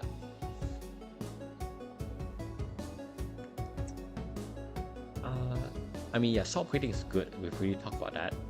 4x orbit, exactly. We get to that point, say game over, it's over, we've won. Play a missile ship, disable the flagship systems, kill all the crew with the orbits, and profit. Next one it is finally time to talk about the ancients, the obelisks. And I think I have put obelisk A and B together. Now, it's a weird one because technically obelisk B's offense is better in terms of having, straight up having a teleporter to abuse the royal crew, the royal cognitive, and the one power payload. But you don't have shields, so that's like a bit of an issue compared to Type A. Type A just has shields and energy shield, whereas Type B only has energy shield. So there is that bit of a scrap deficit that Type B has to come back from, along with the weak weapon system. So it's like Type B has a scrap shortage, but it already starts with insane equipment, so it doesn't really care that much. Type A is more well balanced altogether.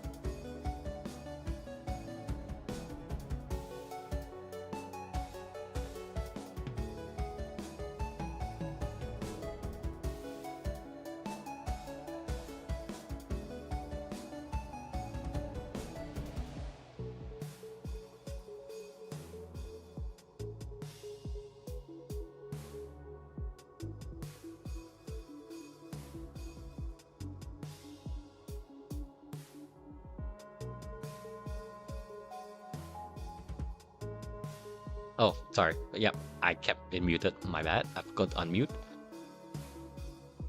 Oh, yeah. I was just saying, like, I find it kind of peculiar how Type B has a character drone when the best thing it can power is the drone control itself. There's nothing else that's 4 power here, or even 3 power. That's just weird to me, but it's fine. It's just yet another thing you can have. I don't think there's much else to say about these ships. They're just very strong. I've already said what I want. Type A is balanced, Type B is offensively strong. Makes up for the lack of scrap. Okay, wait, y'all can hear me now, right? I've come back. Because my mic is blue now, so it should be receiving properly. Okay, cool. Alright, next up. We have 3 shield cloak ships all in a row. Okay, let's just do all of these at once because they're like very similar power wise. So, okay, Augmented A, Wizard Cruiser, and Linear C.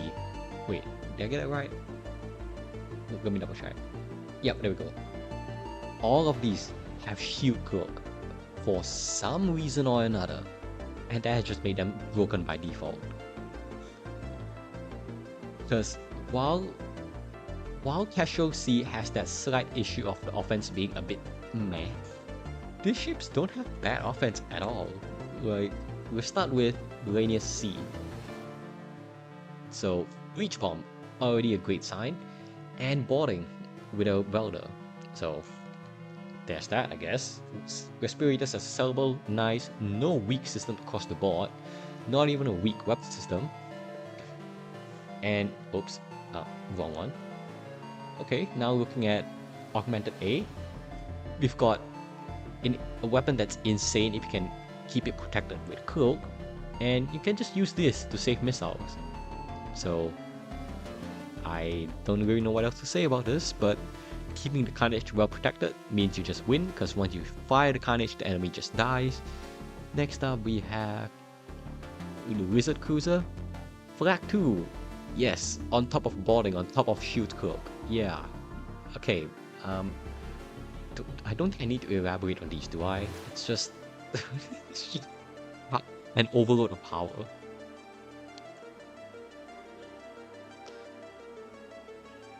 Yeah, Augmented A is a bit more awkward. Like, theoretically, the weapon is better than the other two for just completely nuking an enemy, but it struggles against small rooms, and also it doesn't have boarding unlike the others, so it can't crew kill. So I think it's up to you. It doesn't matter which order you put these, just swap these three around depending on how you feel on the day, and you'll be fine.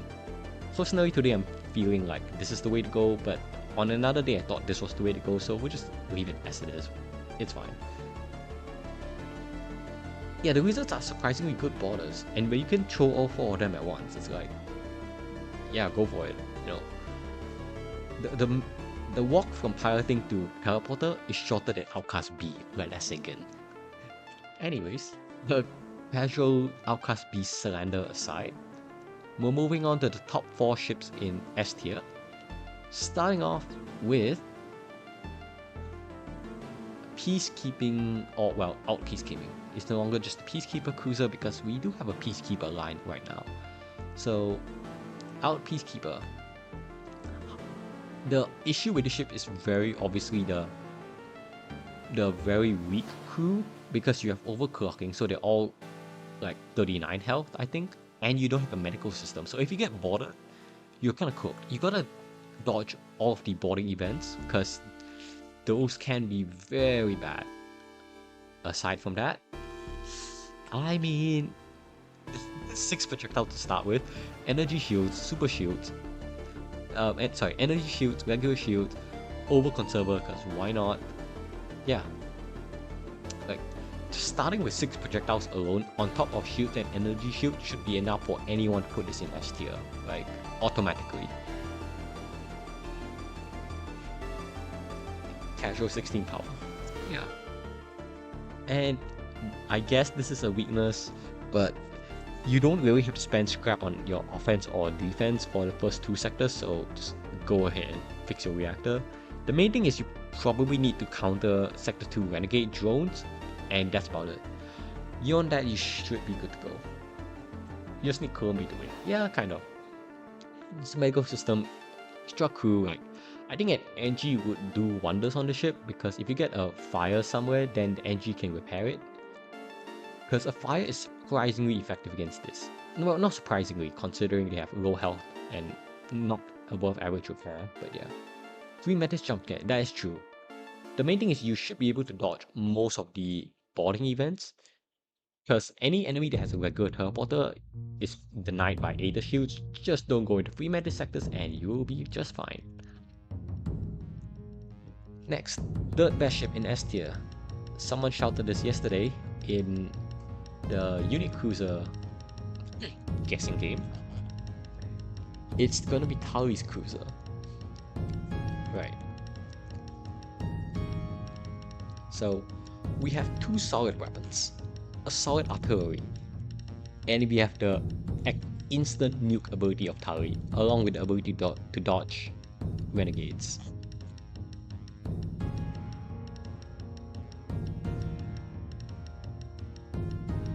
Sector 2 is free mantis or free mantis. Just don't piss them off, that's all. Don't take the Bricks event, don't do all that. Yeah.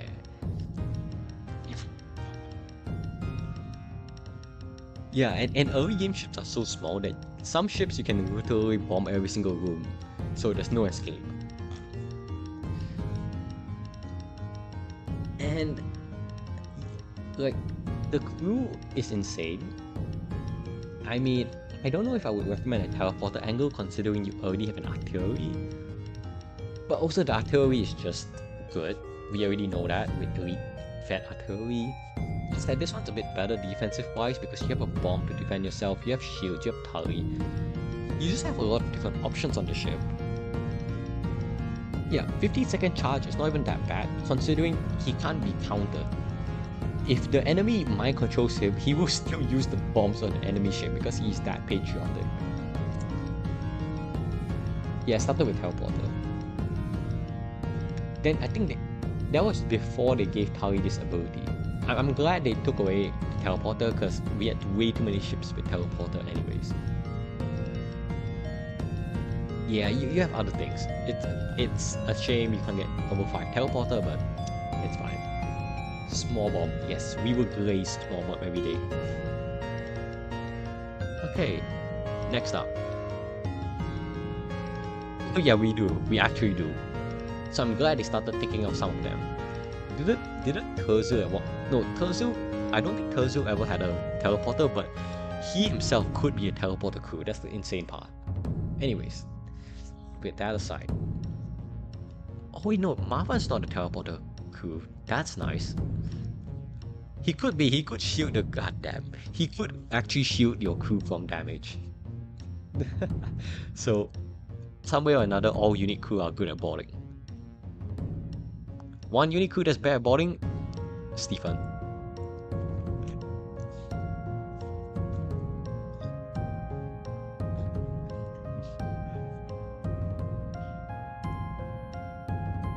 Oh, true. Billy's also kind of mid, yeah.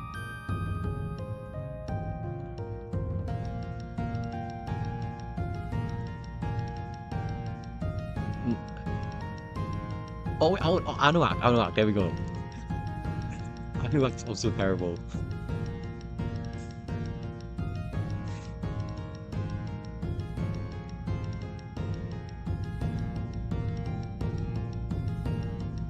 Well, it's Anuak, if you have Clone Bay, he can be a boarding support. But, yeah. Which by himself is not that good, yeah.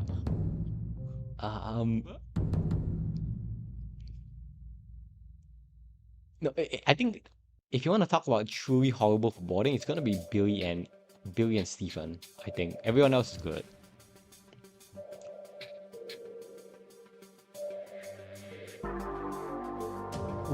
Which is a vanilla Ranius, but he also has damage resistance for some reason.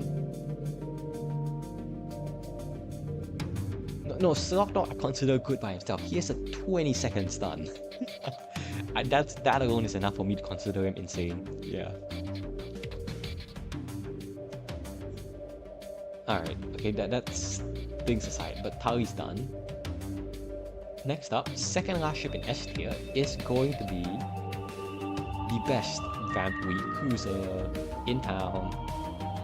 I think that's the last Vamp Weed cruiser we have, right? Yeah, there we go. Confederacy. Yeah, like, this is not balanced. This is straight up not balanced. It's just straight up better than some other ships, and it's a direct upgrade to some of these. Like, Fleet Mantis A does not get this, okay? Fleet Mantis A does not get 2 good weapons and a level 4 weapon system. Like, why? They finally picked the best repair crew. I know the point of it was to like synergize with the cultivator, because they said, I think the description of the ship says that with shell engineering, it allows for unique synergies in boarding. So I guess the idea was to be able to stun enemies with the cultivator in there to give them a very long stun, and then you board with the rock so that they are, because the rock is less affected by stuns. Then when you stun the room, you hit the enemy crew and your rock, but your rock gets up pretty quick to fight them, while their stun duration is lengthened by the cultivator spores. But did it really need mind control on top of all of this? Like, yes, if you want to do the weapon thing, like the fact that cultivators make enemies take more damage from all sources, fine, you can just use Misery Cord. Fine, you can have the stun spore as a synergy thing. But can we remove the mind control? Like, I don't see how mind control is very needed here. Unless, like, you want to mind control the enemy crew to be standing on the same house so you can use Misery Cord on both of them, then, like, At this point, we're just giving the ship too many things, you know? Yeah, just use the Miser record. Save your missiles.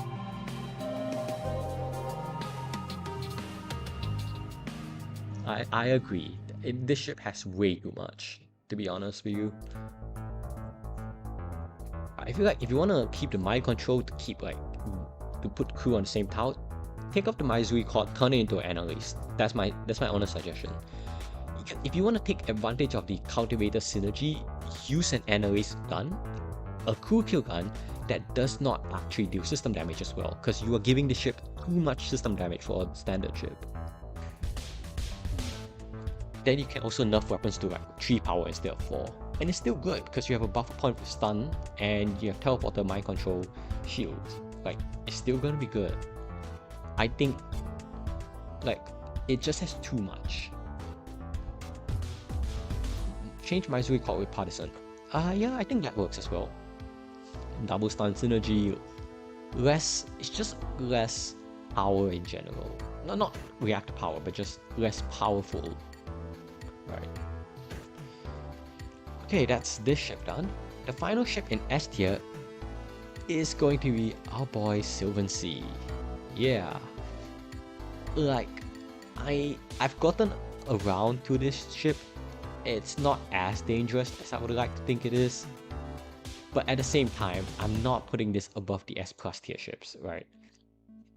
The S plus tier and the S double S tier are ships that I feel extremely comfortable with. That I feel more comfortable than I would when it's compared, how I say is that the risk of me randomly taking damage on Sylvan Sea is higher than the risk of me losing on any of the upcoming ships, which is why I have it here.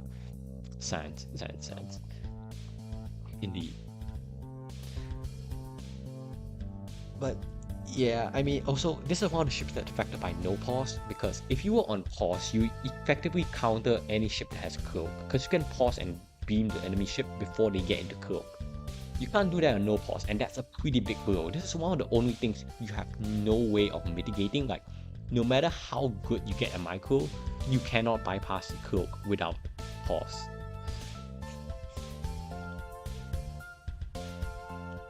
Yeah, just remember your events, dude. Don't park your ship in front of an asteroid. Okay, that is S tier done. Moving on to the S plus and double S tier.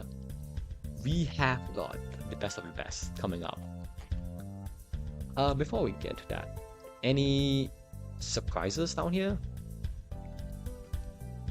Any surprises? We have very few ships remaining.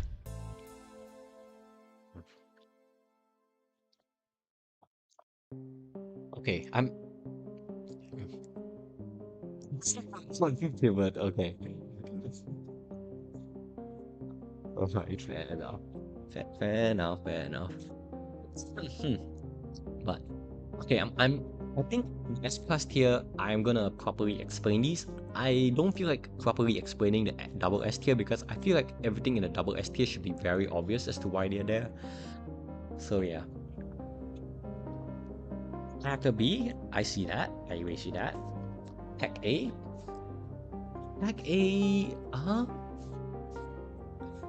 Oh no, I'll explain Tech A. I know I was very sure about putting Tech A. That's why you see Tech A in the upper bit. You will see Tech A is almost double S tier. Dusk Sea. Oh, Dusk Sea. Yes. A lot of people underrate this. Wow, okay. Interesting. I'm surprised no one pointed out Proto MVA. Because I know some people don't like the ship.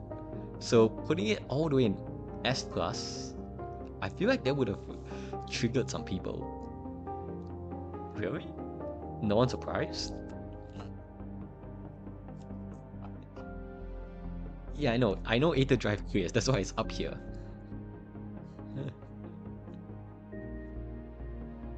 Wow, okay. Okay, nice. But yes, the ability to dodge any bad fight is the is probably the single most broken mechanic in the game, but barring of course ships that are instantly broken, like Celsi or whatnot, we're excluding those.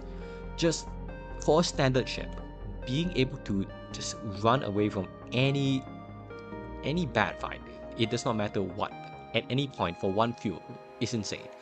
And the only thing you have to pay for it is a -10, is a 10% scrap tax if you keep around repair arm. That's it. It's not even as bad as Pimp A. So yes, it can be a bit awkward. Yes, if you're not used to spending your scrap wisely, you can struggle a bit on the ship in the late game. But the moment you start learning how to, or at least the moment you get better at planning your scrap, the moment you can win with 500 less scrap, the moment you can win with crap buckets on normal ships, is the moment when you truly appreciate the ship. You don't sell repair. That's like the one unspoken rule. Don't sell repair arm unless you're gonna internalize it. Oh, I think I would sell slip scanner. I'm not that. It's not that important to me.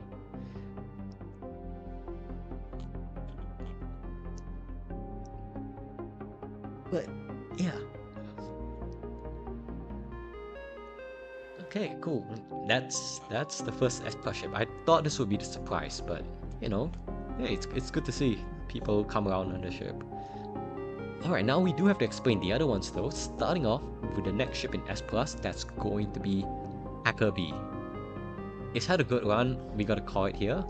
It can't go any higher.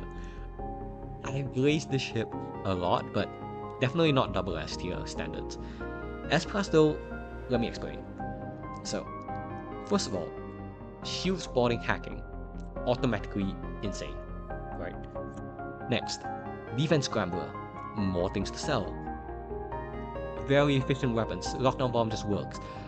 Now, saboteur. Okay, so the main weakness of the saboteur's sabotage is that if there are enemy crew in the room, they sabotage slower, like it starts at 3 times speed, which is almost as fast as an alpha ghost. Then for every enemy crew in the room, it goes down by half of that, like 0.5x. However, with hacking with lockdown bomb, you can make sure no enemies come into the room at all. So you can lock down weapons. You can just sabotage it to absolute kingdom come. You can throw a lockdown bomb on there to make it even more secure. More system damage, even longer sabotage. On top of this, you still have good borders, like you're not poor. Level 2 hack, you can do a lot of things with level 2 hack. Hack weapons, hack anything, hack medbay, hack shields. I wouldn't even say this is the final bastion of hacking carry. This is still a good ship without hacking. That's the most interesting part. But I think level 2 hacking just takes this to new heights. Because if you look at some other hacking boarding ships like Linux A for example, it starts at level 1 hacking. Now the difference between level 1 and level 2 hacking is pretty significant, honestly. Because your hack lasts 7 seconds instead of 4. That's instead of like effectively cutting 8 seconds from enemy weapons, you're cutting 14 seconds from enemy weapons. You can drain 3 shields instead of 1 or 2. Depends on the case. But yeah, I feel like this is super underrated for sure. For sure. Just the amount of chaos you can cause with lockdown bomb and hacking is kind of insane. Pair that with burst laser 1. You don't have weak weapons, you don't have anything. If you didn't have burst laser 1, then yes, it would be lower. But you have the option to go lasers or ballistics. You do not have a weak weapon system. You have level 2 hacking. You have sabotage boarding, and you have a sellable. So what weakness does this ship have? I feel like it could deal with every single Sector 2 renegade comfortably. Yeah, I guess they had to give it more crew because it's boarding, but you know. But okay, that's my reasoning. You know, because with how close the S tier ships are, You could move this down here. I think I would accept that. But for me, the mix of level 2 hacking along with so many other ways to disable systems and impede enemies puts this S+ for me. So, we're gonna move on for now. Next up, it is finally time for the final peak. Peak Part 2. Also, one of my favorite ships in the whole game. Prototype B. Alright, so picture this. We already know how insane the Rebel root list is. When you defeat a Rebel elite, right, the list of weapons it can drop: Burst Laser 2, Heavy Laser 2, Arch Laser 2, Hermes, Albert. There is an 80% chance you get something that you can instantly replace the Sobek with, right? Because 4 of these weapons are not only some of the best 2-power weapons around, they are also just fantastic at disabling systems, and they pair well with whatever you have going on here. So, and it's not even like your starting offense is bad. Like, for a ship that has free access to Rebel elites to farm these insane weapons, I would expect the starting offense to be bad, but no, you can brute force with Sobek. You can just use Sobek on the first fight. Like, even if you take damage in weapons, you can use Sobek to brute force the fight to end. It's a pretty good hull rusher, and that's a good thing. So, I mean, level 4 weapons. So, the moment you defeat your first Rebel elite, you can immediately start using the weapon 80% of the time, as long as you don't get Halberd. But that's fine, Halberd still sells for 35 scrap, so you're fine, you made back your profit, right? Yeah. And I know it sounds like the fleet delay, the fleet double is a bad thing, but like, you get a guaranteed burst laser, you get a guaranteed good weapon. So I would take a fleet double for that, because you get resources as well. So you're getting scrap, getting weapons. So you're basically not having the double at all. You're just more like condensing 2 beacons into one. Except you know one of the beacons is gonna give you a weapon, and that's kind of insane. And it's restricted to a pool of very good weapons. Yeah. It's just combat drone as well, because yeah, let's knock down one more shield for the How-2 to do even more damage. And it's the only prototype ship that has 4 crew for some reason, so you're even less vulnerable to boarding than the other crew, than the other ships. In the power situation does not matter, because like, even if you did not start with any Zoltans or any Orchids, you have enough power to run everything because of backup battery. Like, this ship is deceptively good as a gunship. Yeah, no, that's what it really is. A free double for a particular good event is condensing 2 beacons into one, and you know the rewards. Let's put Mag. Okay, to be fair, Mag Arm is thematic, because this whole ship is built around farming rebels. I just don't know whether it needs this much offense. Like, I love the ship, but I feel like it does not need a drone control, really. Like, the fact that you can find a random Guardian drone and immediately use it as well is just bonkers. You want to make this a good gunship? Fine. It doesn't need a drone control. It's beyond broken. Right, exactly. So, Sector 1, you can use it once, and at the exit elite in Sector 1, you are guaranteed to be able to use it once. That's a good point. And for every other sector where the exit explore event gives you an empty beacon, like if it gives you a free weapon, well, you can generate another free weapon for absolutely no problem, because the free double gets consumed by sector jump.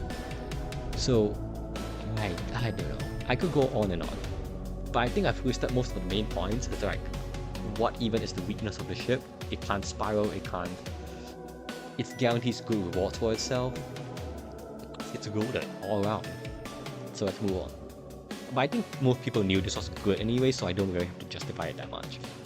Okay, next up, I did this ship dirty previously, but I'm finally ready to accept it's actually as broken as it sounds on paper. Free missile ship. This is the one that all theocracy lovers hate because they're just jealous of it, you know. They just hate the fact that another ship actually gets to have infinite missiles. Right.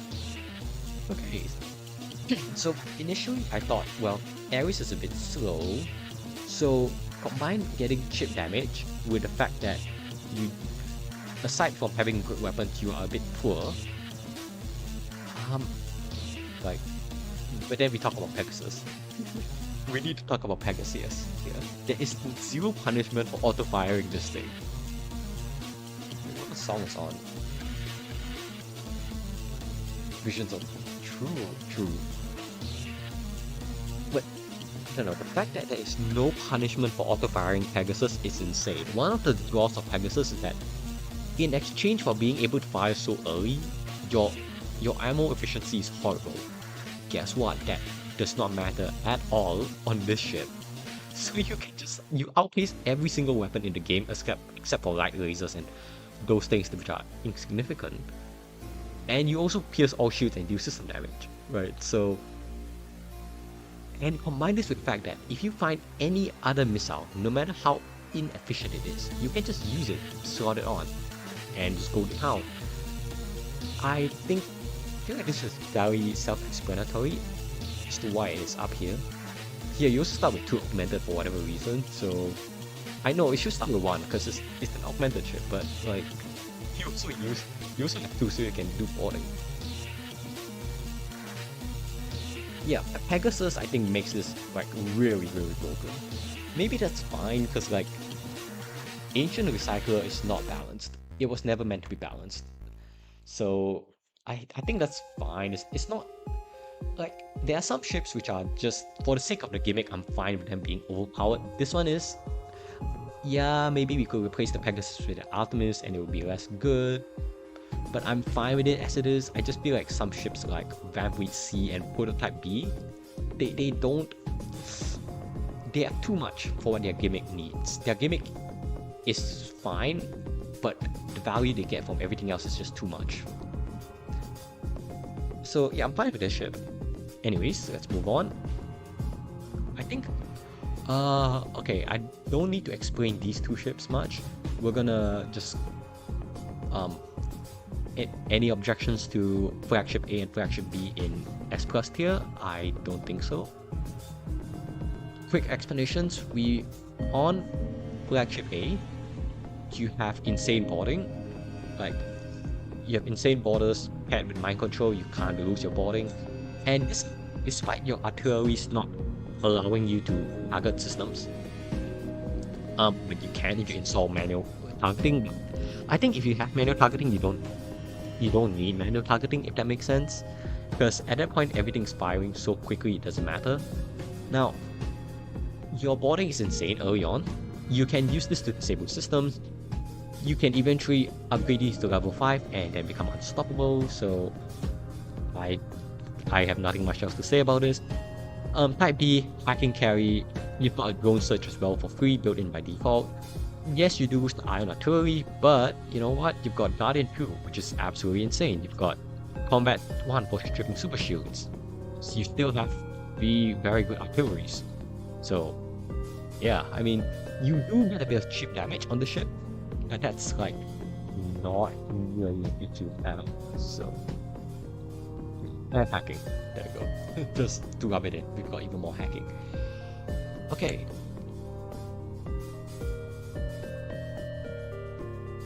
I'm gonna do these 2 tips. I think you guys requested explanations on, so we're gonna do SSLGC first. Initially, when I played it, I thought it was, yeah, I thought that same feeling as you. I thought it would be like low S tier, high A tier because of the nerf. But after playing with it more into the run, I don't feel the difference, honestly. Like, and I guess that's a consequence of just having so much crap, so much stuff, drone parts, missiles, all that. You know, look, the fact that you take 1 extra damage now, it only really matters if you take 15 points of damage at once. And basically the only time that ever happens is the phase 2 drone surge. So when I was playing the ship in playtesting after the nerf, I did lose to the phase 2 drone surge, but that was because I was doing this holding shieldless. I wanted to try and see whether this was good, still good enough to play shieldless.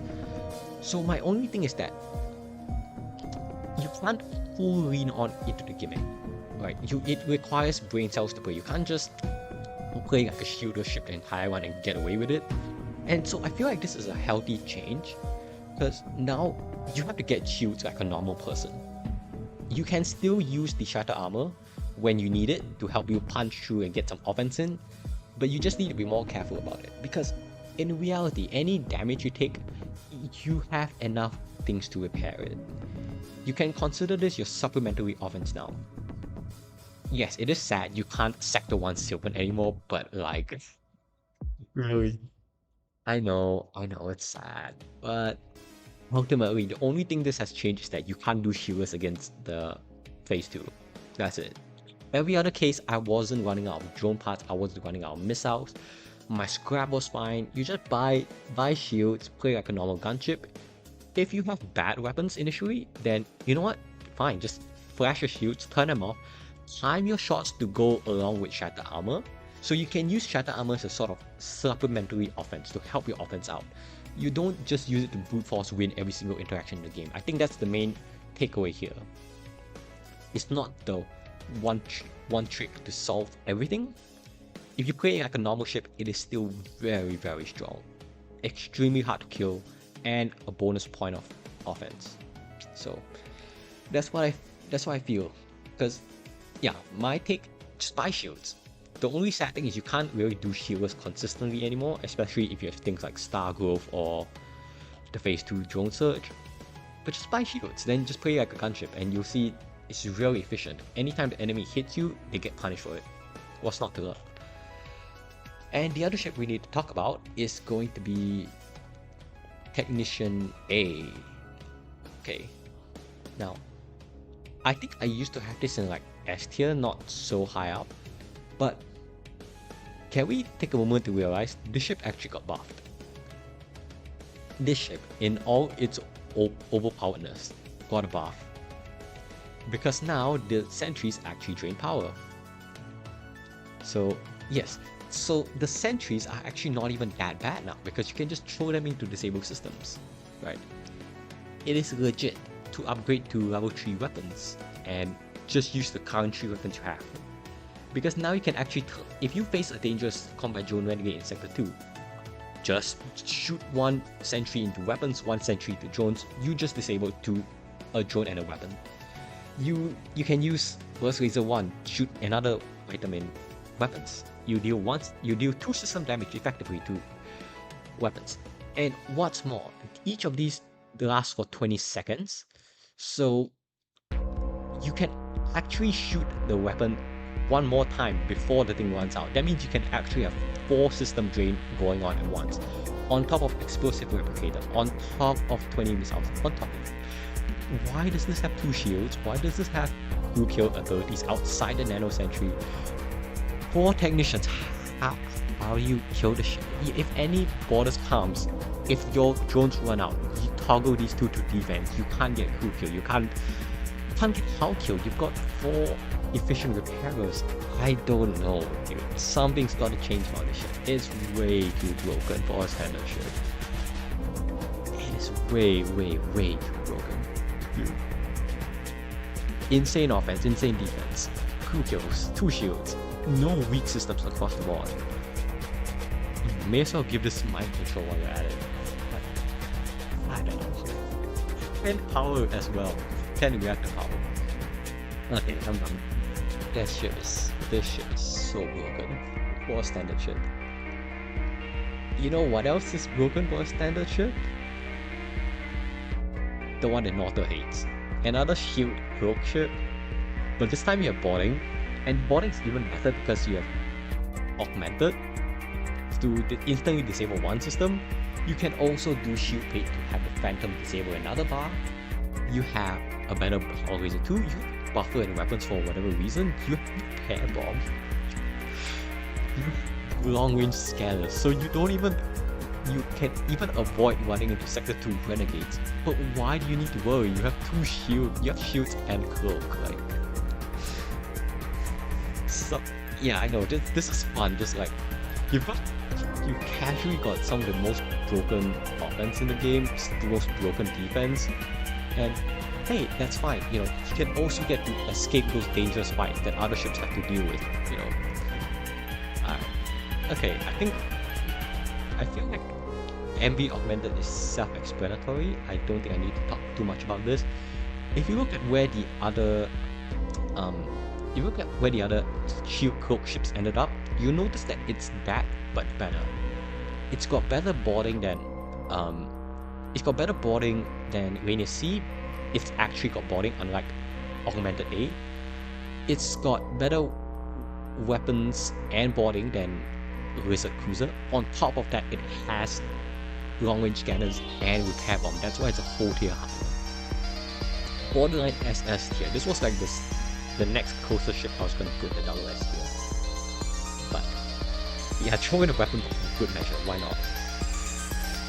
Oh no, it's not. Yeah, it doesn't detect the actual renegades, but just knowing that it's an empty beacon means you can dodge it. So it's good enough. Okay, the last ship in S plus tier is called. I think this is self-explanatory. It's Siren B. I mean, so we took the things that Siren A was already good at, and we now gave it a target assistant damage. And we also removed the squishy crew and gave you a 2 elite crew. Said crew which basically can't die because they have 200 health. So, you know, this is quite literally Type A, but we made it even better. Fantastic system layouts, all that. I don't know. Look, if anyone watching this later on needs an explanation of why this is better, you can ask me in comments, but I feel like this is very self-explanatory. So, it's Type A, but you have... By the way, this beam goes to 4 shields, and stops enemy crew from repairing. So... Yeah.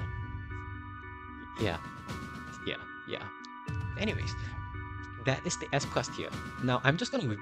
We all know everything else in the double S tier, because everything else left is in the double S tier, so... Okay, I'm just gonna... While I'm dragging these up, I'm not gonna individually provide an explanation as to each of these. I'm just gonna glance over each of them. So, if anyone wants an explanation for any of these ships, just let me know. I'll dive a bit more into it. But otherwise, I'm just gonna do a quick glance over each of these and then just finish off the tier list right here, because I feel like these should be very obvious as to why they're broken. Like, no surprises that they're... If you look at their kit, they're just so insanely stacked that I could go on even longer than I did for Technician A. So, yeah. I'm just gonna be dragging these up. Let me just... Actually, wait. Let me yank this down. Like...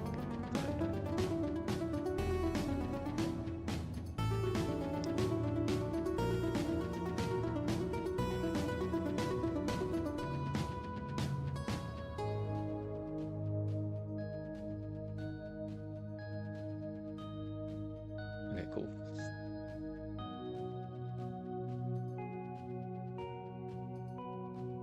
And like, because these ships are so strong, you could literally invert the order and I don't really mind. Wait, where did... Oh, yeah.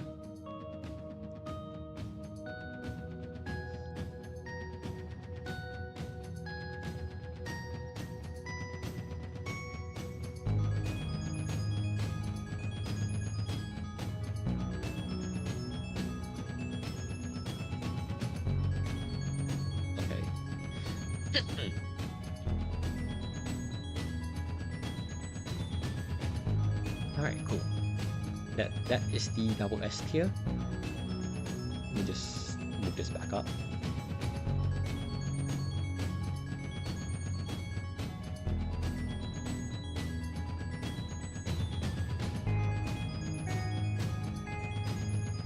Sorry, I can't reach chat while I'm like moving this back up. Okay, okay, there we go. Let me read chat.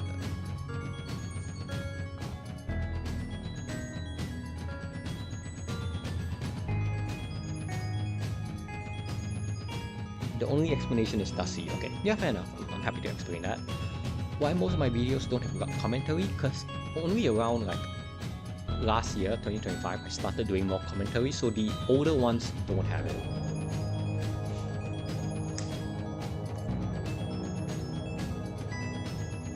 Okay. Let's see, let me pull that up.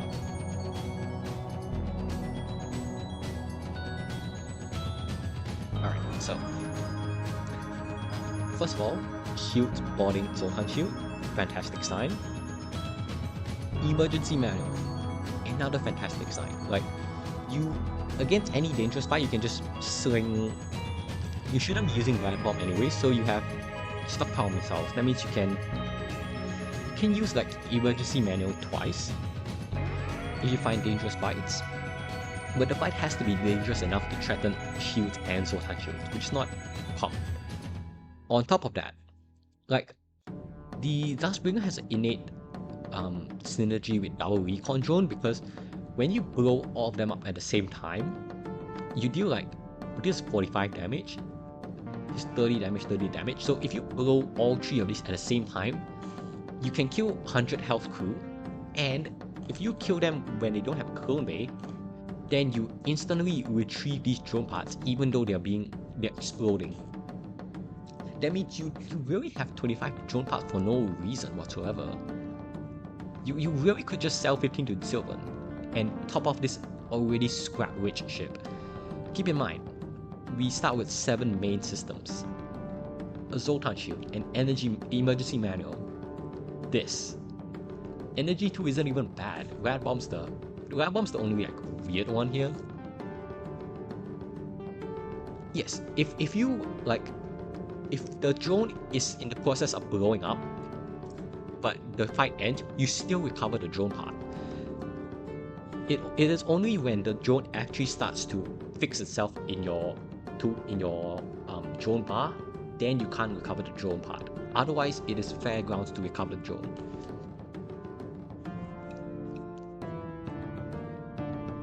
Oh yeah, don't worry. Most of my current runs are commentated, so you'll hear that. It's just that typically those videos don't have as many people interacting, so like I'm usually silent unless there are people asking me and talking in the chat. Then I do engage. Cruising Reaper in modern day. Yeah, sure. Let's go over that. Okay, so definitely got hit quite hard from the cloaking and non-cloak nerf. But at the end of the day, like, the only difference is that you don't win the run out of the get-go. Right? Because having cloak means you could basically kill the flagship of Jump 1. That's how ridiculous it was. And even nowadays, because the thing is, non-cop is ready at the start of the fight. When you board all these guys into one room, it takes, well, okay, you shouldn't be boarding one of these, so just 3 of these guys, let's say. Alpha, normal. Right. You disable one system bar in 1.5 seconds. That is faster than some drone ships can even fire a drone shot. Yes, it still didn't kill the ship because okay, guys, the Cruising Reaper has the same weapon power as bloody Ritter's Cruiser. Can we put that into perspective, please? Tied for the highest starting weapon power in the game on an elite ship.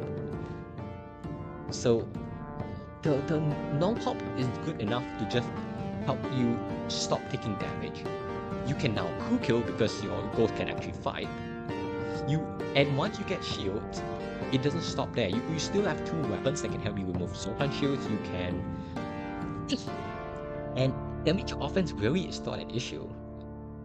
Like, you can just run them around if you really wanted to. The main thing is that it just needs more micro and more attention than just blindly throwing your crew on the enemy ship and just moving them around in random directions and just winning. But yeah, I don't get why I needed so much. I feel like if you replaced one of it with a chain laser, then you could justify nerfing the hourglass down. That would be fine. And I know I say the cooldown for non-cop is 8 seconds. Oh, sorry, the duration is 8 seconds. The cooldown is 30 seconds. But, so, these three, when paired together, in 8 seconds, they can take down 5 bars, 5 system bars. By the time you're dealing with an enemy that has more than 5 system bars in weapons, this massive start should have allowed you to accumulate shield, hack, cloak all at once already. So yeah, that's my take. It's just not totally immune to any BS. That's what I'm saying. Yes, you could get mind controlled. Like if a very bad renegade fight comes along, you can get mind controlled. Drones could carry down your ship, and maybe Sector 1 was not nice to you and your store spawned all the way on the left, and then on your first jump of Sector 2 you got a renegade. That level of unhingedness is what is needed to take down the ships though. Until they nerf the weapon system, I don't see this dropping out of the S tier, double S tier, without nerfing the weapon system or completely killing non-corp. Because one of the main disadvantages of non-corp currently is the price to get it, which doesn't matter when you start with it. So yeah, also, you know, casually dodge Sector 2 Renegades with this one trick. Okay, let me just quickly brush through the... hang on. Let me just adjust this so I can quickly just cruise through the double S tier ships. Alright. So yeah, for anyone watching the VOD, just if you have any questions about these ships, just ask, because I'm going through them quite quickly. I feel like they are pretty self-explanatory. Level 3 hack, mind control, cloaking, you buy shields, you just win, you can kill quickly, you can disable systems, all that. Some reason you have this, you can sell that as well. Level 3 hacking basically keeps you safe from anything early on. The CS Cruiser, shields, cloak, very strong gun. Ghost balling, you can do shield bait, you can put someone in shields, you can heal your guys from fires. The CS should just shred borders, but carry all these guys. There's that. Cell B, we literally can get every single system in the game, except artillery. On top of that, you have drones, cloak, hack, teleporter. You can stop time, you can accelerate all your borders. Level 3, level 4 temporal in fact. Pair that with 4 borders, you will shred any system. If not, your Castigator helps you out as well. Next up, we have Spectral C, shield, energy shield, and the ability to stun crew forever. Like, do one shield bait and you'll stun the entire enemy crew forever, and then you can just do whatever you want on your ship. I'm not even gonna waste my breath on Jerry, guys. It is Jerry. Merchant Transport A, the only reason this isn't higher is because you can roll Leia, otherwise you can do Sylvan Boarding. Sylvan Boarding is broken, that's basically the same explanation for Billy's Cruiser. Sylvan Boarding is broken. You can buy an 80 scrap 12-point energy shield, there's that. Ancient Sea, 8 shields, 6 bars in drones, 4 bars in weapons. These two, Plasma by itself is not great, neither is 2 weapon slot, but you can just shred anyone with Royal Atomizer anyways. The Director helps these two fire faster, and yeah, no, just these two can disable quite a lot of stuff. No medical is fine because your guy self-regenerates, so as long as you don't let him die to a Blitz Mantis boarding party, you're perfectly fine. Next ship is Billy's Cruiser. Silver boarding, that's it. And up to third burst is also nice. Sylvan A, big fat 12-point super shield. Buy teleporter equals win because you have 3 insane borders, especially Sylvan. Type B, you don't even have to buy a teleporter, you start with 1, 2 shields. Like 3 crew is not fun, but it really does not matter when you have 4 weapon slots, 2 drone slots, teleporter start with 2 shields, so much power, and silver rolling. Legitimately could be even higher. But we also have knights and anointed. Shields, cloak, teleporter. Weak weapon system doesn't even matter when this guy can just sabotage 10 system bars off the get-go. It's some other sabotage ships on steroids. Any drop in, boom, 4, 5 system damage, done. Also has reconstructive teleporter for some reason. Go figure. 45 health, so good luck killing the ship as well. 2 core A, we put a pre-igniter on the ship and it's going to be OP because we say so. Try to nerf it by changing the charge to a black one, but it's still hacking and 2 shields and pre-igniter, so there goes. I've explained Cruising Reaper just now. Let's see. Pleasure black ship. Night spotting, level 3 cloak, and like all the crew you ever want in the world, including 2 of every single good slug as well. So there's that. Merchant transport B, big shield, good guns, reloader.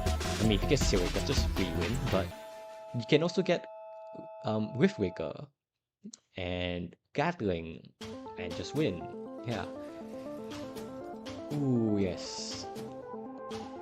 I do love having a 12-point super shield that doesn't pick an augment slot, a 2 shields, cloak, 12-point super shield that isn't in my augment slot, a drone surge, a power surge that isn't in my augment slot, and like cluster bomb as well. So yeah. And last one, sell A, buy teleporter and you have 2 silvers. Now doubly as effective as any of the other silver bonding ships. Good for you. Okay, that's it. That's it.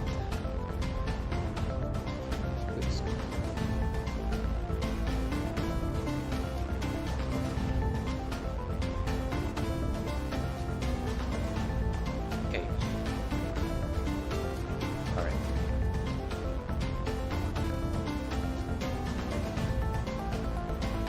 No, you can still roll for it. Yeah, there we go. That's it. Okay, so yes, in coming days I will turn this into a Google Docs. But yeah, for now tier list is complete. Actually, okay, let me just shift my okay, let me just put this back into perspective. Alright.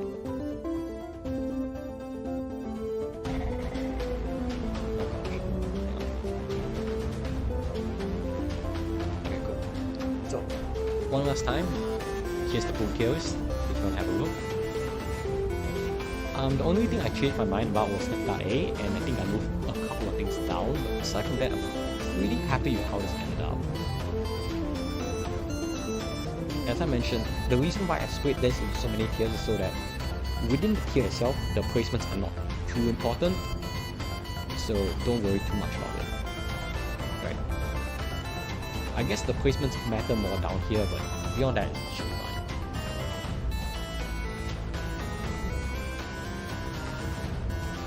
TRC.